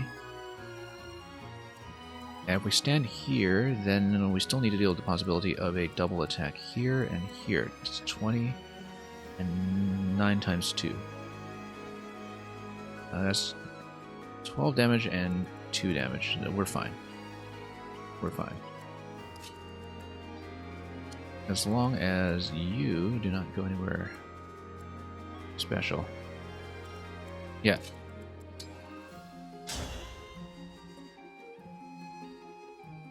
Should work. For the Divine Dragon.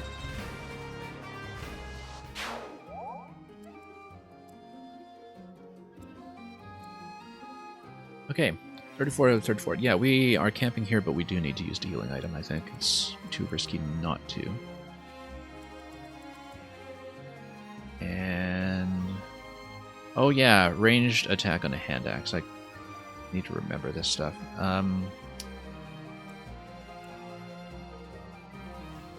Well, that's why we healed up, right? Because otherwise the ranged attack is a problem, but luckily it's very slow.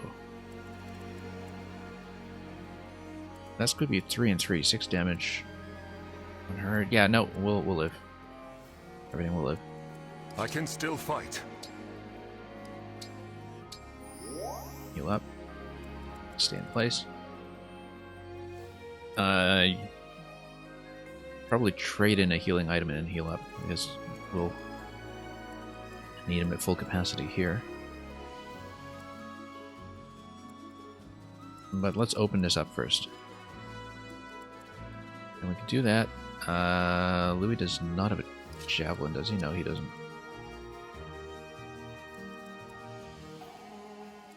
Got 2 healing items, 1... Naturally, the thing to do is to trade with my bow.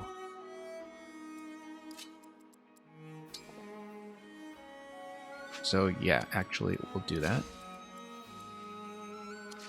Assuming I know the cavalry range, it is 5. 1, 2, 3, 4, 5. And 1 ranged weapon. Okay, that's fine. In that case, we will... I'll go trade... And then use.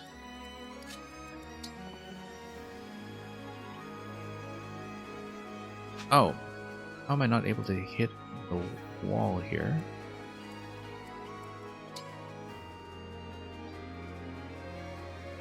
Oh, because I didn't have a javelin on this character? Oh, wait. I got confused with something here. But I had a javelin on you. What happened? We switched to javelin first, and then we can't use the destruct command? Oh, the wall is back here. Okay, I completely misread that. Okay. Well, that changes everything.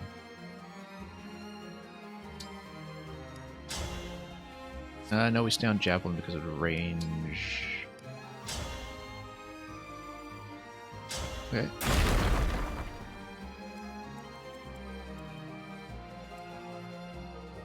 And if he gets drawn back, then it's fine. Everything is fine. Everything is fine. We'll sit back here actually with the archer. Let's make sure on my complete combat range.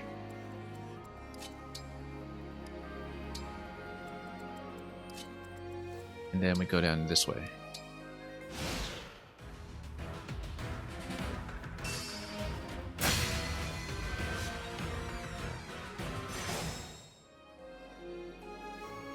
Okay, that's fine. That's fine. Could have been worse. We can heal her up, but let's figure out how to take them out. Something's going to have to give here when it comes to getting within attack range. Unless, of course, we go mage and mage against this guy, in which case we need to melee him down first.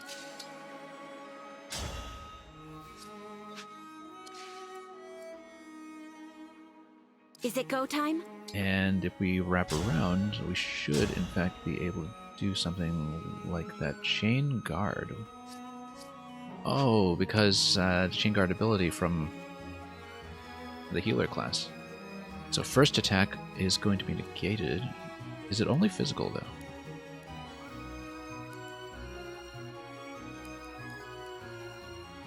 No, I don't think it is only physical. I think it actually is just a problem. Yeah, chain guard gets the first attack. So this would only do 13. We can also poke this first and see what happens. I actually don't know what disabling the chain guard is like. Not having tried it.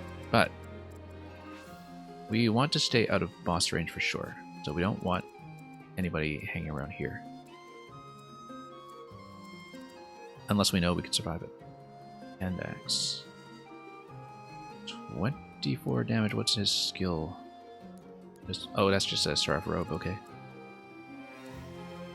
24 incoming damage. That's gonna be 16. Not careful. And what's his speed on this guy? 7. Okay.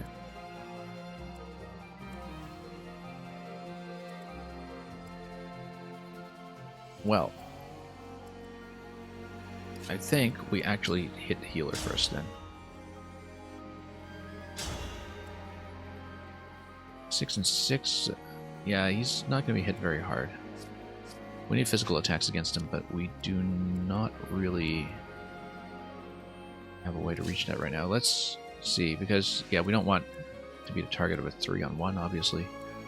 Interestingly enough, if you use the healer, you will die. Or, well, not die, but this actually works because she's got the quad attack, so she gets 3 out of 4 attacks in. And that takes him down considerably, down to 16. Yes. One of the mages can finish off. What is Echo? Attack 2 separate times. Oh, okay, that might work too, because that splits it off to 50 and 50%, and then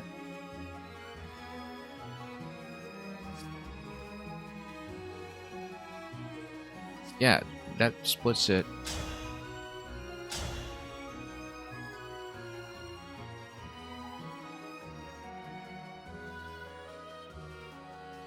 And that would be the purpose of the Echo abilities, specifically to break stuff like that.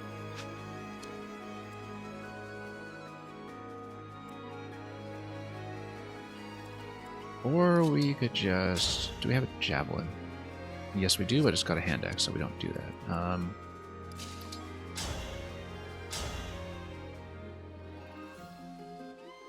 Yeah, that's going to hit hard. On the other hand, what's my avoidance? It's got to hit at 31%. It's not going to hit me. And if it does, we'll live. I think. This could be awfully complacent. We will do it.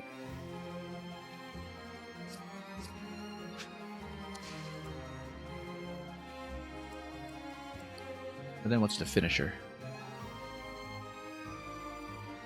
I think I like the idea of Frem going in first, but... Is that silly hand axe just creating problems?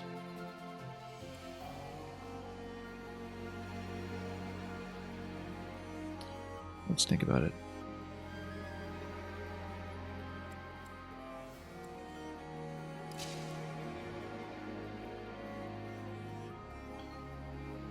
Okay. What we can do... give me one moment here.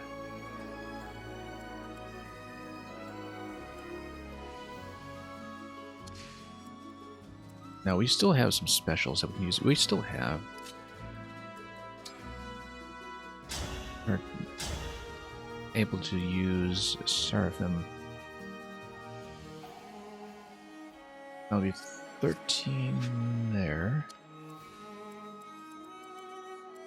Yeah, the problem is we need to keep in mind the cavalry range. We need ranged attacks on the healer. More or less. Until we can send somebody up who can tank 17 damage at 11 speed.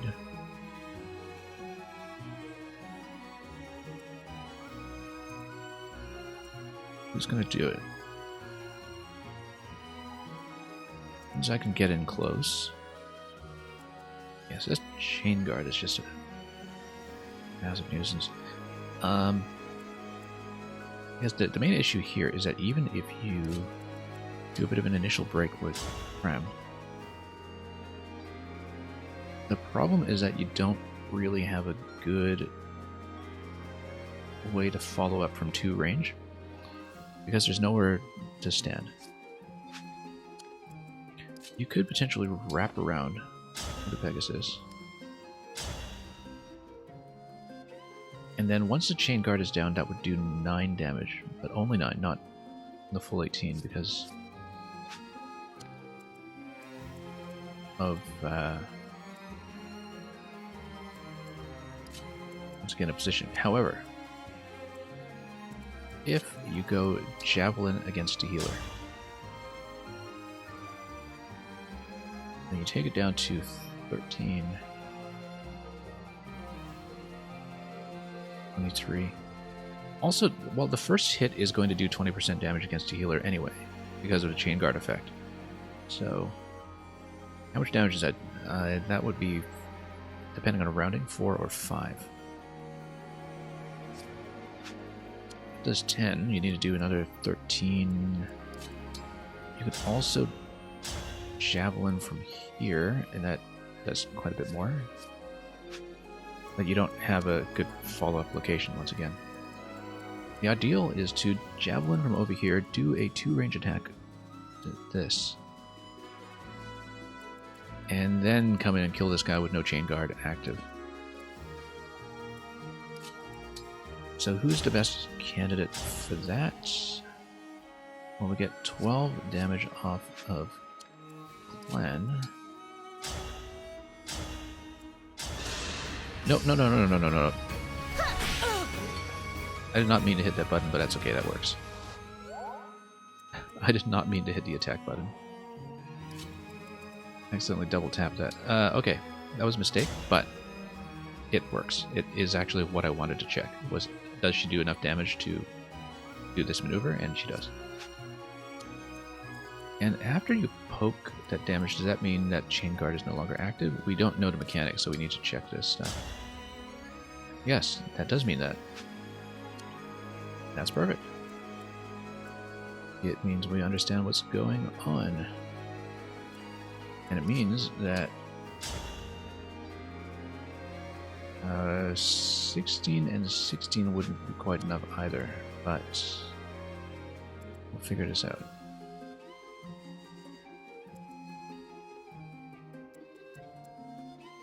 Yeah, I did not mean to actually activate that, but we'll take it. 96% Javelin will do it. Unless, now that the chain is down, we can...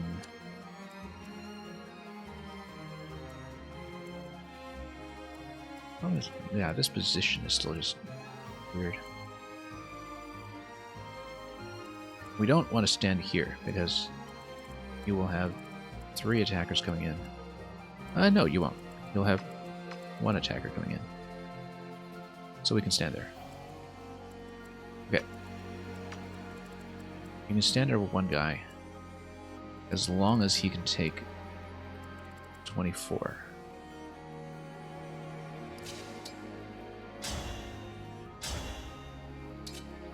And steel will actually just whack him.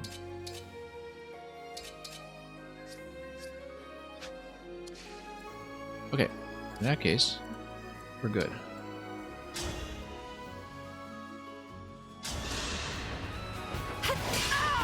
I'm sorry.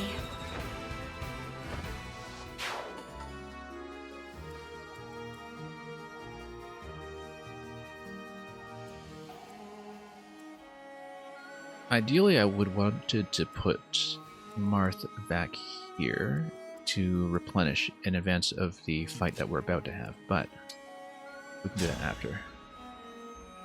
13 to 13 here. Hand axe is going to smack him though, so we don't want to do that. We want to slap him down. If it weren't for the positioning, this would have been a very appealing move. But no, we're going to go over here. I'm going to go steel. Steel does take me down to speed 9. Is speed 9 an issue? No, it is not. And yeah, I will only get hit by 1 thing here. And as a 100% hit, that will be fine because it's a break. The break is going to prevent damage. Yeah.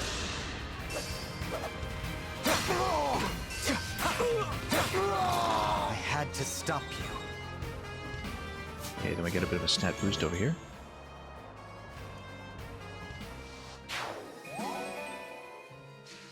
Okay, that works for me. We should heal up, regardless. Also notice I've got nobody camping the stairs now, but that's okay. We'll hopefully be able to deal with the influx of enemies in a moment.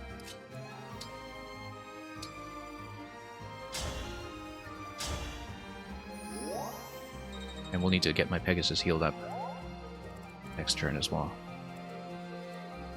Okay. Let's get the damage highlighter working the way I want. Let's then figure out some positioning. We can probably draw 1 guy out if we have cavalry over here. The problem is speed 4. Bad idea against that.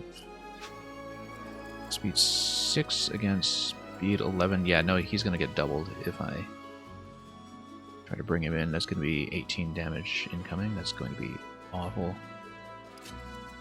So Alfred's not going to go in at first just yet. I'm going to bring you in. My archer's going to get up there.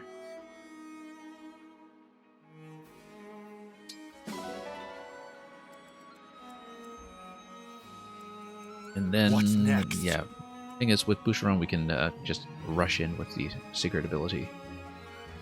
once we get everybody positioned the way we like. So. Then with Alfred, okay, this is actually an obstruction, so you have to come out this way. I didn't think about that. I'm planning this. Or you can come out this way in the middle. Boucheron's got speed 8, which means that if he draws one guy over here, we're actually in decent shape. So 25, 8 defense, he's going to take 8 damage, and it's going to be lances versus axe, so I've got the advantage. So I'm actually, let's take a look at my items here for a moment. And do we get, remind me here, Sigurd does get anti-cavalry, doesn't he? Yeah, because if I just engage now, then I can camp here, I can bait him in, or I can even camp here, which would be better. And try to bait him in and do an anti-cavalry attack. Let's take a look at this properly. So, for example, let's say I go engage. I draw on your power!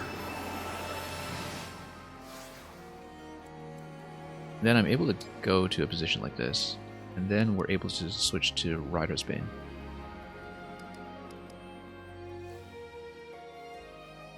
And then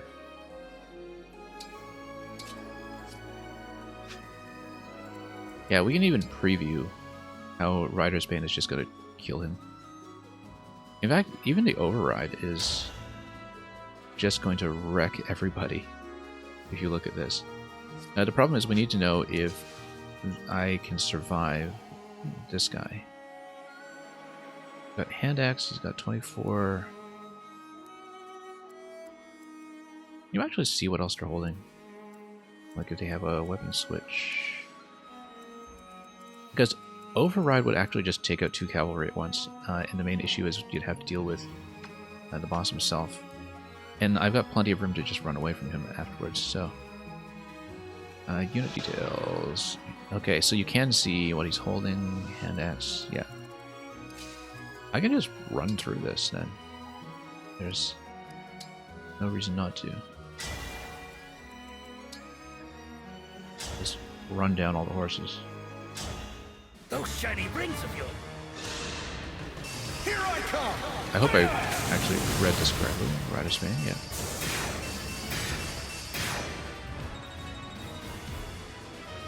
Well, that worked out pretty well.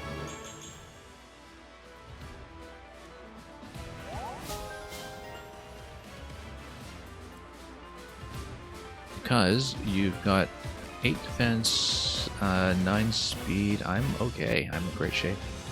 And you just pull everyone back down so you can actually mob them the next turn.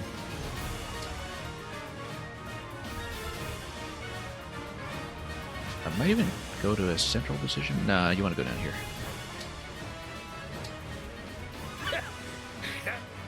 This one's a tough opponent. He can keep on fighting even after taking a fatal blow. Can he? I didn't see that on his skill set. Oh, revival stones. How do you see how many stones he has? Oh, because of the dot. Alright. Okay, because of the dot there. That's what happens when you're zoomed out completely. You don't see stuff like that.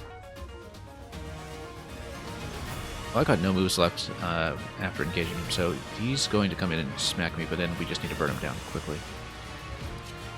What's his movement range? He's got 4 movement. Yeah, we can totally outflank him.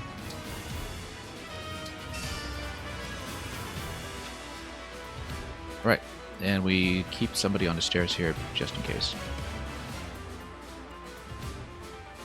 But we will... Okay, I have 2 idle units. He's going to stay. He's going to go over here.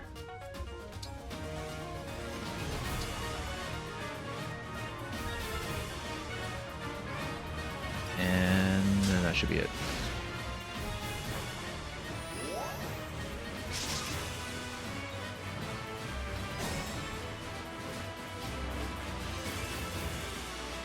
Okay.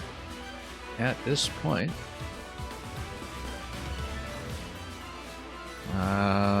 let's just burn him down.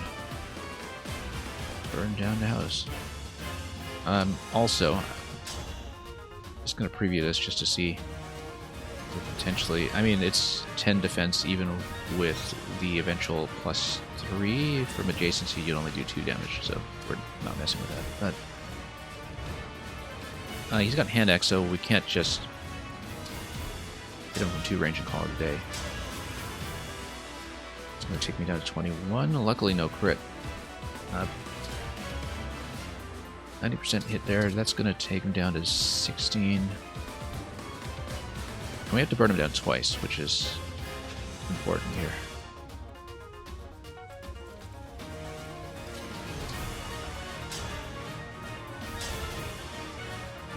Rider's Bane gives you 12, but we probably want to break him first. That means sword. Here goes.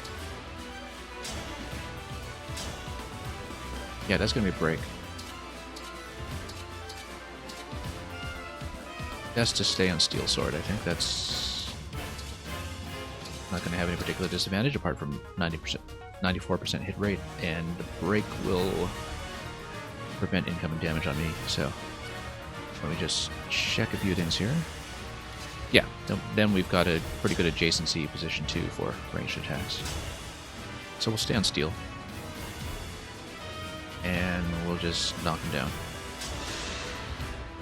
I will show you no mercy.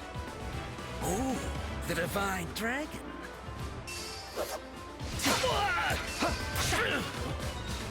So he's got an extra revival bar at the end of this. So we need to nuke him once. And then twice. And then be pretty careful about who we decide to bring in.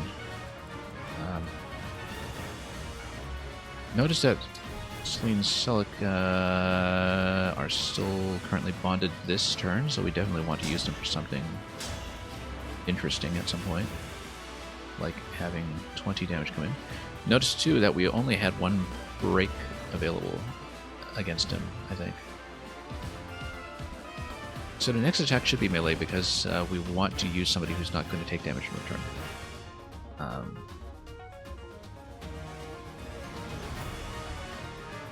Maybe so, but if she's going to do 20, then if he heals up to 38, that's going to take him down to 18. We need to calculate how we do an additional 18 after the attack where he's taken down. So it would definitely be clan over here. And yeah, it's because of the break, clan doesn't take damage. But notice that normally 24 damage against clan would knock him down to 1 damage or so. But I think the idea here is that we go with the mages for the second round of hits. Speaking of which, let's heal up, just in case. And yeah, Clan's still at level 4, so it makes sense for Clan to be a finisher. I don't know what the XP situation is like for somebody who decides to... Oh, also having Boucheron in there for follow-up attacks is a great idea. 14, and that's... Yeah, Iron Axe has a higher hit percentage, we'll probably go with that. Yeah, no, we're going iron.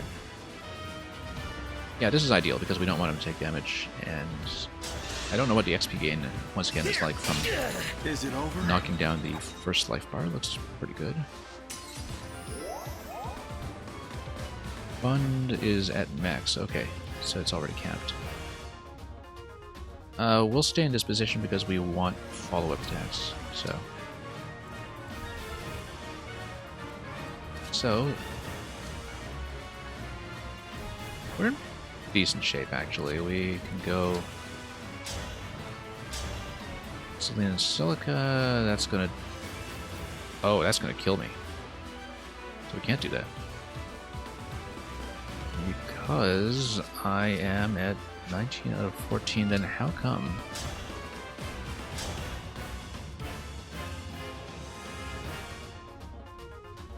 I take 1 damage from subsequent attack. Oh yeah, because at the beginning of your attack, that's the Celica ability, you actually do take 1 point of damage. That's not good. So you would need them to deliver the killing blow, not the first blow. Takes you down to 2. It can be done, because you will wreck him down to 9 points with Clan. Now, regardless, we can't actually use Selena Celica because we're basically off by 1 point. I forgot that would be the situation.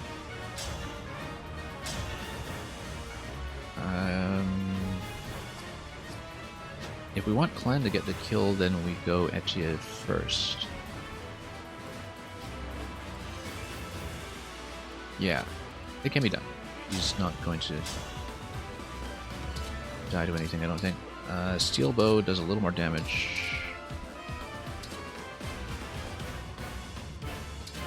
But the enemy also has a higher hit chance. That's okay.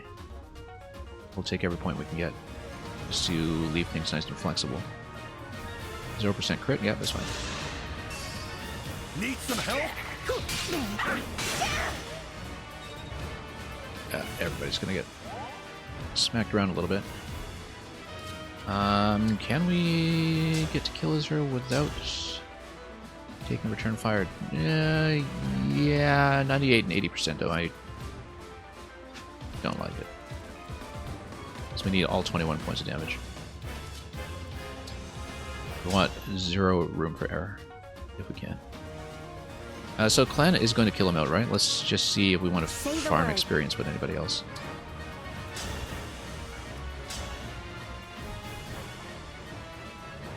Because then we just, let people poke him for a bit, and we get Clan in there to get the kill afterwards.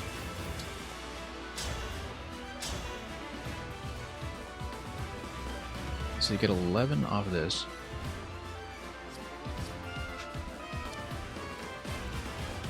Just gonna check.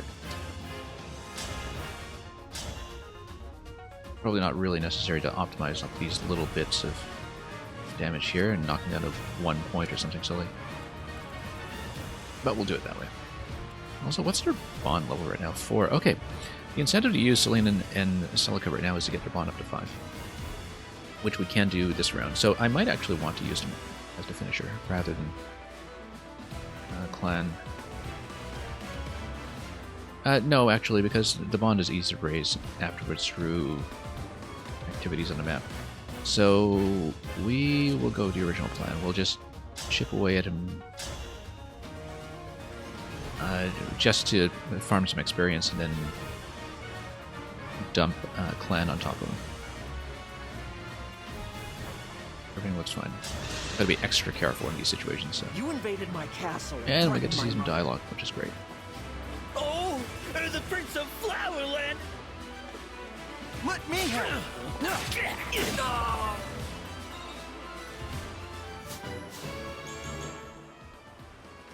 Okay, so we'll farm up a bit. Then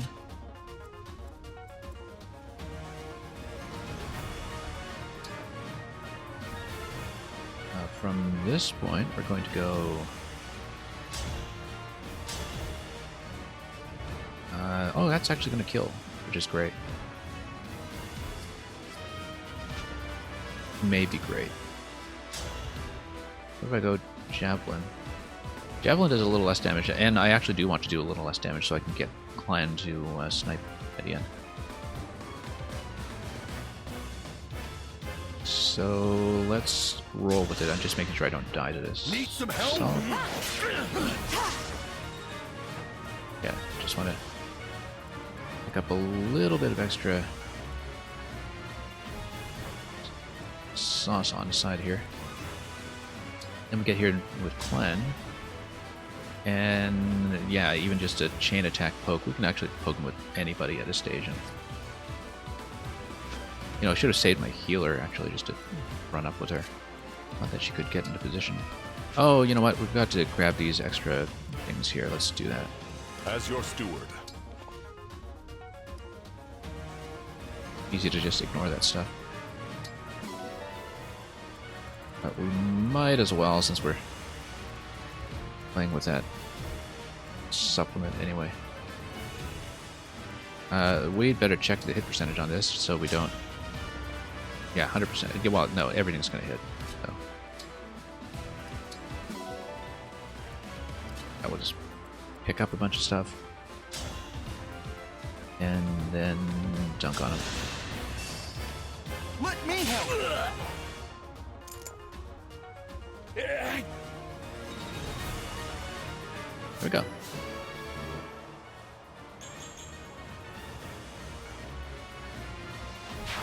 Yeah, too bad about that one reset that we had on an 80% hit. But anyway, we got plus 5 HP. One of the better items you can have. Probably the second best permanent buff item in most Fire Emblem games, after, of course, the boots that give you +1 movement.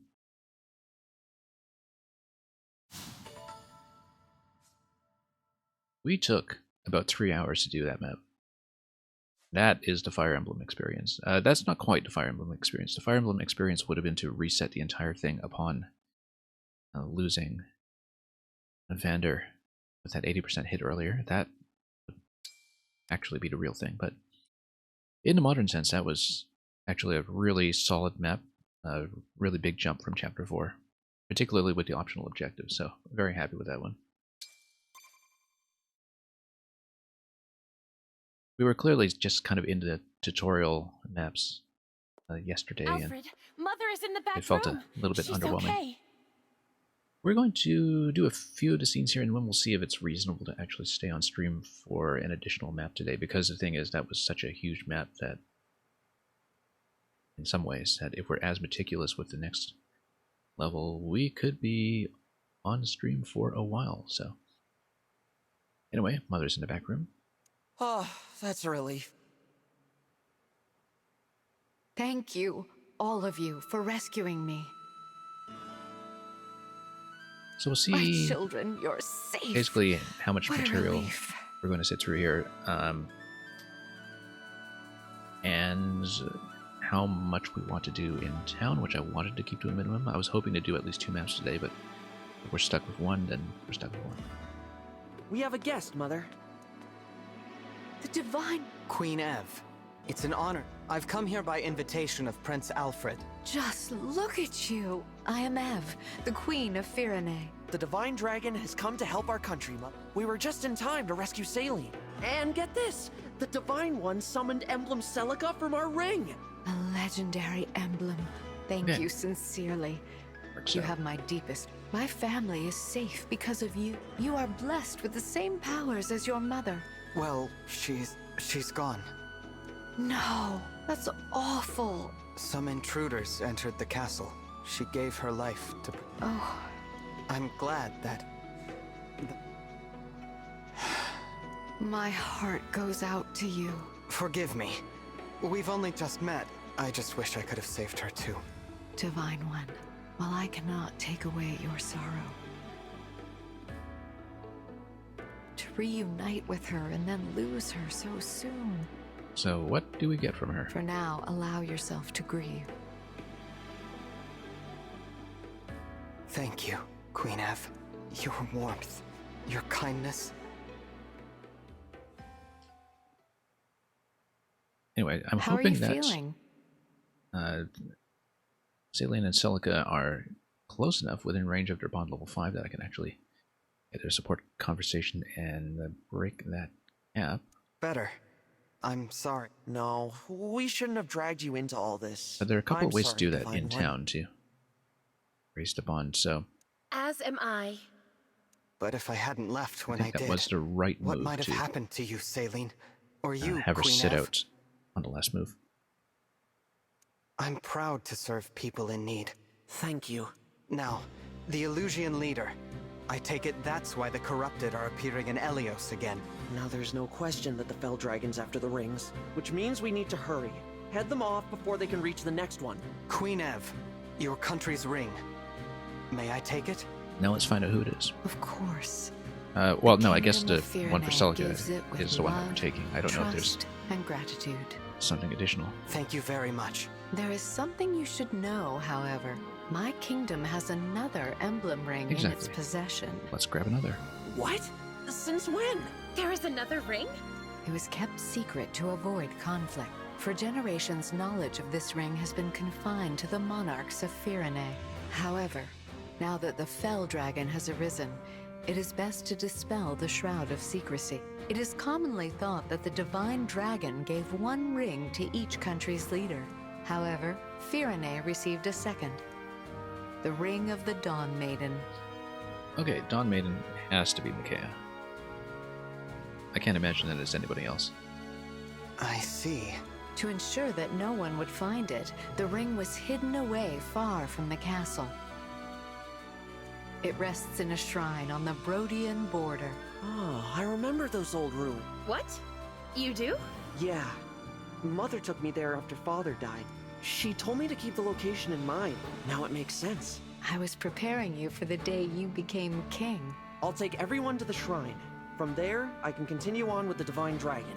So, you are leaving, Alfred? Yes. I want to do my part to end this war. With your blessing, Mother, I'm going to help the Divine Dragon bring peace to Elioth. Mother, I would like to join as well. Alfred. Saline. You have my blessing. I know you will serve the Divine Dragon with honor, on one condition.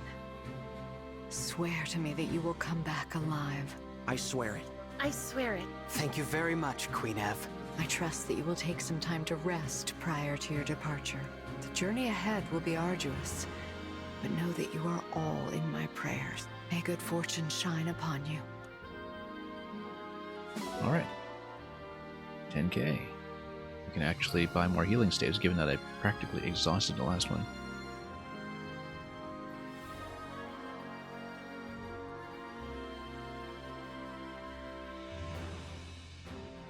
Anyway, feeling pretty good about that. We are, of course, I believe,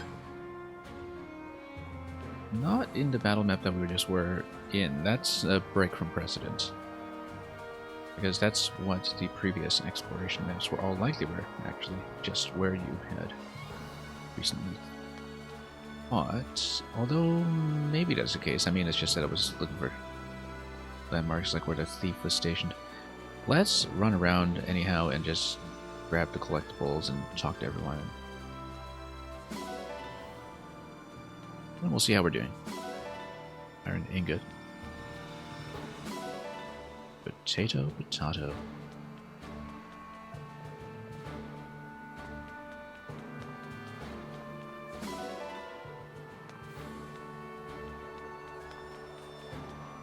Okay, picked up all that. Let's now engage in some conversation. Yes. So one thing I didn't know how to do was how to return to any previously explored location. It might not let you do that, but the reason I was wondering was because after I had upgraded Divine One, my donation level with this particular country, it technically should have unlocked the ability to recruit some of the animals that I had seen in the previous map, like the chicken, after Chapter 4, and I didn't know how to get back in there to get the chicken, so that's an objective we have to keep in mind. How do you get the chicken?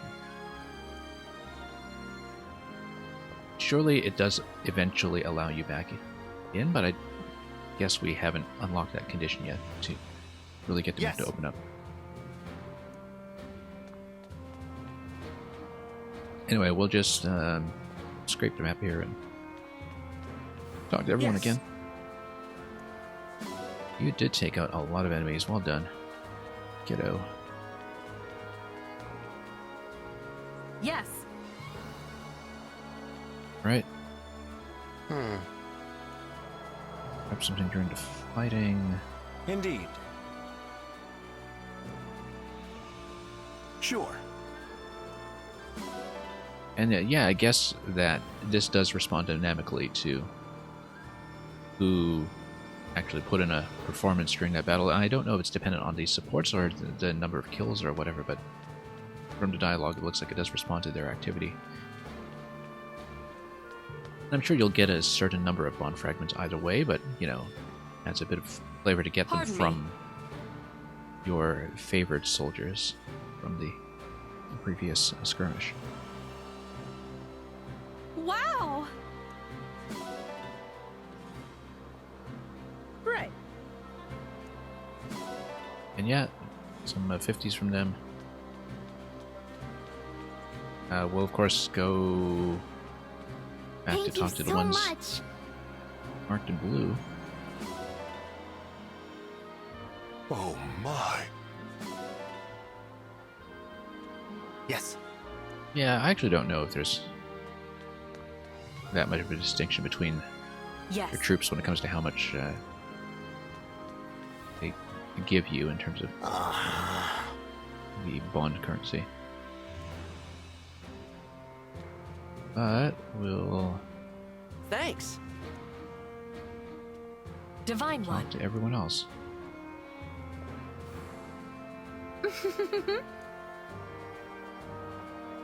Divine One. Okay, anyone else? I think that accounts for it, pretty much. So, we'll go. I mean, it feels kind of like going through the motions in these sequences, but adds a bit of flavor, I suppose. So. Somniel World Map or stay here. We can go to Somniel. I would like to see if I can get Celica up to 5. We can look at a world map as well to see what the next level looks like, but yeah, basically if the next map also takes me 3 hours, I Hey there. can't count on You're the getting it done Divine today. Dragon, right? But got a second to talk? Who might you be? Me? I'm a blacksmith. You can call me Kelne. hey, weapon forging. That's And good. I am Pinay, a clothier. Pleased to meet you. I'll cut right to it. Our friend Durton wrote us and said he opened a shop at your base. And, well, we'd like to go there too. My clothes and accessories won't win you any battles. If Durton vouches for okay, you, so it's purely that's good enough cosmetics. for me. Please, It's gonna be a come cosmetic along to the shop. Somniel. We had actually unlocked a costume from one of our donation levels previously, so Really? that's probably That's great. what You'll that be glad pertains to to. have us around, I promise. Indeed. Thank you, Divine One.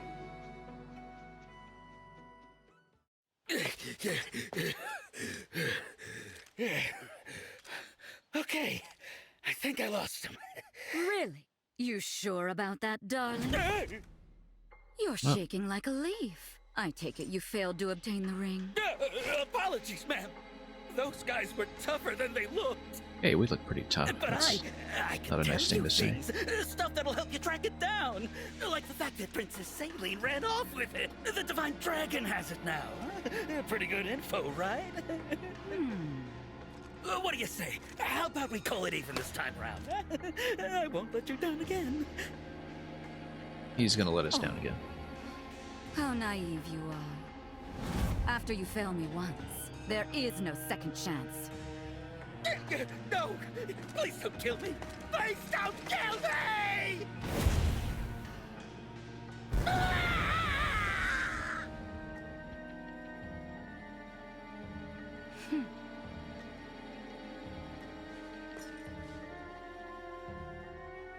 I am Well, sorry, so they Mother. totally are in cahoots, Apologies for the as mess.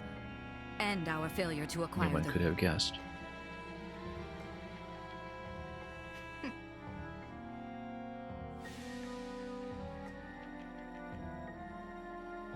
I was expecting to get at least one. It's going to be somebody we know. It's going to turn out to be somebody we know eventually, I'm sure. At least now we know that Lumera is dead. Yes, but there's another divine dragon to take her place. It does explain why she was so willing to sacrifice her life. What should we do? The battle at Lethos Castle took its toll. We're in no shape for another confrontation. We'd best lie low for a spell. Understood. Okay, so we'll just go on a bit of a quest, collect some rings, and then... Let's see who we get to fighting.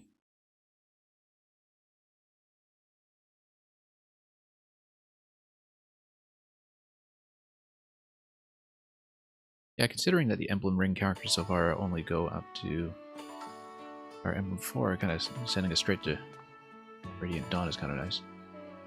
Amiibo Gazebo. I love how they made that rhyme in a localization, the Amiibo Gazebo. I mean, it was placed there as a gazebo to begin with, but...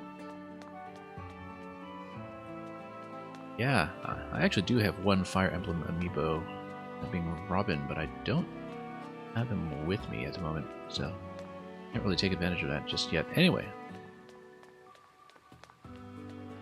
I said I wouldn't spend too much time with the Somnial content on stream, but there's so much unlocking here that we want to at least take a look.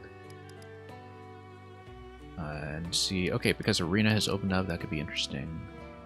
Boutique, Smithy, Amiibo Gazebo. Amiibo Gazebo is over in the orchard. We actually do know where the gazebo is. Right there.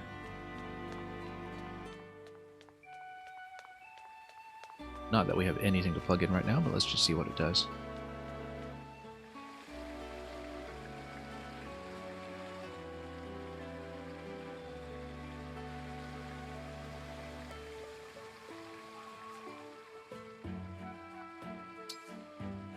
Scan Amiibo. And yeah, we'll just have to do it some other time. Outfits and songs.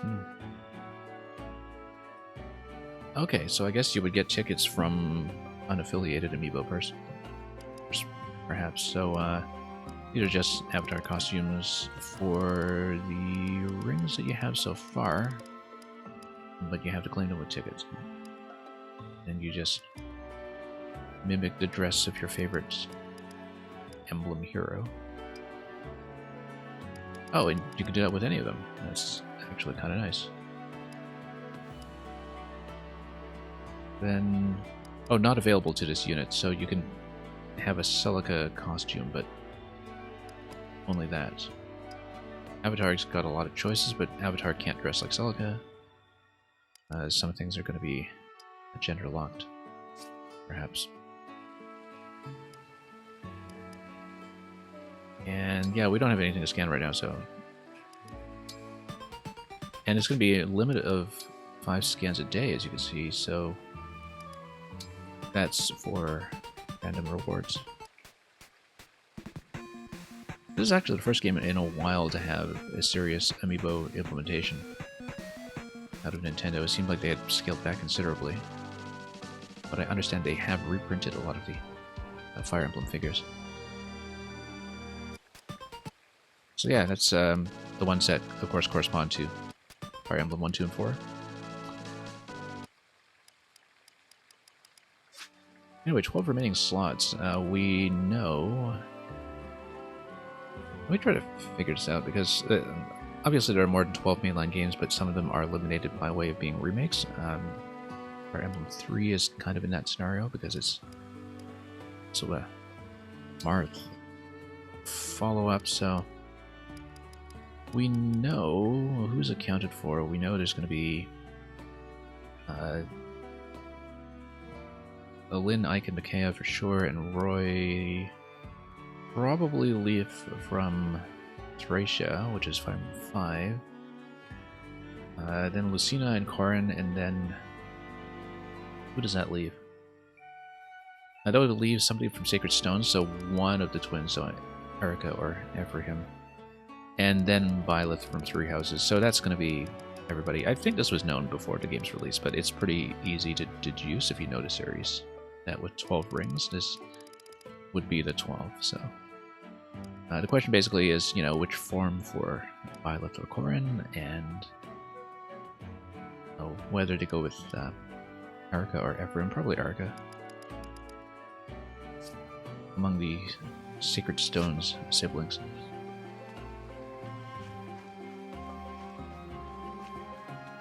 Unless it's them together. I understand it's like one emblem stone for Edelgard, Dimitri, and Claude if you get a DLC.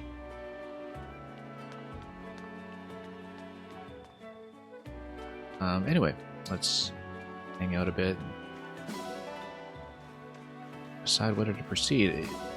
I didn't expect that I'd only get through one map over such a long stretch simply because of how breezy everything went in the previous session, but... Yes! We'll at least see what, for instance... Oh, there's a support conversation. Let's do it. Yes! Yeah, we'll at least tick some of the boxes here. Divine One, what are you doing? Oh, hello, Clan. I was just tidying up a bit. Let me take care of that. You... That's all right. No, that won't do. But... Please. And not just me. The stewards before me, but now, after 1,000 years, I get to serve you. So, please, let me do it. Very well. Thank you, Divine One. I should be thanking you for taking such great care of me. I'm very lucky to have you as a steward. You mean it? Oh, man, I'm so happy I could faint! Please don't. Well, this is a much more palatable form of steward's devotion than what we get from his fangirl sister. Not that we're complaining, of course. He's getting damage done for me, and that's what matters. Grab some nuts.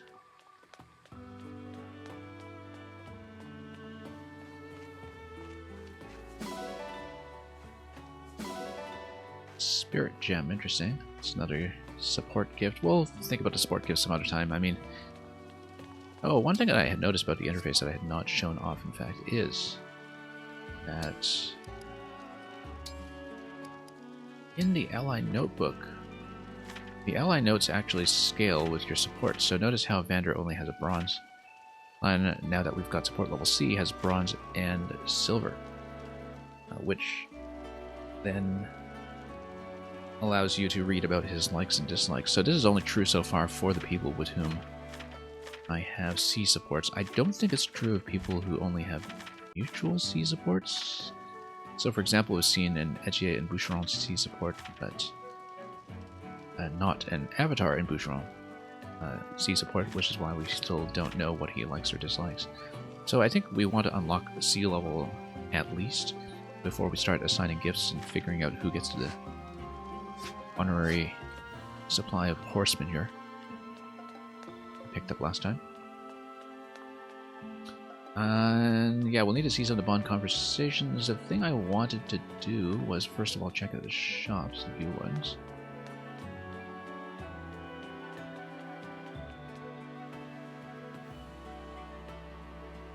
All the shops are, of course, just accessible from the world map menu if you don't want to spend too much time hanging around in town.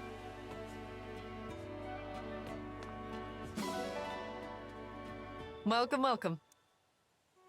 Here's how the smithy works. Trade materials and gold to strengthen your weapons at the smithy. And create with the power of an emblem.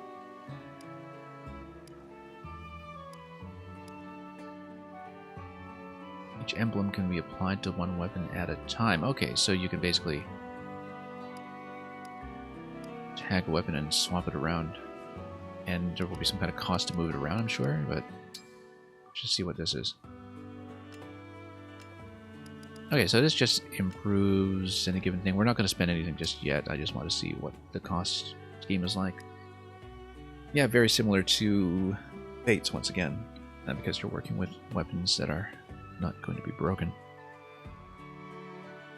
And improving hit rate on things like the axes will be pretty useful eventually. I wonder if you can just jump straight to Armor Slayer 2 and skip a tier. I think probably. Need plenty of materials for that.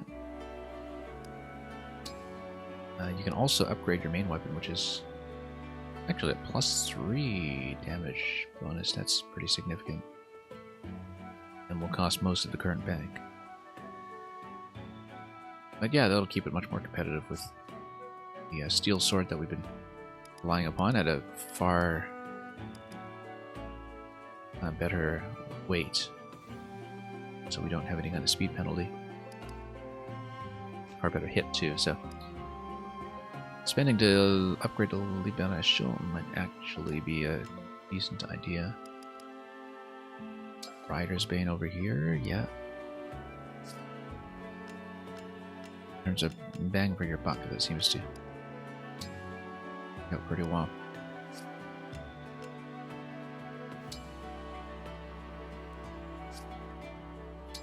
Then I wonder if these upgrade to healing as well. Probably not, it's just the weapons. So. And look at that you can upgrade it into something mysterious. Did we see any mystery upgrades for other things? Let's take a look. I don't think I noticed that with other items, but it's kind of neat actually that you can turn it into something that's going to be C grade. I don't know if we have RAM capable of C grade fists just yet. We should probably check that. That gives you a little bit of crit as well. So could be interesting, but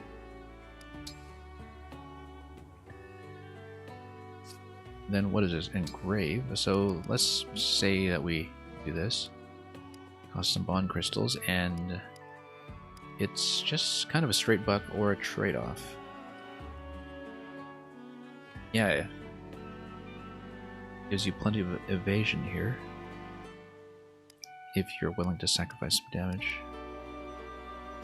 Gives you hit rate. You go with Marth, hit and crit.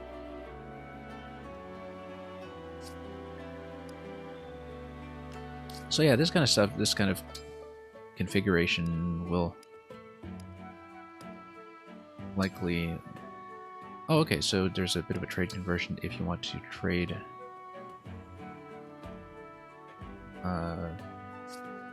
away.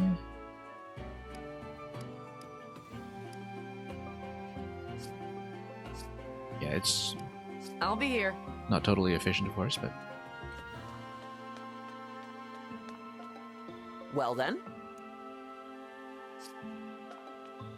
Thank you. But yeah, in terms of actually playing with a lot of the crafting and micromanaging specifics and such, I'll likely do a lot of that off-stream, as I've already been doing with some of the Emblem rings. Now, so we can mostly focus on the battles on stream. Great materials and gold for clothing and accessories. Yeah. Sunglasses. And this would be where a lot of the DLC is going to plug in as well, I'm sure.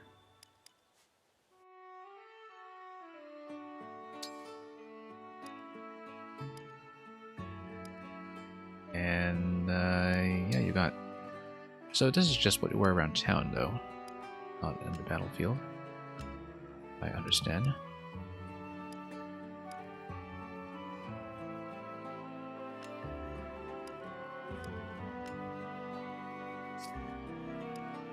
And cosmetic customization we probably won't deal with for the time being. I don't really think I'm too much of a cosmetic-centric player anyway. It's one of those things that will just kind of deal with when we have a lot of excess currency to play with.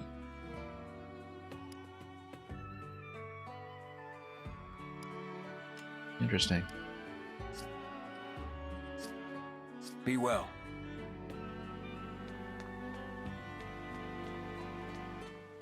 Okay, let's see what else we have not looked at. Arena.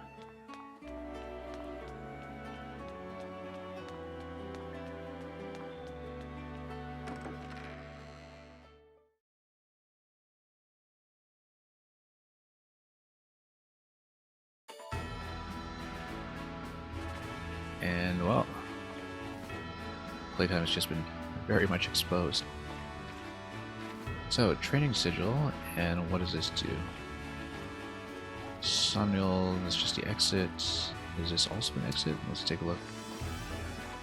Yeah.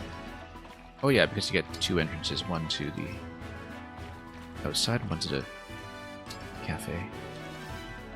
Okay, so it's not where you gamble upon their lives, apparently, like it was in the past games. Oh, okay, so this is how you can raise bond levels Standard training, an ally you choose will spar with another ally. And yeah, so this is the other Bond Fragment dump. If you're not just buying rings all the time, you can level up allies too.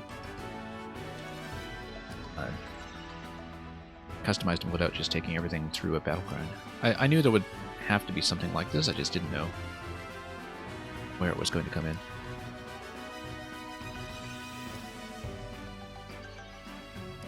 So it doesn't particularly cost anything, I guess. You just have a cap on how much you do. This would cost something though. So yeah, Celine and Celica were just on the verge of level 5.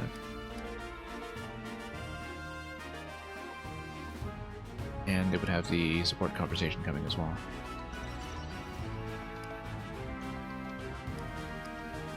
So for example, we select her, then that costs almost nothing because we're near the end of that meter. However, this would cost quite a bit. Likewise, if we selected this, yeah, so the cost does scale with how far you are on a meter. Which is excellent, because that means you're off by just a little bit. You're going to be fine. Yeah, we definitely want to get her up to 5, but we'll take a look at that in a moment. So let's say we take who would be a little bit under leveled with both of 5. So we take, I don't know. What does it do? Clan, Divine Dragon Fan Club co-founder! This is my chance to shine! Yeah. Oh, okay, so it's like a little Street Fighter animation. Yeah. It's okay. I'll win the next one. Yum! The lingering taste of victory! Okay, so you can actually just level them up with this, and then you can build supports. Okay. So I guess we would just use this to also build supports. And so, yeah, I'll probably play around with that and see what else we can optimize.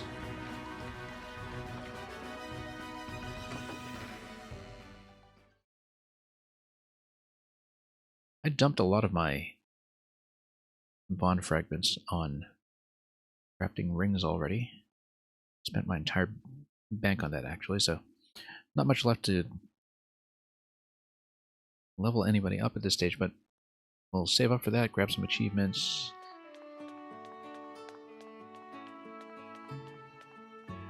And let's take a look here.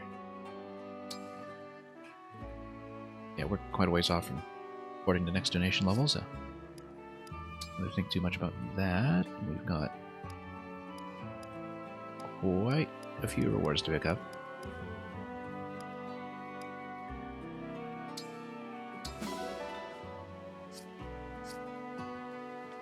And the original thing that I had in mind for how to get Celine and Celica up to level 5 was actually one of the other little minigame activities, which is just polishing the rings. That's assuming the rings aren't already maxed out though, which they might be. Because you actually do get a little bit of bonding when you clean the ring and just kind of have the meter max back out. Not quite. Ah, that looks so much better. Thank you. I think it worked better when it was the face rubbing minigame. Quite. The 3DS. The king of this kind of thing, though, was the Tea Party Conversation. 3 houses.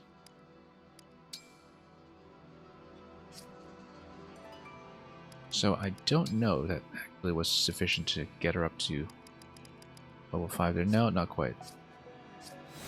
So we might as well just spend the 10. Because we definitely want to unlock that. Or she'll just spend the entire next level at cap, because you do need to support conversation to get the bonds above level 5. You can't really do that mid-battle.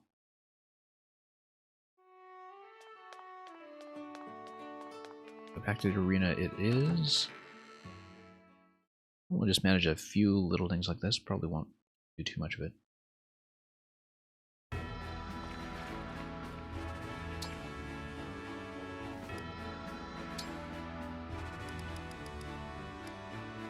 And there we go. Yep, just spend a 10. You can really just pick up 10 fragments off the floor. Saline has arrived. I'm Celica. It's my pleasure.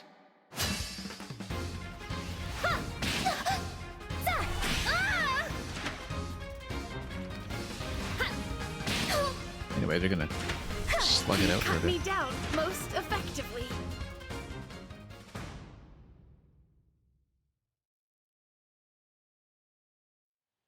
But then do you actually need to win to get the points? For all I had Or do you hoped to just get discuss with you, now that you are before supports? me, I know what you mean. But we'll have plenty of time. So, do you still get the support points? Yes, you do.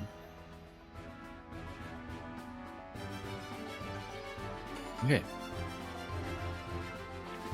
Alright.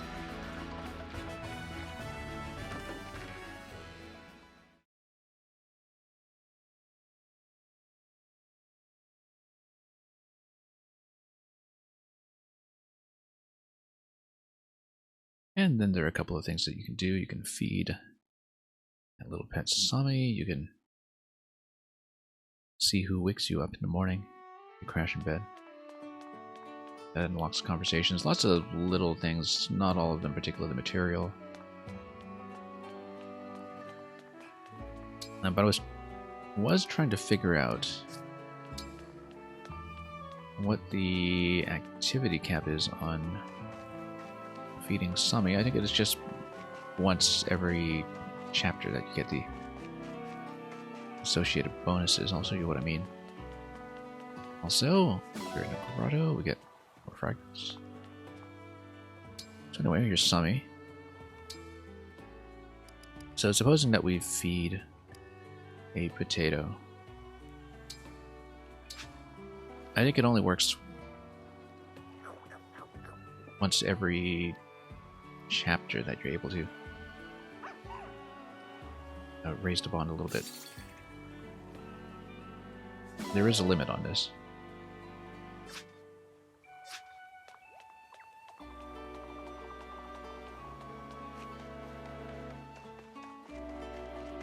Then we should really be talking to, yeah, over to the farmyard.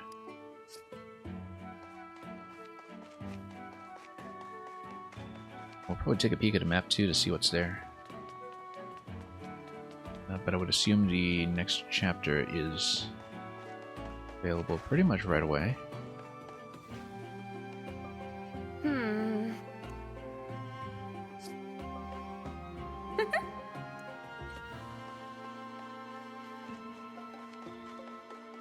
Okay. Yep. Milk and eggs.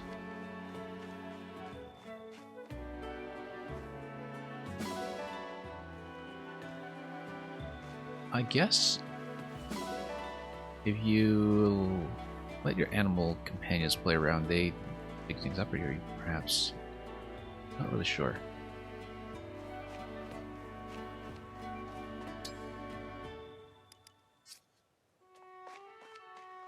Perhaps something that is actually specific to their region.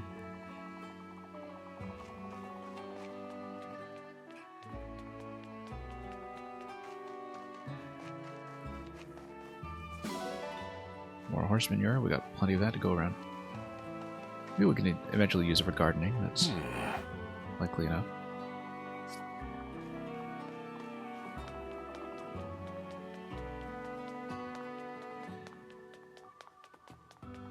What was I doing? Oh yes, that's right, support conversations. Let's do that.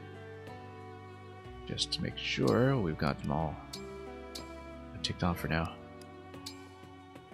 Including the bond conversations as well, because we need that to uncap these characters. Oh, interestingly enough, we don't have one for Celine and Celica yet. Let's... Why do we not?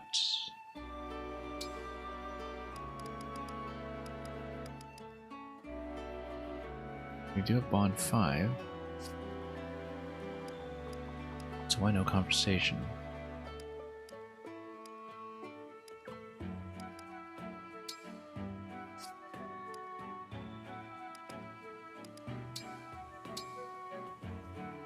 Anyway, let's take a look at the existing supports.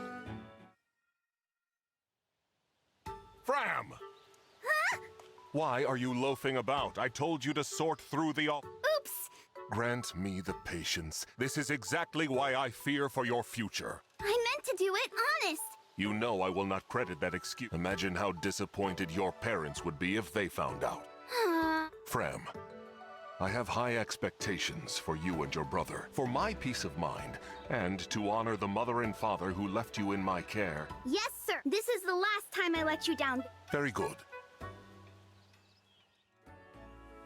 Okay, works for me. And so, yeah. Oh, we got a B support because of the little duel in the arena they had earlier. Let's take a look. There are a lot of people here. Yeah. This is our chance to tell everyone how great the Divine Dragon is. Yeah. Come on. We both worked so hard on the... Or, instead... Okay, showtime. Listen up, everybody. Psst. Clan, that was your cue. You're the one who said people would think we're weirdos if we didn't introduce ourselves. I'm just, kinda nervous. Everyone is staring at us. This is a real mess. Fine. I'll introduce both of us, okay? Okay. All right then. We are Clan and Fram, the 33rd Stewards of the Divine Dragon. We will answer all your burning questions. Stop! Please stop! This was a bad idea! What? I can't do this. They're all gonna think we're weird. We do. Oh, I feel like such a I'm not even cut out to be in the fan club. Clan, wait! Well, very true to Fire Emblem that kids with these sensibilities are also at the same time just roasting soldiers alive with smells of fire. Let's not think too hard about what that says about their moral development. Anyway, Boucheron and Sigurd. So why does Celine not get the... Oh, okay, no, we saw her conversation technically. It was just a very brief one when they came out of the arena. Alright, that's understandable. Let us take up arms to defend the people. Bond is a good, strong word.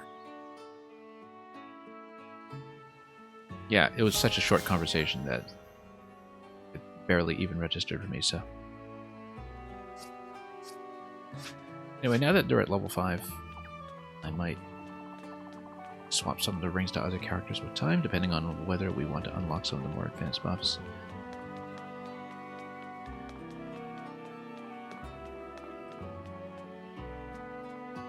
But until then...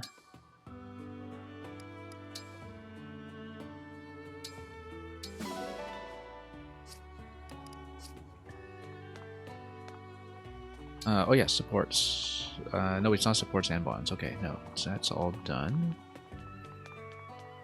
Let's take a look at the map just to see what we're going to be looking at next. Oh yeah, no, the only thing is also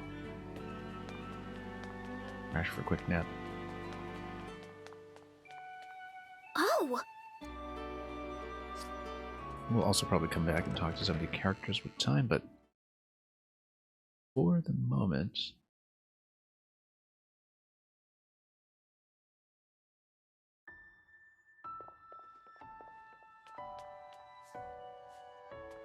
Yeah, that's eventually going to be where the Mother's Stone is housed. Would be absolutely sure of it.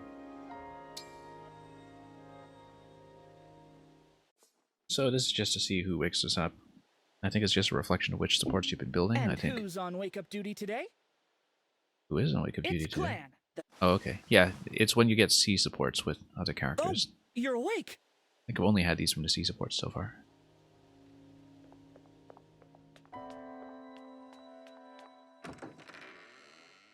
Apart from putting the conversations in the library, I don't know, in the event library rather, I don't know if there's a particular purpose to that.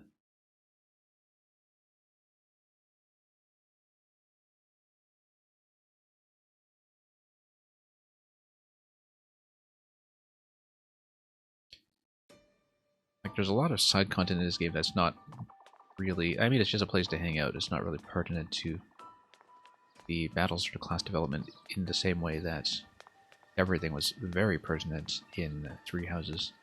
To the point that it felt like it was almost required to get the most out of the game. And yeah, so we're going to... So we can come back here and finish conversations later, but I just want to see if it's just directly to the next chapter, or what do we get a bit more time to soak in something else. Nope. Let's see.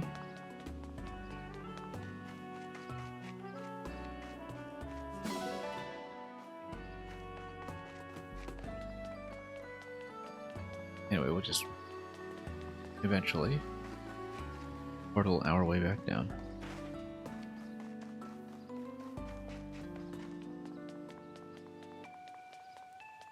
Totally lost around here.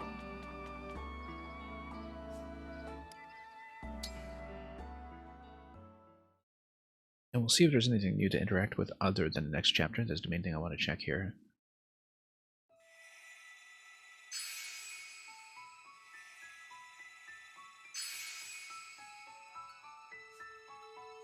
Ah, paralogs, okay. We might do one. I want to see maybe the scale of the paralog. It might make a lot of sense for one paralog to be the thing we do next. Field Village, because then we can have an optional recruit. We can maybe dive in there just to take a look.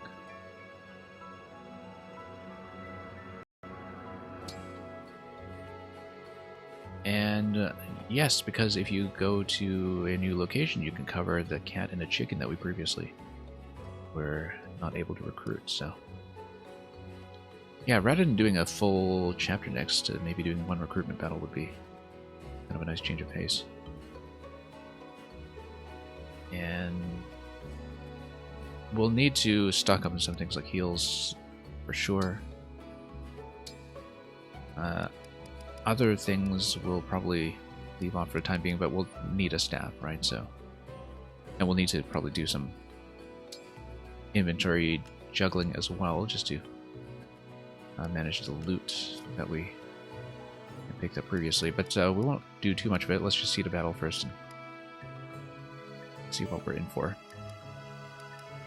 It's just that we know that, you know, with 5 heals remaining, we're going to need more heals.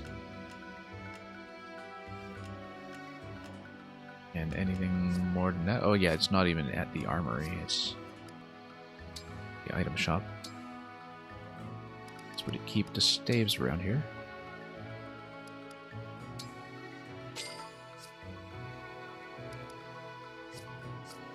So we do need to do just a tiny bit of management here. Just to get things in the right place, and we'll eventually figure out who's getting the Seraph robe as well. I find that sometimes I want to save these until I actually need them in case there are late game recruits that really need to buff. Obviously a pretty big power spike if you dump it on somebody right away, but we don't really have a good sense at this point of who my core group is going to be, so...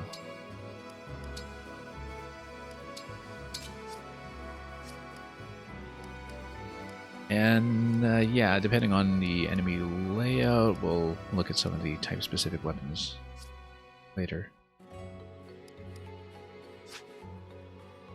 Let's just see it.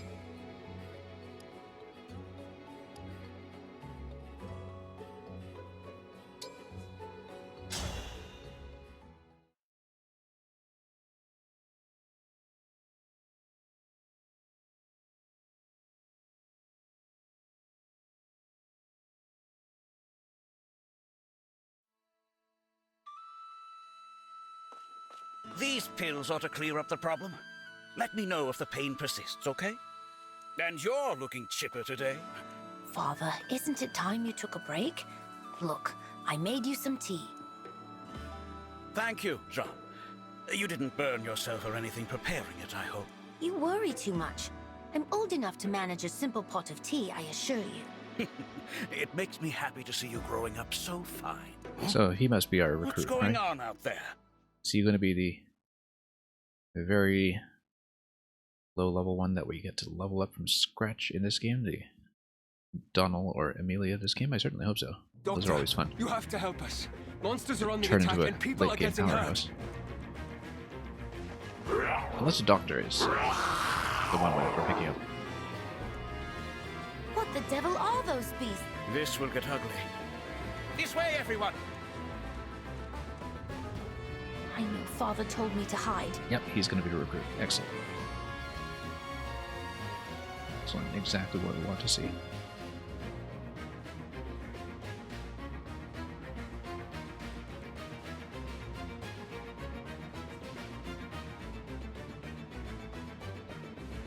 Oh no. Get moving! There's some... Keep your wits about you, everyone! Okay, how small the party Can't are stand we idle with the corrupted on the limited loose. to here? Let's... Are you all right? Get to safety. You don't have to tell me twice, but there's still a few left who didn't make it out in time. We'll do everything in our power to save as many of them as we can. Okay, so They'll obviously love we you do have for to it hit if every you do. house. And we got a small party here, party of 7. Let's take a look what we're dealing with. Yeah, mostly corrupted vats. Let's take a look. They are going to be generally pretty low in resistance until you get to the mages. And those are not too numerous. I don't know how we'll reach something like this house in time. Unless they leave it alone. Unless they just sack it immediately and it's not actually obtainable. You'd have to send Selena over with her. 10 space pickup. You might even need to put Celica on a mounted unit perhaps, and on the first turn just kind of jump them over to defend a spot. So it is possible. But you need somebody who would be able to tank 3 hits basically, and it would be difficult. Anyway, what are we looking at? Yeah, unless there's maybe a specific unit that tries to ransack the buildings that you don't need to worry about, but which puts you under some kind of time pressure.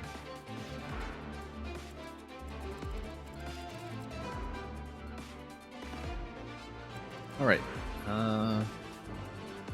Realistically, I don't actually know if I have time to do this map this sitting, but if we need to suspend and resume, we'll do that. Let's take a look at who we want in. We definitely want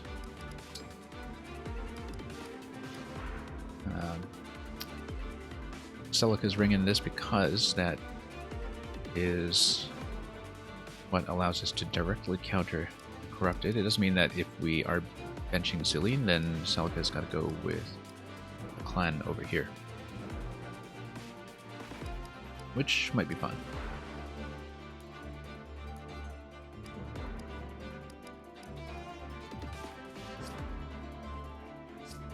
Oops, no. So, okay, I myself am required here. Let's see if we can see what kind of unit we're trying to recruit in the first place. We don't actually know.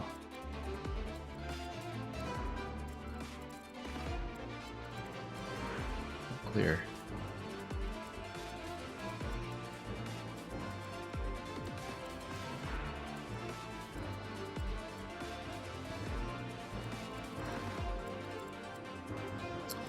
Okay, so okay, Poleaxe here is going to be anti-cavalry, and it is obtainable, so that's something we should keep in mind.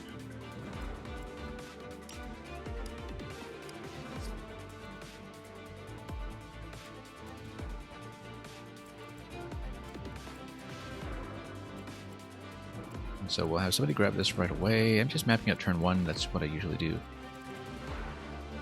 A lot of incoming physical damage for sure, so we'll need somebody to tank it, but we tend to sit Vander anyway, so I think I'll probably sit him again in favor of my other tank.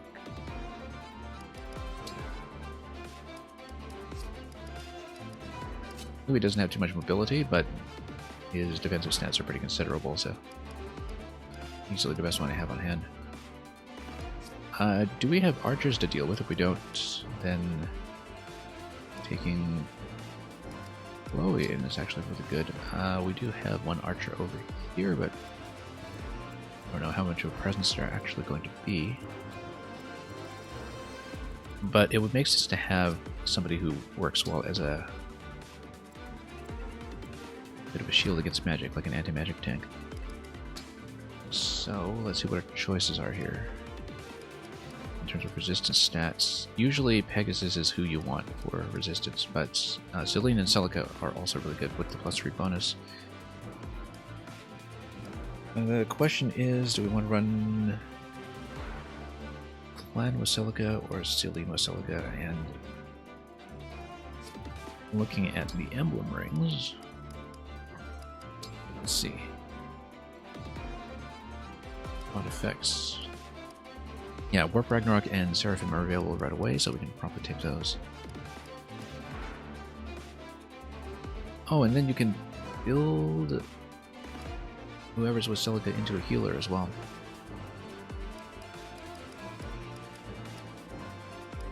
So that's pretty significant.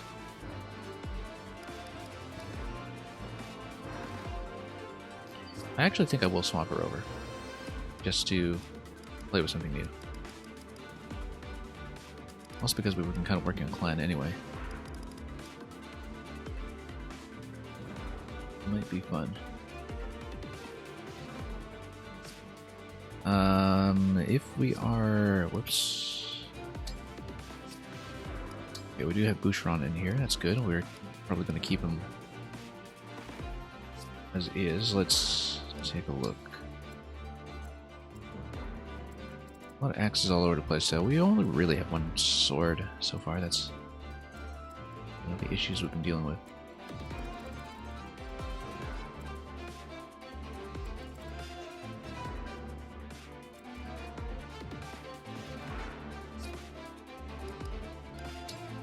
Yeah, partly I don't know if I'm going to actually do this now. I might set up this battle and then start with it on the next stream or something, because then we don't spend too much time just doing the configuration.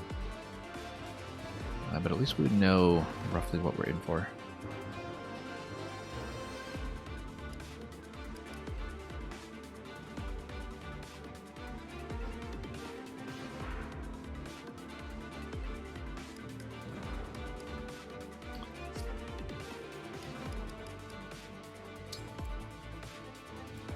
Yeah, because first turn, let's say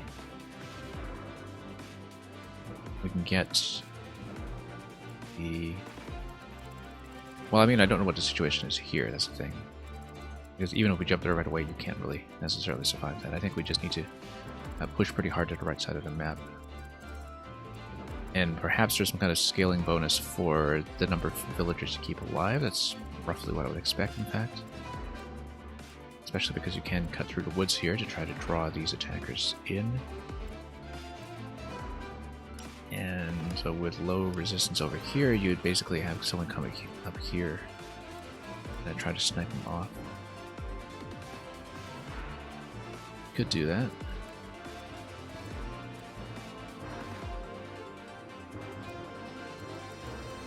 So for example, if you... Louis over here,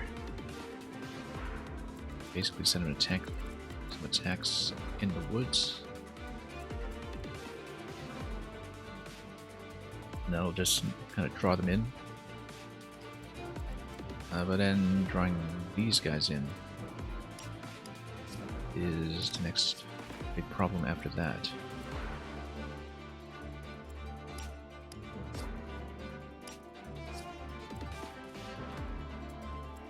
Resilience 2, yeah, we would basically send a magic attacker up here, probably, and then have him dock beside me. Not quite enough movement range on that.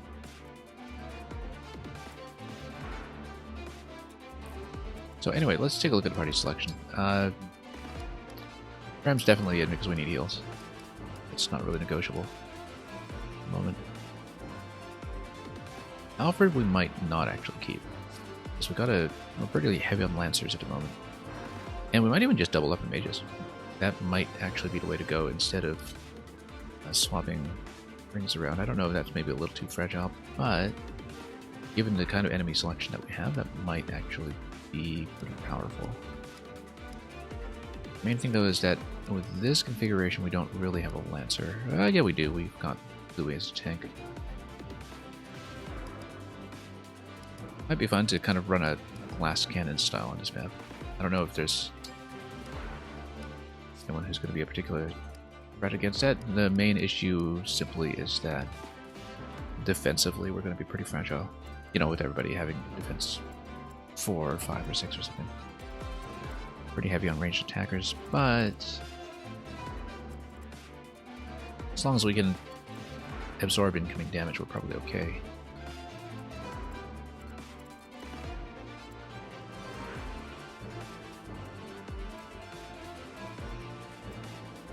Yeah, because if we over here, this guy basically gets baited down. A lot of incoming physical damage, but nothing we can't really deal with.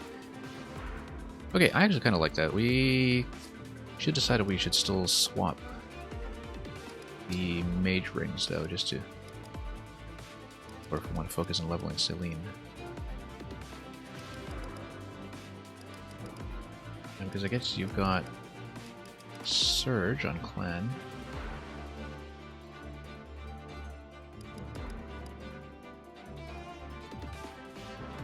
Just seeing what would make a lot more sense.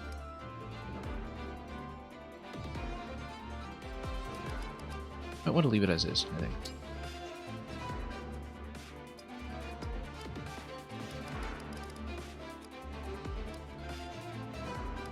If the point of running the glass cannons is to have tons of damage output to begin with. Let's leave it as is. But we'll probably want to switch over eventually.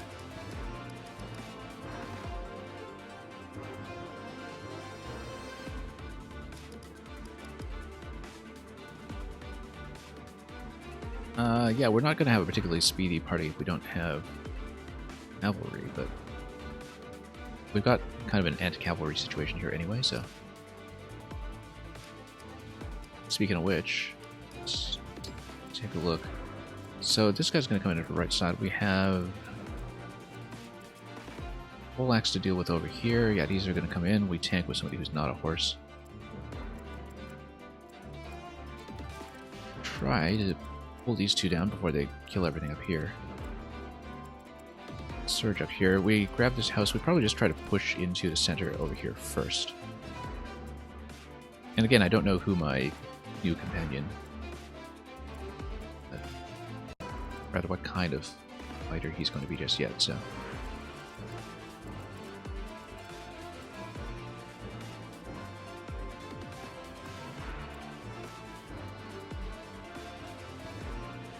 And yeah, we park up here. Not a lot of incoming damage, potentially. So whoever's coming up here for some kind of range attack does need some kind of defensive capability. Yeah, that's the problem with running double mage, I guess. Only a quota of 7 is that we find ourselves a little bit short on options.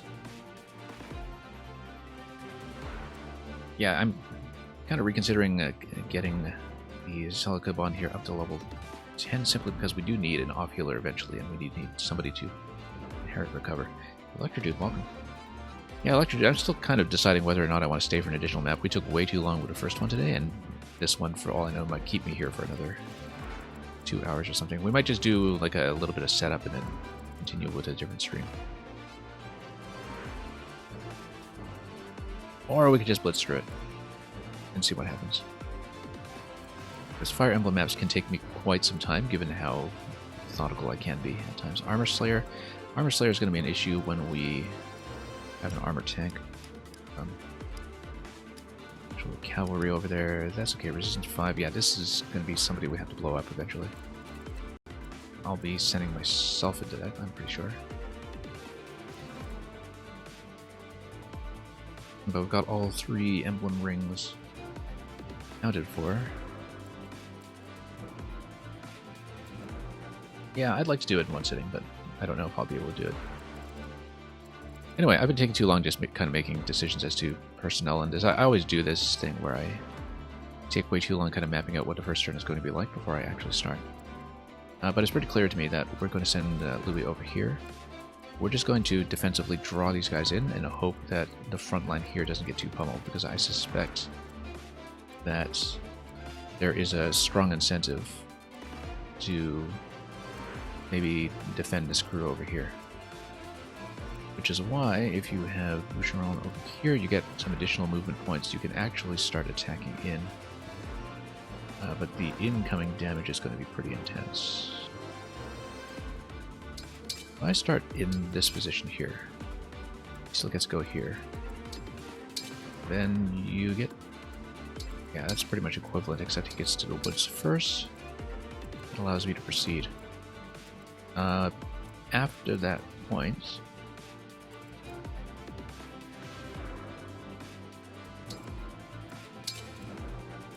Yeah, kind of a fragile party. I don't know if it's maybe excessively risky from this. You can do the warp to go 1, 2, 3, 4, 5, 6, 7, 8, 9, 10 or whatever, and outright kill one of these. And if I can do that, and if I'm in a situation where I'm able to take 2 hits with this guy, he's got speed 9, he's got speed 8, speed 10. Okay, so not too bad a situation here. I think I'm actually able, if I play this right, I can go for this spot on the first turn and simplify it considerably, and then we kind of go for defensive maneuvers back here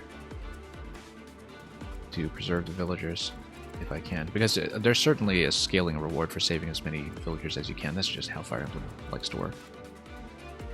So the move would be you kind of activate both emblems. You get Boucheron with the movement bonus to kill something over here.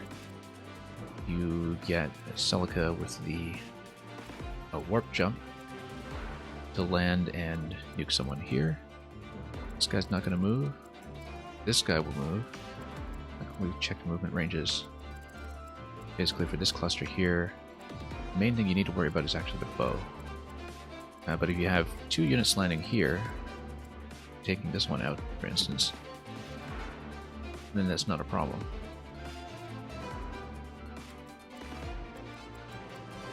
Yeah, that might actually work really, really well. You draw some fire down here, and then first turn you just kind of mob all this stuff. Now, then who grabs the house in the first turn? Somebody who can sustain this attack. 22 at speed 7. I actually like you for this. Reason is that the counterattack should kill it. Counterattack being... Yeah, because you do a counterattack, you do it with the heal as well. On... where is she? Yeah. Where's my healer? There we are. Because the magic attack resistance 2, you got 15, that's going to be 13, 13. That's just going to nuke them. So it's going to take a ton of damage, heal up, and also probably use the guard ability to defend against that. Okay, last thing then is going to be make sure I have healing items on the party, because we used so many of them in the last game. In the last map, rather. But let's make sure we actually have some that we just bring over from the inactive characters.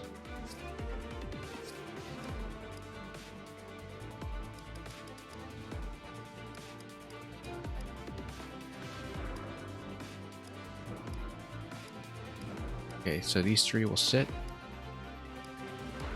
And everybody else seems loaded up, so. Second Slim Sword is here, kind of redundant. Let's just scrap that. Oops. And let's get the type advantage weapons in here as well. Do we only have one X-Man for this one? Yeah, we'll take Compact then. Why not?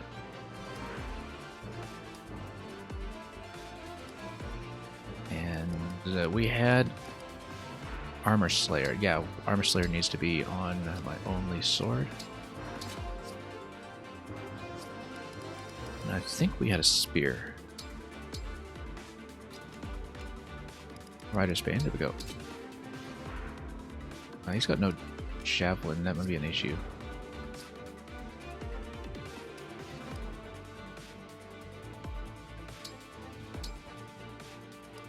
I want to go javelin instead of one of these. Probably trade out Slim.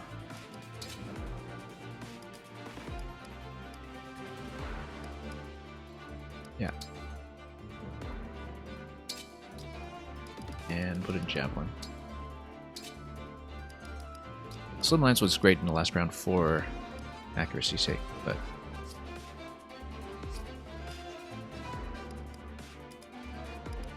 I think that's it for now. Oh, we had a second Rider's Bane on him. Let's... Or did we? Oh no, that's from the Emblem, of course. Okay, let's save this for a moment.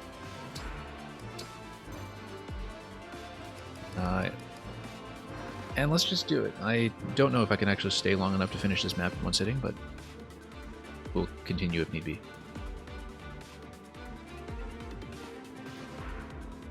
Ready. Not forgetting anything, am I? Nope, we'll do it. There are so many wounded we couldn't get to the clinic. Father, I'm here to help. John, I thought I told you. I can't stay hidden away when, after all, Father. My lessons have sunk in. Okay. Oh, yeah, we need somebody to talk to him, and I don't know who's going to be valid. The party leader usually is sufficient. But we'll have to check the icons. I can fight. Yeah, he'll talk. Yes. And he will Point the way only talk to again. me, apparently. But we'll get over there, and we'll recruit him. Okay, so it's going to be clan sitting here, Bram defending. I don't know if this house is going to stay valid for long, as you clearly can't reach it here, and even if you could, you couldn't defend. Even if you did with the Ragnarok Warp. Yeah, I'll be using my avatar for some kind of damage buff, probably just by parking it right here. We'll be parking Louis over here. So the main thing we're going to check first then is the Emblem power and how much damage we can get done using Please grant me your the strength. warp.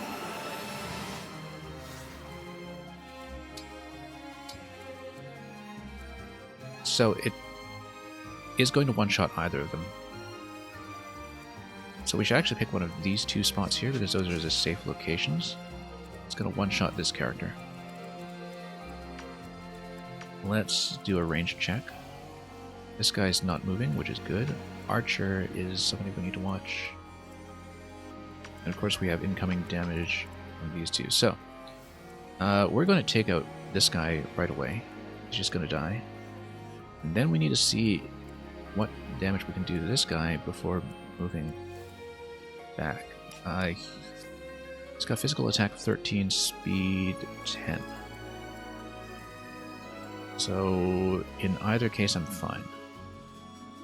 The thing I want to do is to use the movement bonus from this unit to hit, and then hopefully hit from this angle and then back off, like 1, 2, 3, 4, 5. Once I get rid of this, and then we can back off 2 spaces, and we'll have Boucheron located here, and we'll probably have Celine Celica located here. So we can pretty much get into a defensive position and open up a central passage right off the bat before the villagers start being targeted. We will have other units to deal with coming in over here, obviously, but we can move really fast. That's the whole idea. One thing I want to check before I do that is what my damage is going to be if I do attack the Boucheron into the mounted unit. But I believe that I have a Rider's Bane weapon that's just going to take him out completely. So, yeah, we're just going to take these two out right away.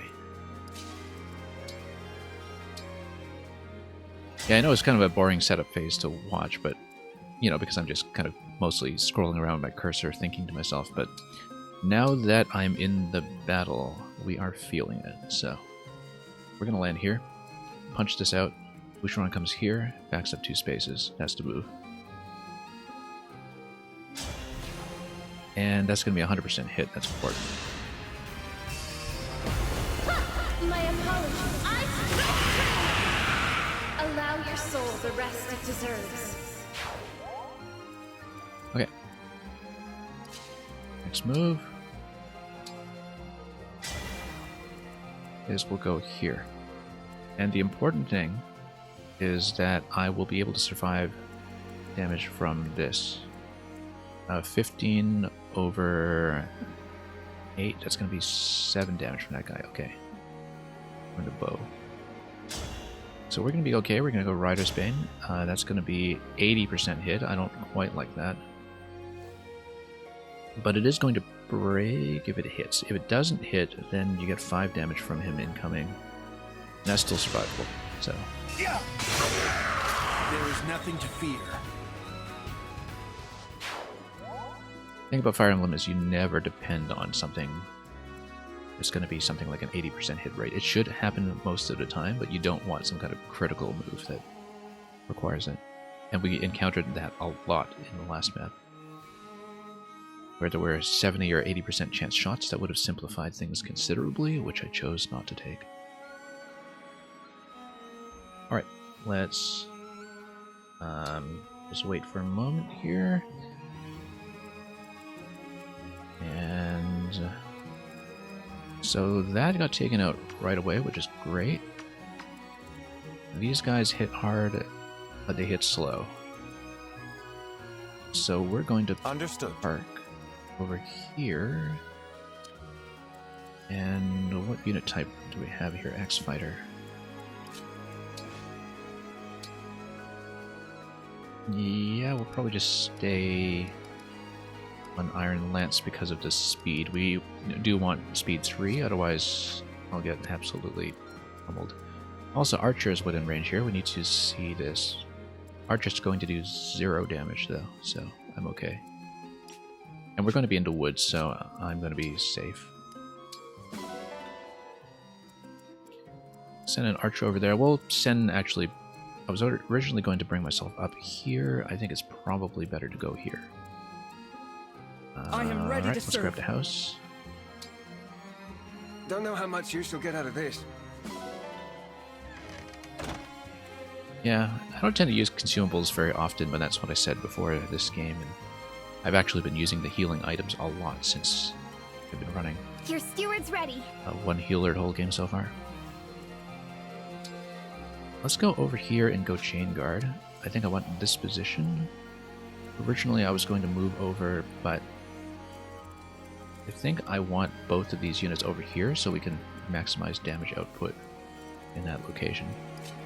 So we're going to go over here so I have some more flexibility to move around. We're going to go Chain Guard, which means that she's going to take 20% damage when this guy gets hit.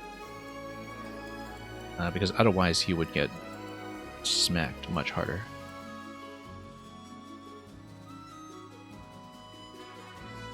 Okay. In that case, we will next Let me at him. take the woods. Covert units benefit quite a lot from woods, or so I'm told, so maybe we'll in good shape over there. And then we'll support this, so he's got a damage buff as well.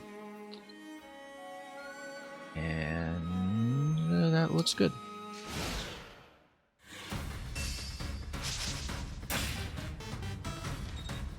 Yeah, that guy's gonna whiff completely.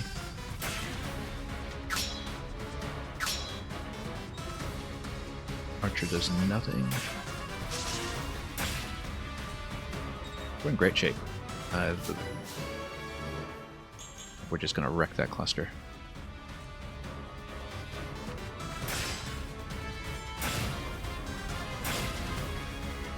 And yeah, he completely whiffed on that one as well, next to the Chain Guard.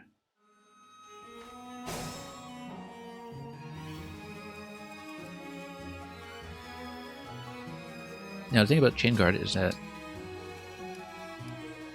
I have to use a healing item or be healed by somebody else because there's no self-heal on the monk here, and I do need her to be topped off in order to use the Chain Guard again, so we'll not worry too much about that. This guy, this mage here, should die pretty quickly to physical damage.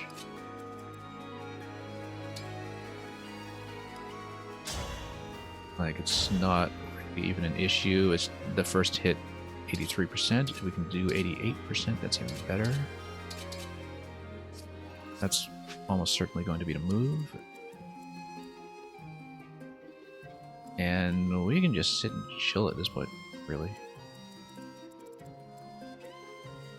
I do want to bring her over here because I think the magic damage is going to destroy this guy as well. It's got speed 4. Yeah, that'll work well. Like, all these pieces haven't even been activated yet, really, because I sped here so quickly. So, it's going to be Boucheron tagging this, and it's going to be Clan just finishing the blow here, unless I want to use my healer, because it would be fun.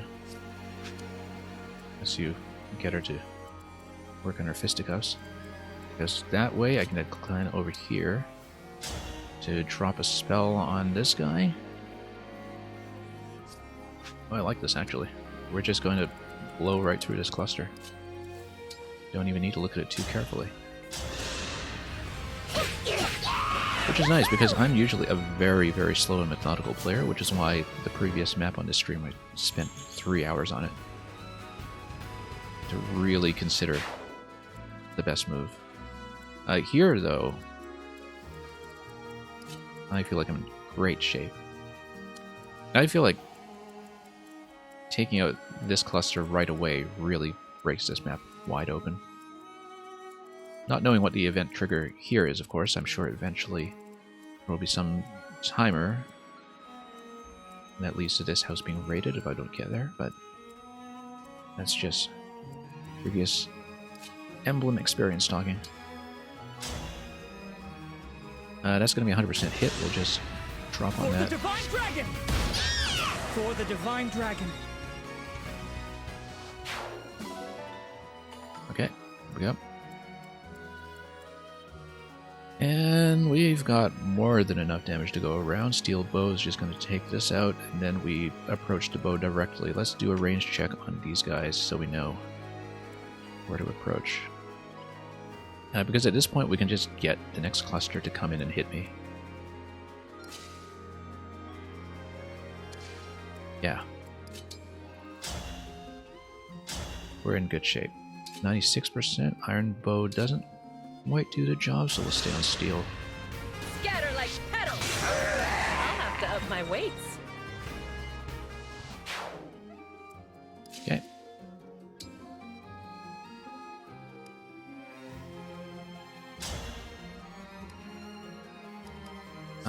let's see how much damage they are each going to do. I will want my tank in that position. He's going to do 20. He's going to do 16, so it doesn't particularly matter who I hit with. Apart from defending against the next one to move in. Speed 10 is going to do a double hit, but no damage. These guys aren't going to do a thing.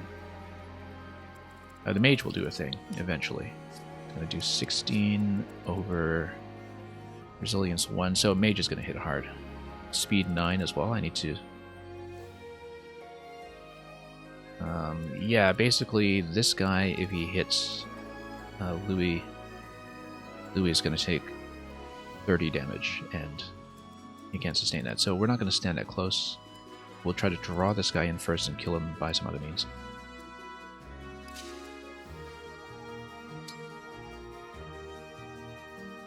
And okay, let's just go Liberation then. That's going to be down to 11.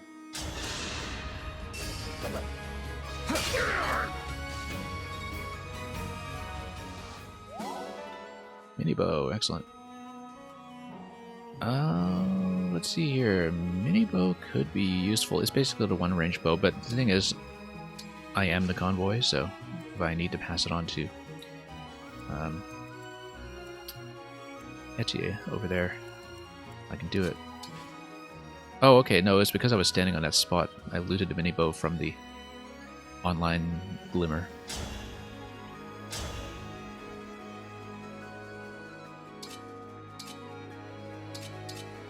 Wait.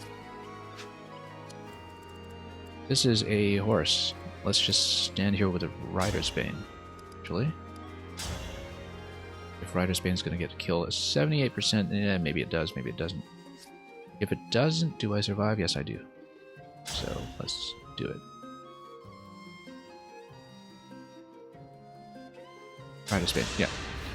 Because then defending against the mounted unit, I'll be in great shape. Okay.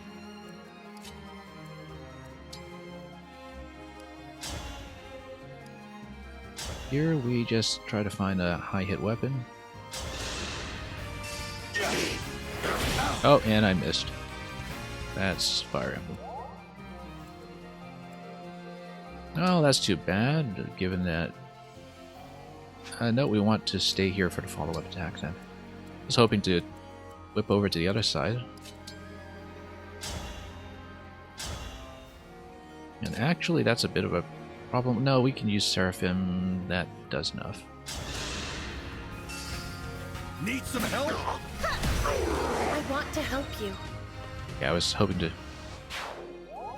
bring her over to the right side that move so we could start taking out the enemy on that end. Look at that. Down to 1. Perfect.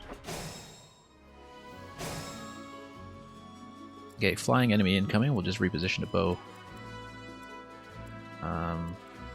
We want to get rid of this guy first. Clan is not going to reach over here, so we'll figure out speed 9, speed 11. If I get rid of this guy, I'll have a clear passage because I don't have to go through the woods, I think. And you got 17 on that, and it's going to be 14 damage, and then you tag him with the bow, and then that should do it. Or tag him with either one of these. As long as this guy doesn't hit this guy, we're fine. Given that, let's... And then we need to figure out who this guy's going to hit. 16... Yeah, as long as we still have the tank up front, we're doing great.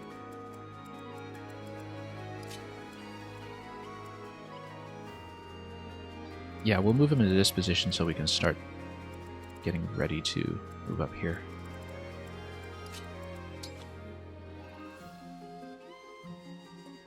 Might even move him in front.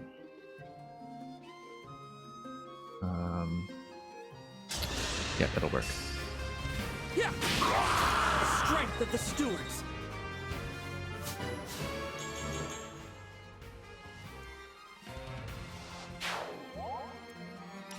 Resilience-wise, resilience 412, yeah.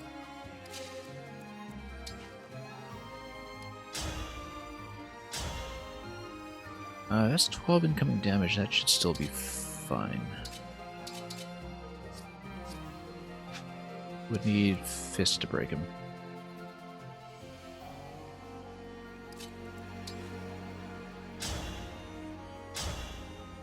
Steel Bow doesn't quite do it, except it's about a 90% hit, and too bad it's only 90%, otherwise I'd just stand next to my avatar character and that would be enough to kill. Because of the +3 damage that you get from that. So anyway, physical attack 16 here, speed 8. 16 here on 4, as long as I have 8 damage up, yeah, I'm in good shape. And we can even do the engage to maybe take it out in one blow, but I don't think we need to do that. Not really required. Let's find something with a high hit rate. The order might also important. Here's the thing. Like I said, this guy will die if I try to hit immediately. Best I can do is 90%, which is not great, because otherwise I would use it for some kind of follow-up. Because normally, if I weren't concerned about, say, a 90% hit, I put myself here, I just park there, take the bow over here, that gets +3 damage, this kills in one hit. And I don't have to take damage here, but just to be absolutely safe... Yeah, that's not really absolutely safe either. Because if you miss with the bow, you would still need to take it out. So. If you miss with the bow, you're in a fair bit of trouble anyway because of the 14 damage coming in. So let me just figure this out, because lend me your strength. We just need some kind of emergency backup and maneuver if a 90% hit should whiff. It's worth checking these things when you play.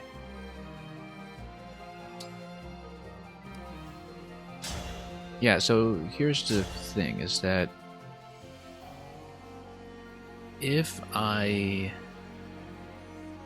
switch over to the engage attack, then I can basically kill it in one shot. That's probably better. Kill in one shot and heal up.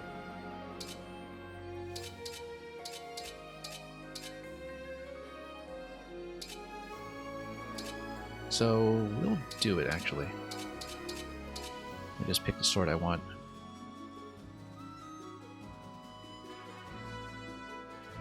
Yeah, we'll just go in there and do it.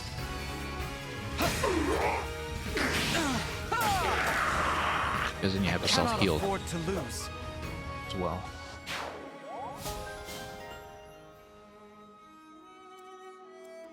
Okay, which means that we get to push in pretty quickly here.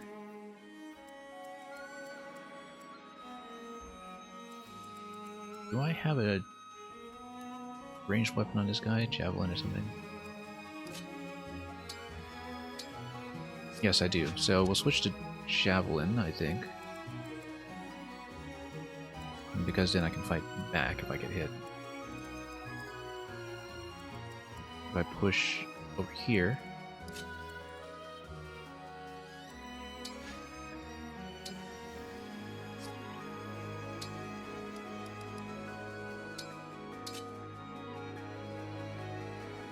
then you're still in good shape. I don't necessarily expect that this would land, just given the hit rate here, but we'll take it. Now, I can grab this, or I can take the bow up in preparation for the flying unit coming in. Because the flyer, I will want my bow for that.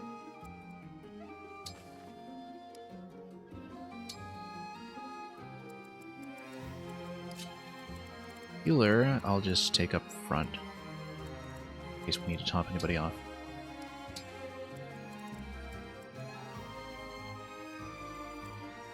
Boucheron and Sigurd can... This is nothing.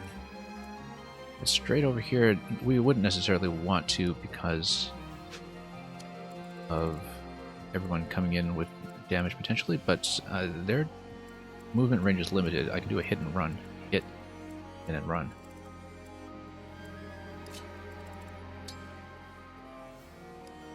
We won't do override because we don't want to overshoot. Ideally, I do Rider's Bane here because then we can get the break. And the second hit, even if we take the first hit, the second hit will kill it. So we'll just do it. If this love is a crime.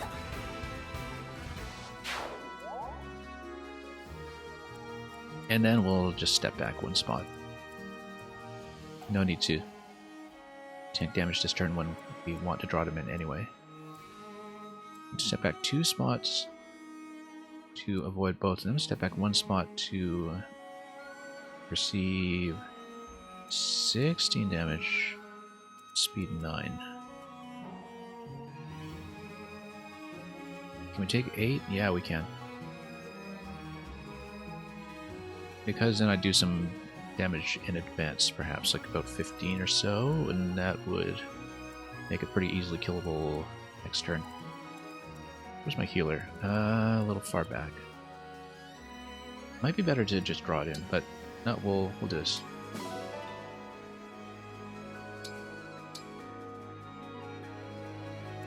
Yeah, because this is going to come in, it's going to try to hit me, and it's even got some coin. It's going to hit me for 8. This is thankfully out of range because our resistance is poor.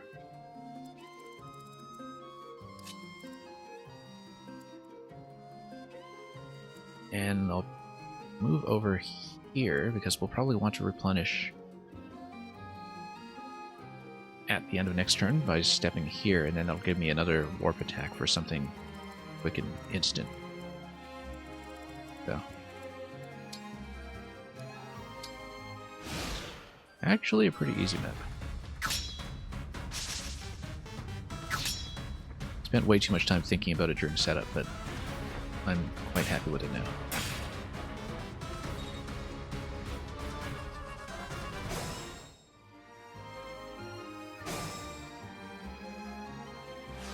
Okay, can I get close enough for the bow? No, I can't. I can, however, get close enough to nuke, and then magic attack 16 will not do much from that guy. In fact, it's too bad I don't have a heal ready because if I could get an attack on this guy, that would have been convenient. Let's just step in this location first. That'll just kill it straight up, so that's simple. Let me help! I will not forget your loss.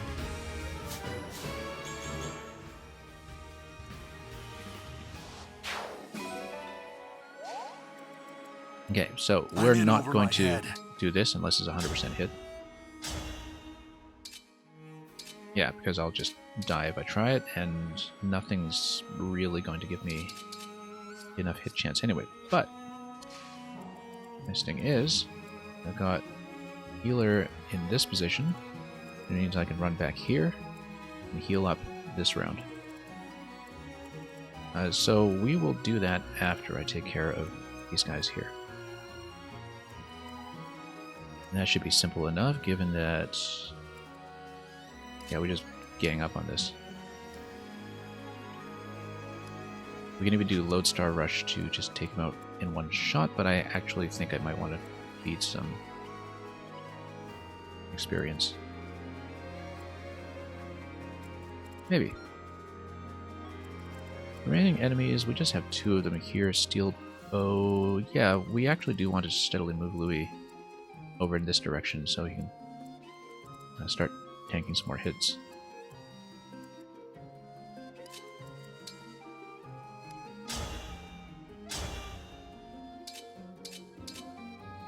Uh, 36%. Oh yeah, he's in the woods. We're not going to hit him. In fact, he's going to be very slippery. But if we trap the bow in that location, he just can't do anything. He'll just sit there indefinitely. So that's okay, because if we just trap the bow in this corner, it can't move. Until we get something that can hit him.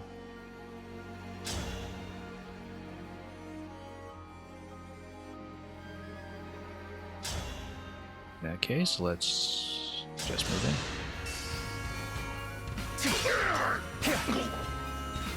Actually hitting with 41%.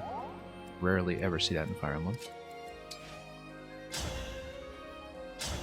Doesn't tend to work at that conveniently.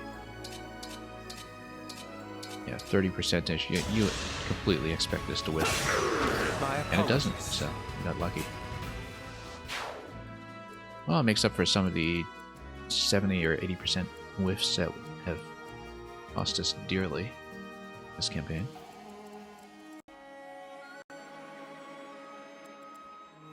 Yeah, we'll have a heal going on up here. I don't know if there are going to be respawns at this point, but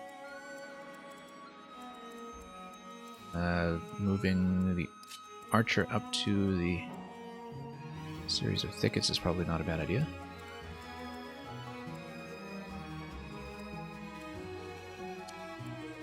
Let's actually do a ranged check though, because I will be moving this guy back.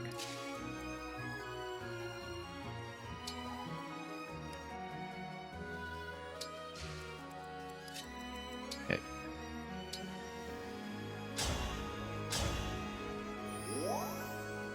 There we go. He's gonna come in and yeah, let's check the attack range here. And generally stay out of it, given they've got pretty low resilience. Yeah, it is going to be pretty easy to deal with. And stick Clan over here, and eventually run with the bottom group. No, we want to grab this spot. There we go.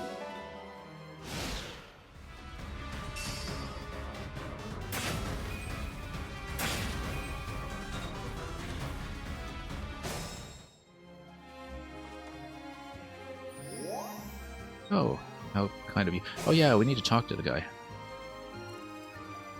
Almost forgot. He probably doesn't get... well, I don't know if he would get recruited. Just by default, but no, we need to talk to him. We need to not make assumptions about how this is going to work. And he's only going to talk to me, right? If I recall. Yeah, so we'll move up there next turn after we nuke him.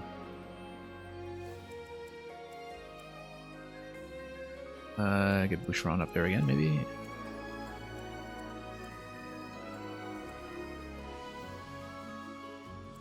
I've taken some hits. If so, I'm going to give him a heal first. 88%. We have the buffer room to try it now, so...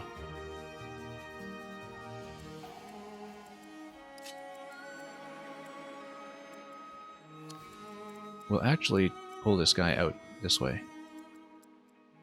He'll have to move out into the open. We'll try to trap him here. Then we'll be within range to grab the house. Next round. Given low magic resistance to speed 7, we definitely take Clan over here. Okay. What is he holding? An axe.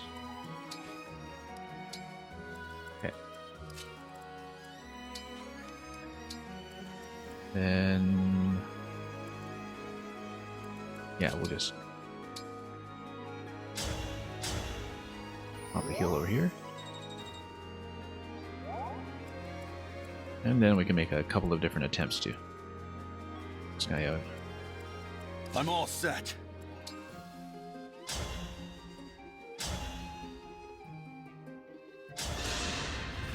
That looks pretty safe. I hope you find peace.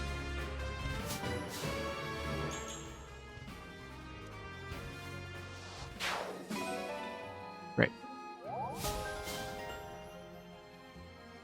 Not that he has been using lances, but that's okay. I will probably want to step on orbs up there to get him leveled up again. Yeah, because you do kind of have to get the meter going. So I'll probably step back here and divide the 2 orbs between them. 1, 2, 3, 4, 5 movement, right?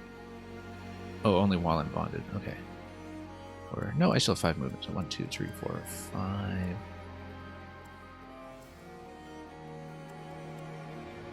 Yeah, either way. It'll take a few turns to set this up, but we basically get their meters up and running, and then we can rush things down again. I want to take this up so I can actually talk to the NPC, the current NPC who will be recruiting. And yeah, we'll get a second healer in the mix, which is important. It's just the same class, Martial Monk. Probably with different stats to work with, but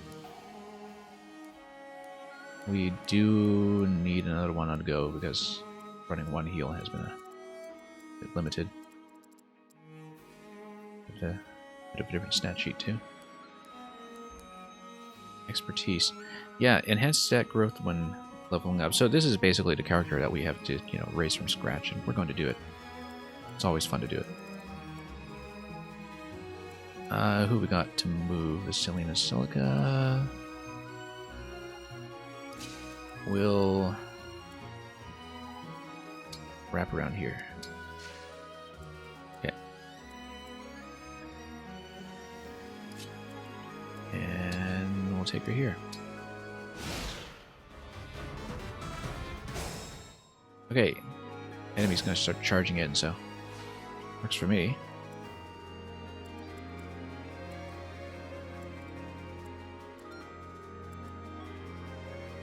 Okay. Iron Axe Clan can just nuke him.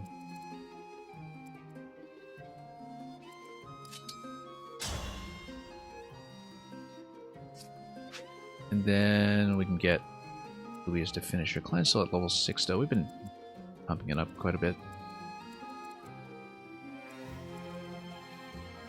And my character is also at level 6.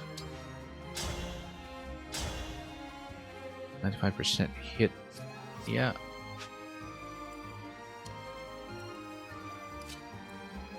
In fact, if we do this,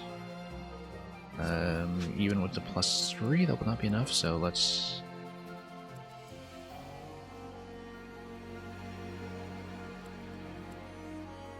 yeah, we want to get within range of reaching the house next turn, so we'll do it this way.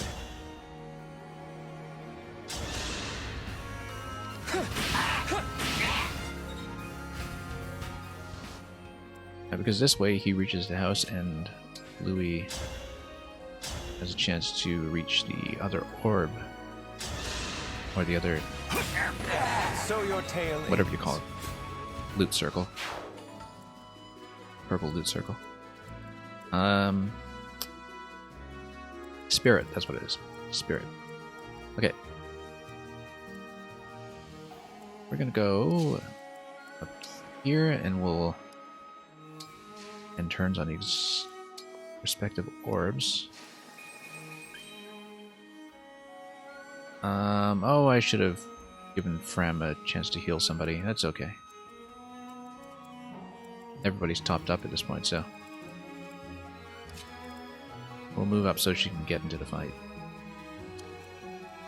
And also move up here so we can perhaps approach for a conversation.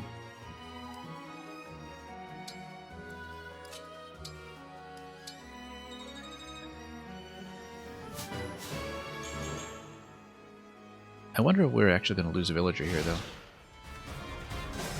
though. No, enemies could be slowed down a fair bit, so... He's getting awfully close, though, so... We'll probably jump over here.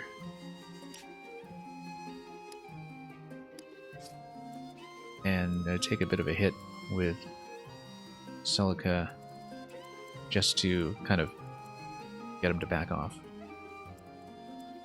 We're going to see if we can preserve all villagers. 19 physical attack. That's going to be 14 damage incoming. Can only really do that for one round. But that's okay. If he's coming in, I'll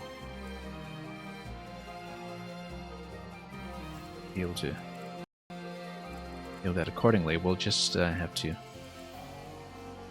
engage first of all and see what kind of damage we can have going there. Anyway, first things first, let's get Clan to visit. Thank you for checking in on. There's not much I can... And yeah, more permanent buff items, always great to have. I always am such a pack rat about them, and I don't wind up using them. We'll have conversation. It's not safe here. I can't. I'm the local doctor's son. Huh. All right. I really appreciate that. Okay, so he's in.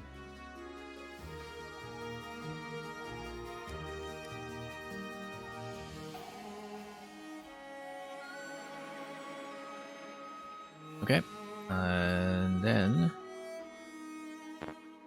what we'll do is we'll try to get him to get the kill, if I can. I don't know if we can set it up, but the important thing right now is to try to preserve all villagers in case there's a bonus, as there so often is. I wonder if there's anything in a convoy I can pass him.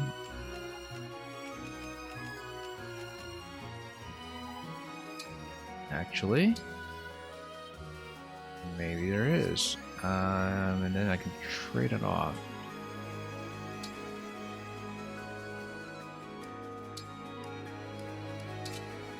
Then we can also get a hang of how the interface looks this time when it comes to trading and so on.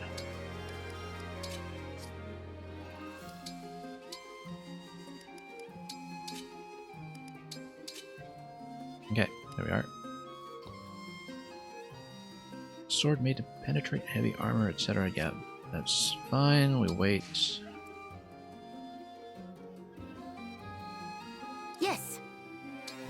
So, what is the range in Obstruct 8? It's valuable enough that I don't think I just want to spam it, but Obstruct would actually do a slowdown for me as well in a way that would not lead to issues with getting Selena and Celica out of trouble.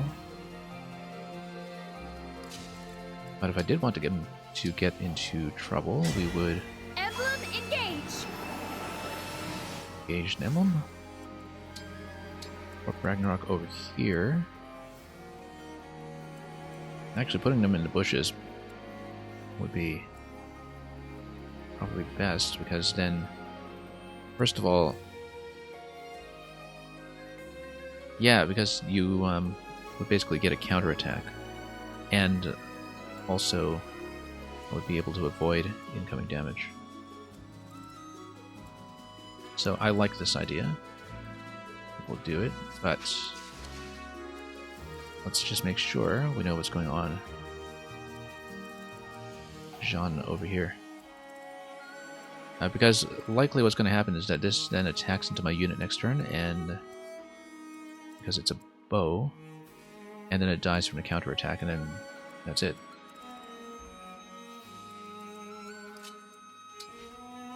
Which means that we don't really get to use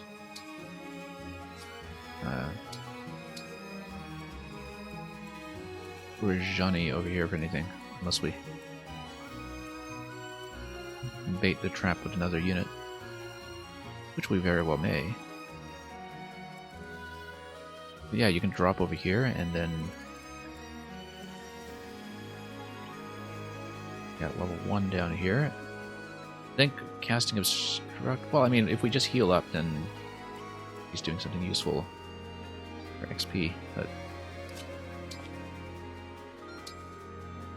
yeah, obstruct is too scarce to just use willy-nilly, I think.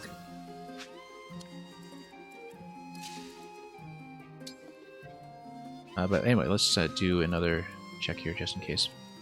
34. Let's make sure there are no skills I've failed to account for. And yeah, movement 4. If I blocked this location and take the thicket, that's probably best.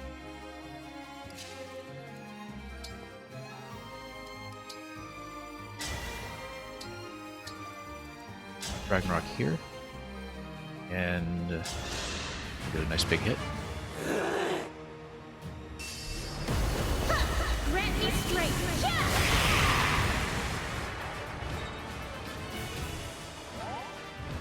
And yeah, so if she gets attacked, then that's fine. The counterattack will get the kill.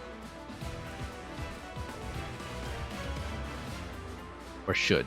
I mean, if it's a counterattack from a thicket, then maybe they'll miss each other and I'll get a chance to do something interesting. Or if I bait with another unit here, except her counterattack would also hit and kill. So, either way. 19 the damage coming in from that. That's 13. Sorry, 16. And what's the speed here? 8.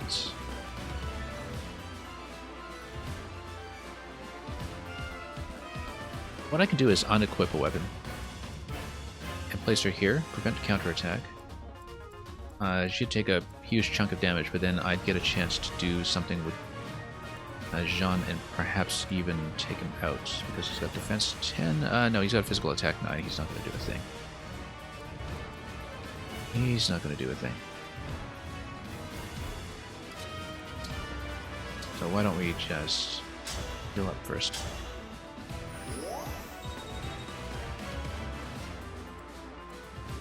Basically, we park both of them in a thicket. They could both potentially do the winning counterattack.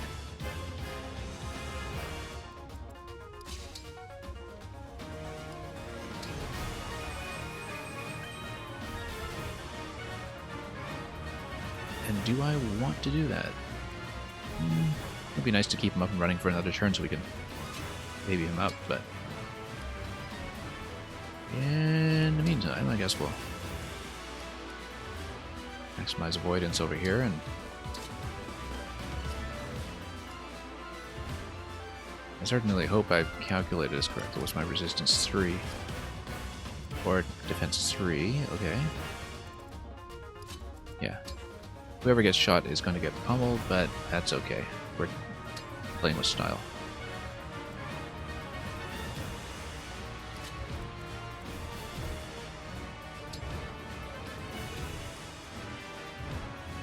Chain guard, well, not relevant at the moment.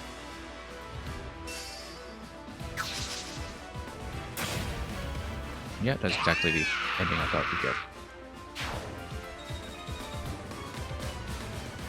Unbelievable! We're saved! I'm glad no one got hurt. You can't know what this means to us.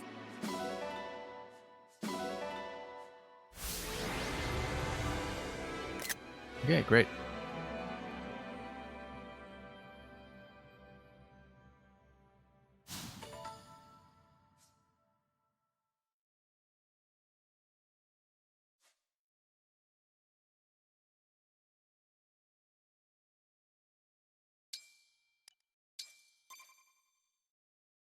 Okay, glad we got that done quickly, actually, because...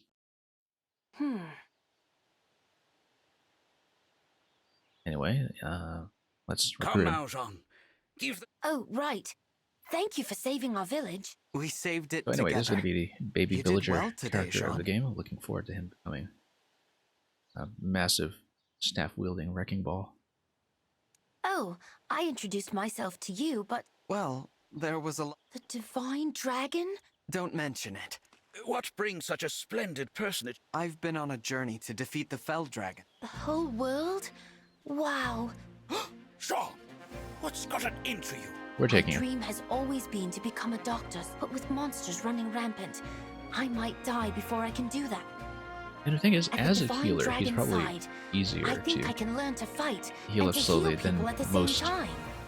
level 1 baby villager characters who have the experience bonus, because usually they don't get to sit in the back line with the case of like Donald in Awakening or Amelia back in Sacred Stones, where you would take the villager and build them into the super character with the experience bonus. In those cases, you would have to be pretty careful about giving them last hits without putting them in danger. Like, putting them in a healing position might actually be much more, much less finicky to manage, I suppose. Well, that's all very well for you. But what about the Divine Dragon? We'll see. I mean, You just be a burden. I'll still try to get him some kills with his fists, as we've already been doing with my fan club healer.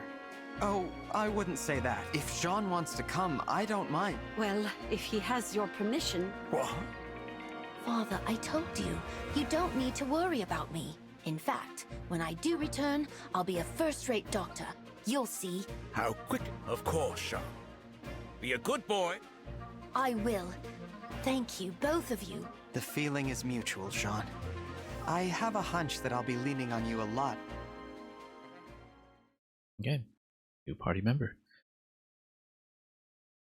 Also noticed that we just have 8 characters running around on this loading screen, not the full party. So I guess that answers the question that I had about that from the previous stream, which is what happens when you have a huge roster? Do you just see all of them in their pixel form running around? No, you just see the ones that participated in the last battle. That seems to be the answer to that question.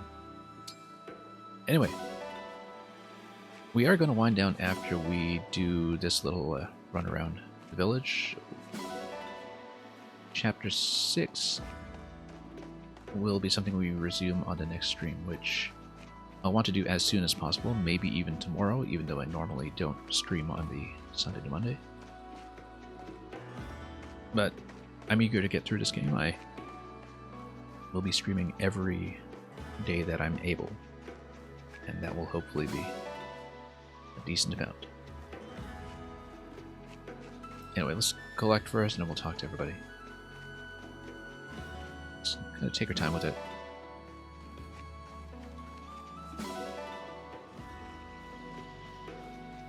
So, for those who haven't seen this, to reiterate, these exploration segments that you see here actually are the battle maps where we just fought. You can see, for example, the layout of the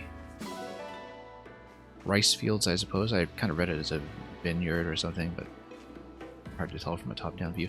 Now, these fields of farmland here, as you can see, are where we just beat back the enemy. And we'll talk to everybody with a blue circle. We'll also grab the animals that we have not yet recruited. I already have one of these guys. I don't know that we need a second, but maybe we can grab a second. I will prioritize the ones I don't have, though.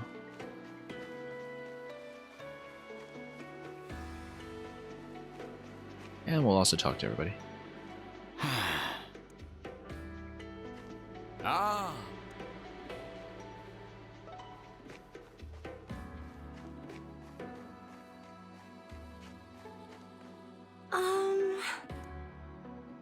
Yeah, tea fields.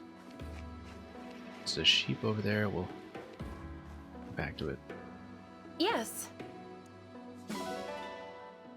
And we get bond fragments from the characters that we use extensively. I don't know, once again, whether that's dependent on their supports or their kills or some other metric of their participation. It might be their experience gain. Ah.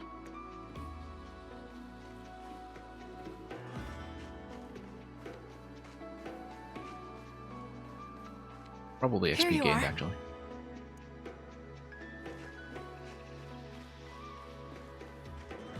Oh my. Anyway, yeah, very lovely place. May I ask? You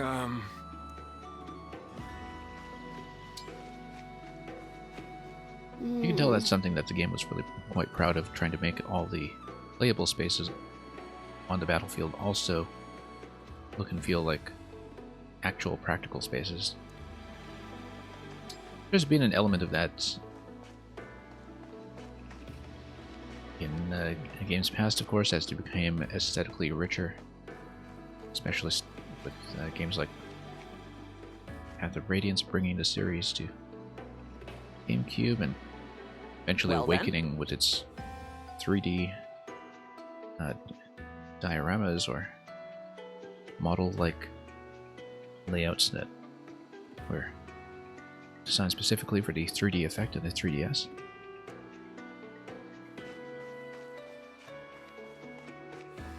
But yeah, we're just going to talk to everybody, collect some fragments. Thank you so much. I think there was something in the tutorials that said you get the fragments even if you don't talk to them, but, you know, we want to see the dialogue, so... Hmm?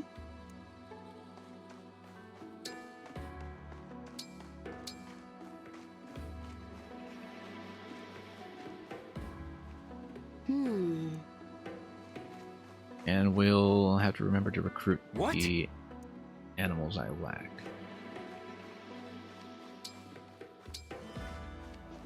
We have the dog, we have the sheep. We need... There's only a third one here. We're missing two, and I thought there was supposed to be a fourth one that was available.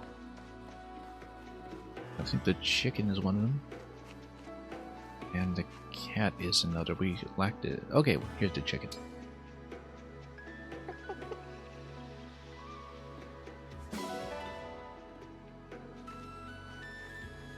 Oh, wow! Yeah. Have we talked to you yet? Thank you. Yes. That would be very pleased to come for tea. Let's see if we can actually recruit redundant animals like the sheep. Thank you. Yeah, let's screenshot this. We got a new recruit. Might as well keep track of them as we go.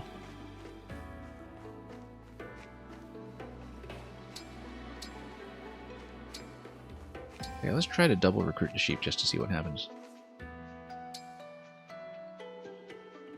I don't know if we get two or... And if that works, we may as well do it to dog as well. And you're a little dog too.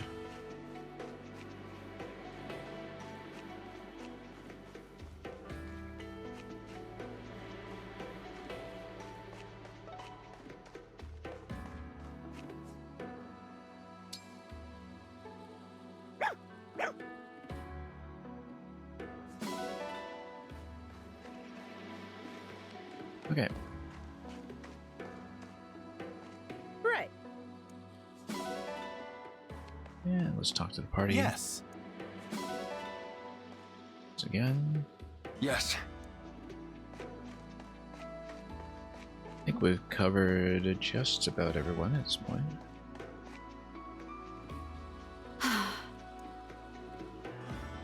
May I ask? We talked to Alfred a while ago, I think. And Ram over there, yep.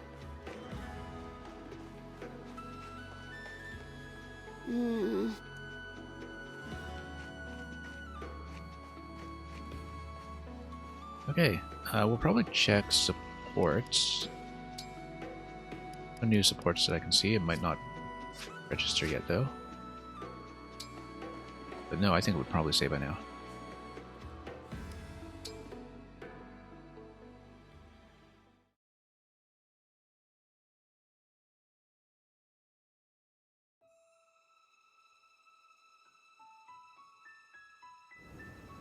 So yeah.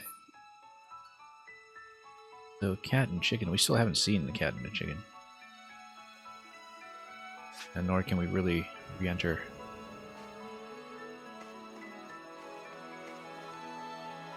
So, I don't know how that works. We'll have to figure that out eventually. But anyway, we will not be doing this today, but this will be the next main mission. And we're going to look for the Ring of Dawn Maiden, which almost certainly, as I said, would be the Kea from Radiant Dawn for the Nintendo Wii.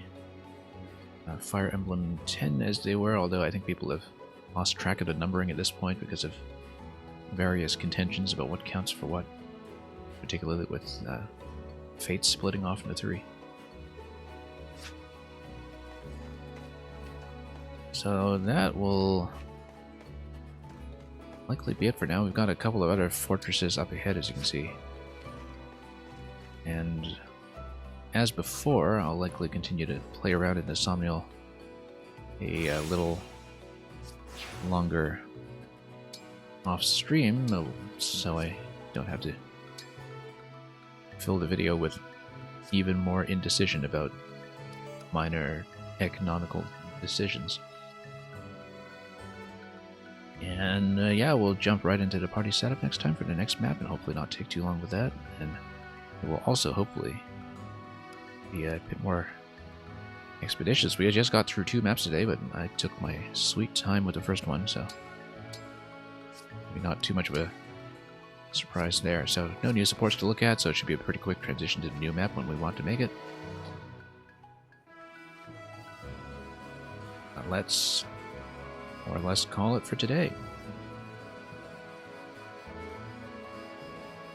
So, like I said, we'll be running this as often as possible, and if you see me on, I'm on. And we'll be pushing through this game as hard as we can for the next little while, and possibly we'll return a bit of Mario Maker next week, but it's not really that clear when at this point. It really depends on the pace of how we do here. Now, we'll have to do a lot better than 1 or 2 maps a night, but the important thing is that we did it correctly. And I just had that one rather unfortunate time crystal reset.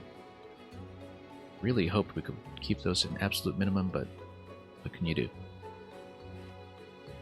Until next time, thanks for watching. Chapter 6 awaits, and we'll see what tactical adventures lie ahead. Have a great day, have a great weekend, and the rest of your week ahead of you. Enjoy whatever it is you are playing, whether it is Fire Emblem or something that doesn't resemble it at all. And above all, fare thee well.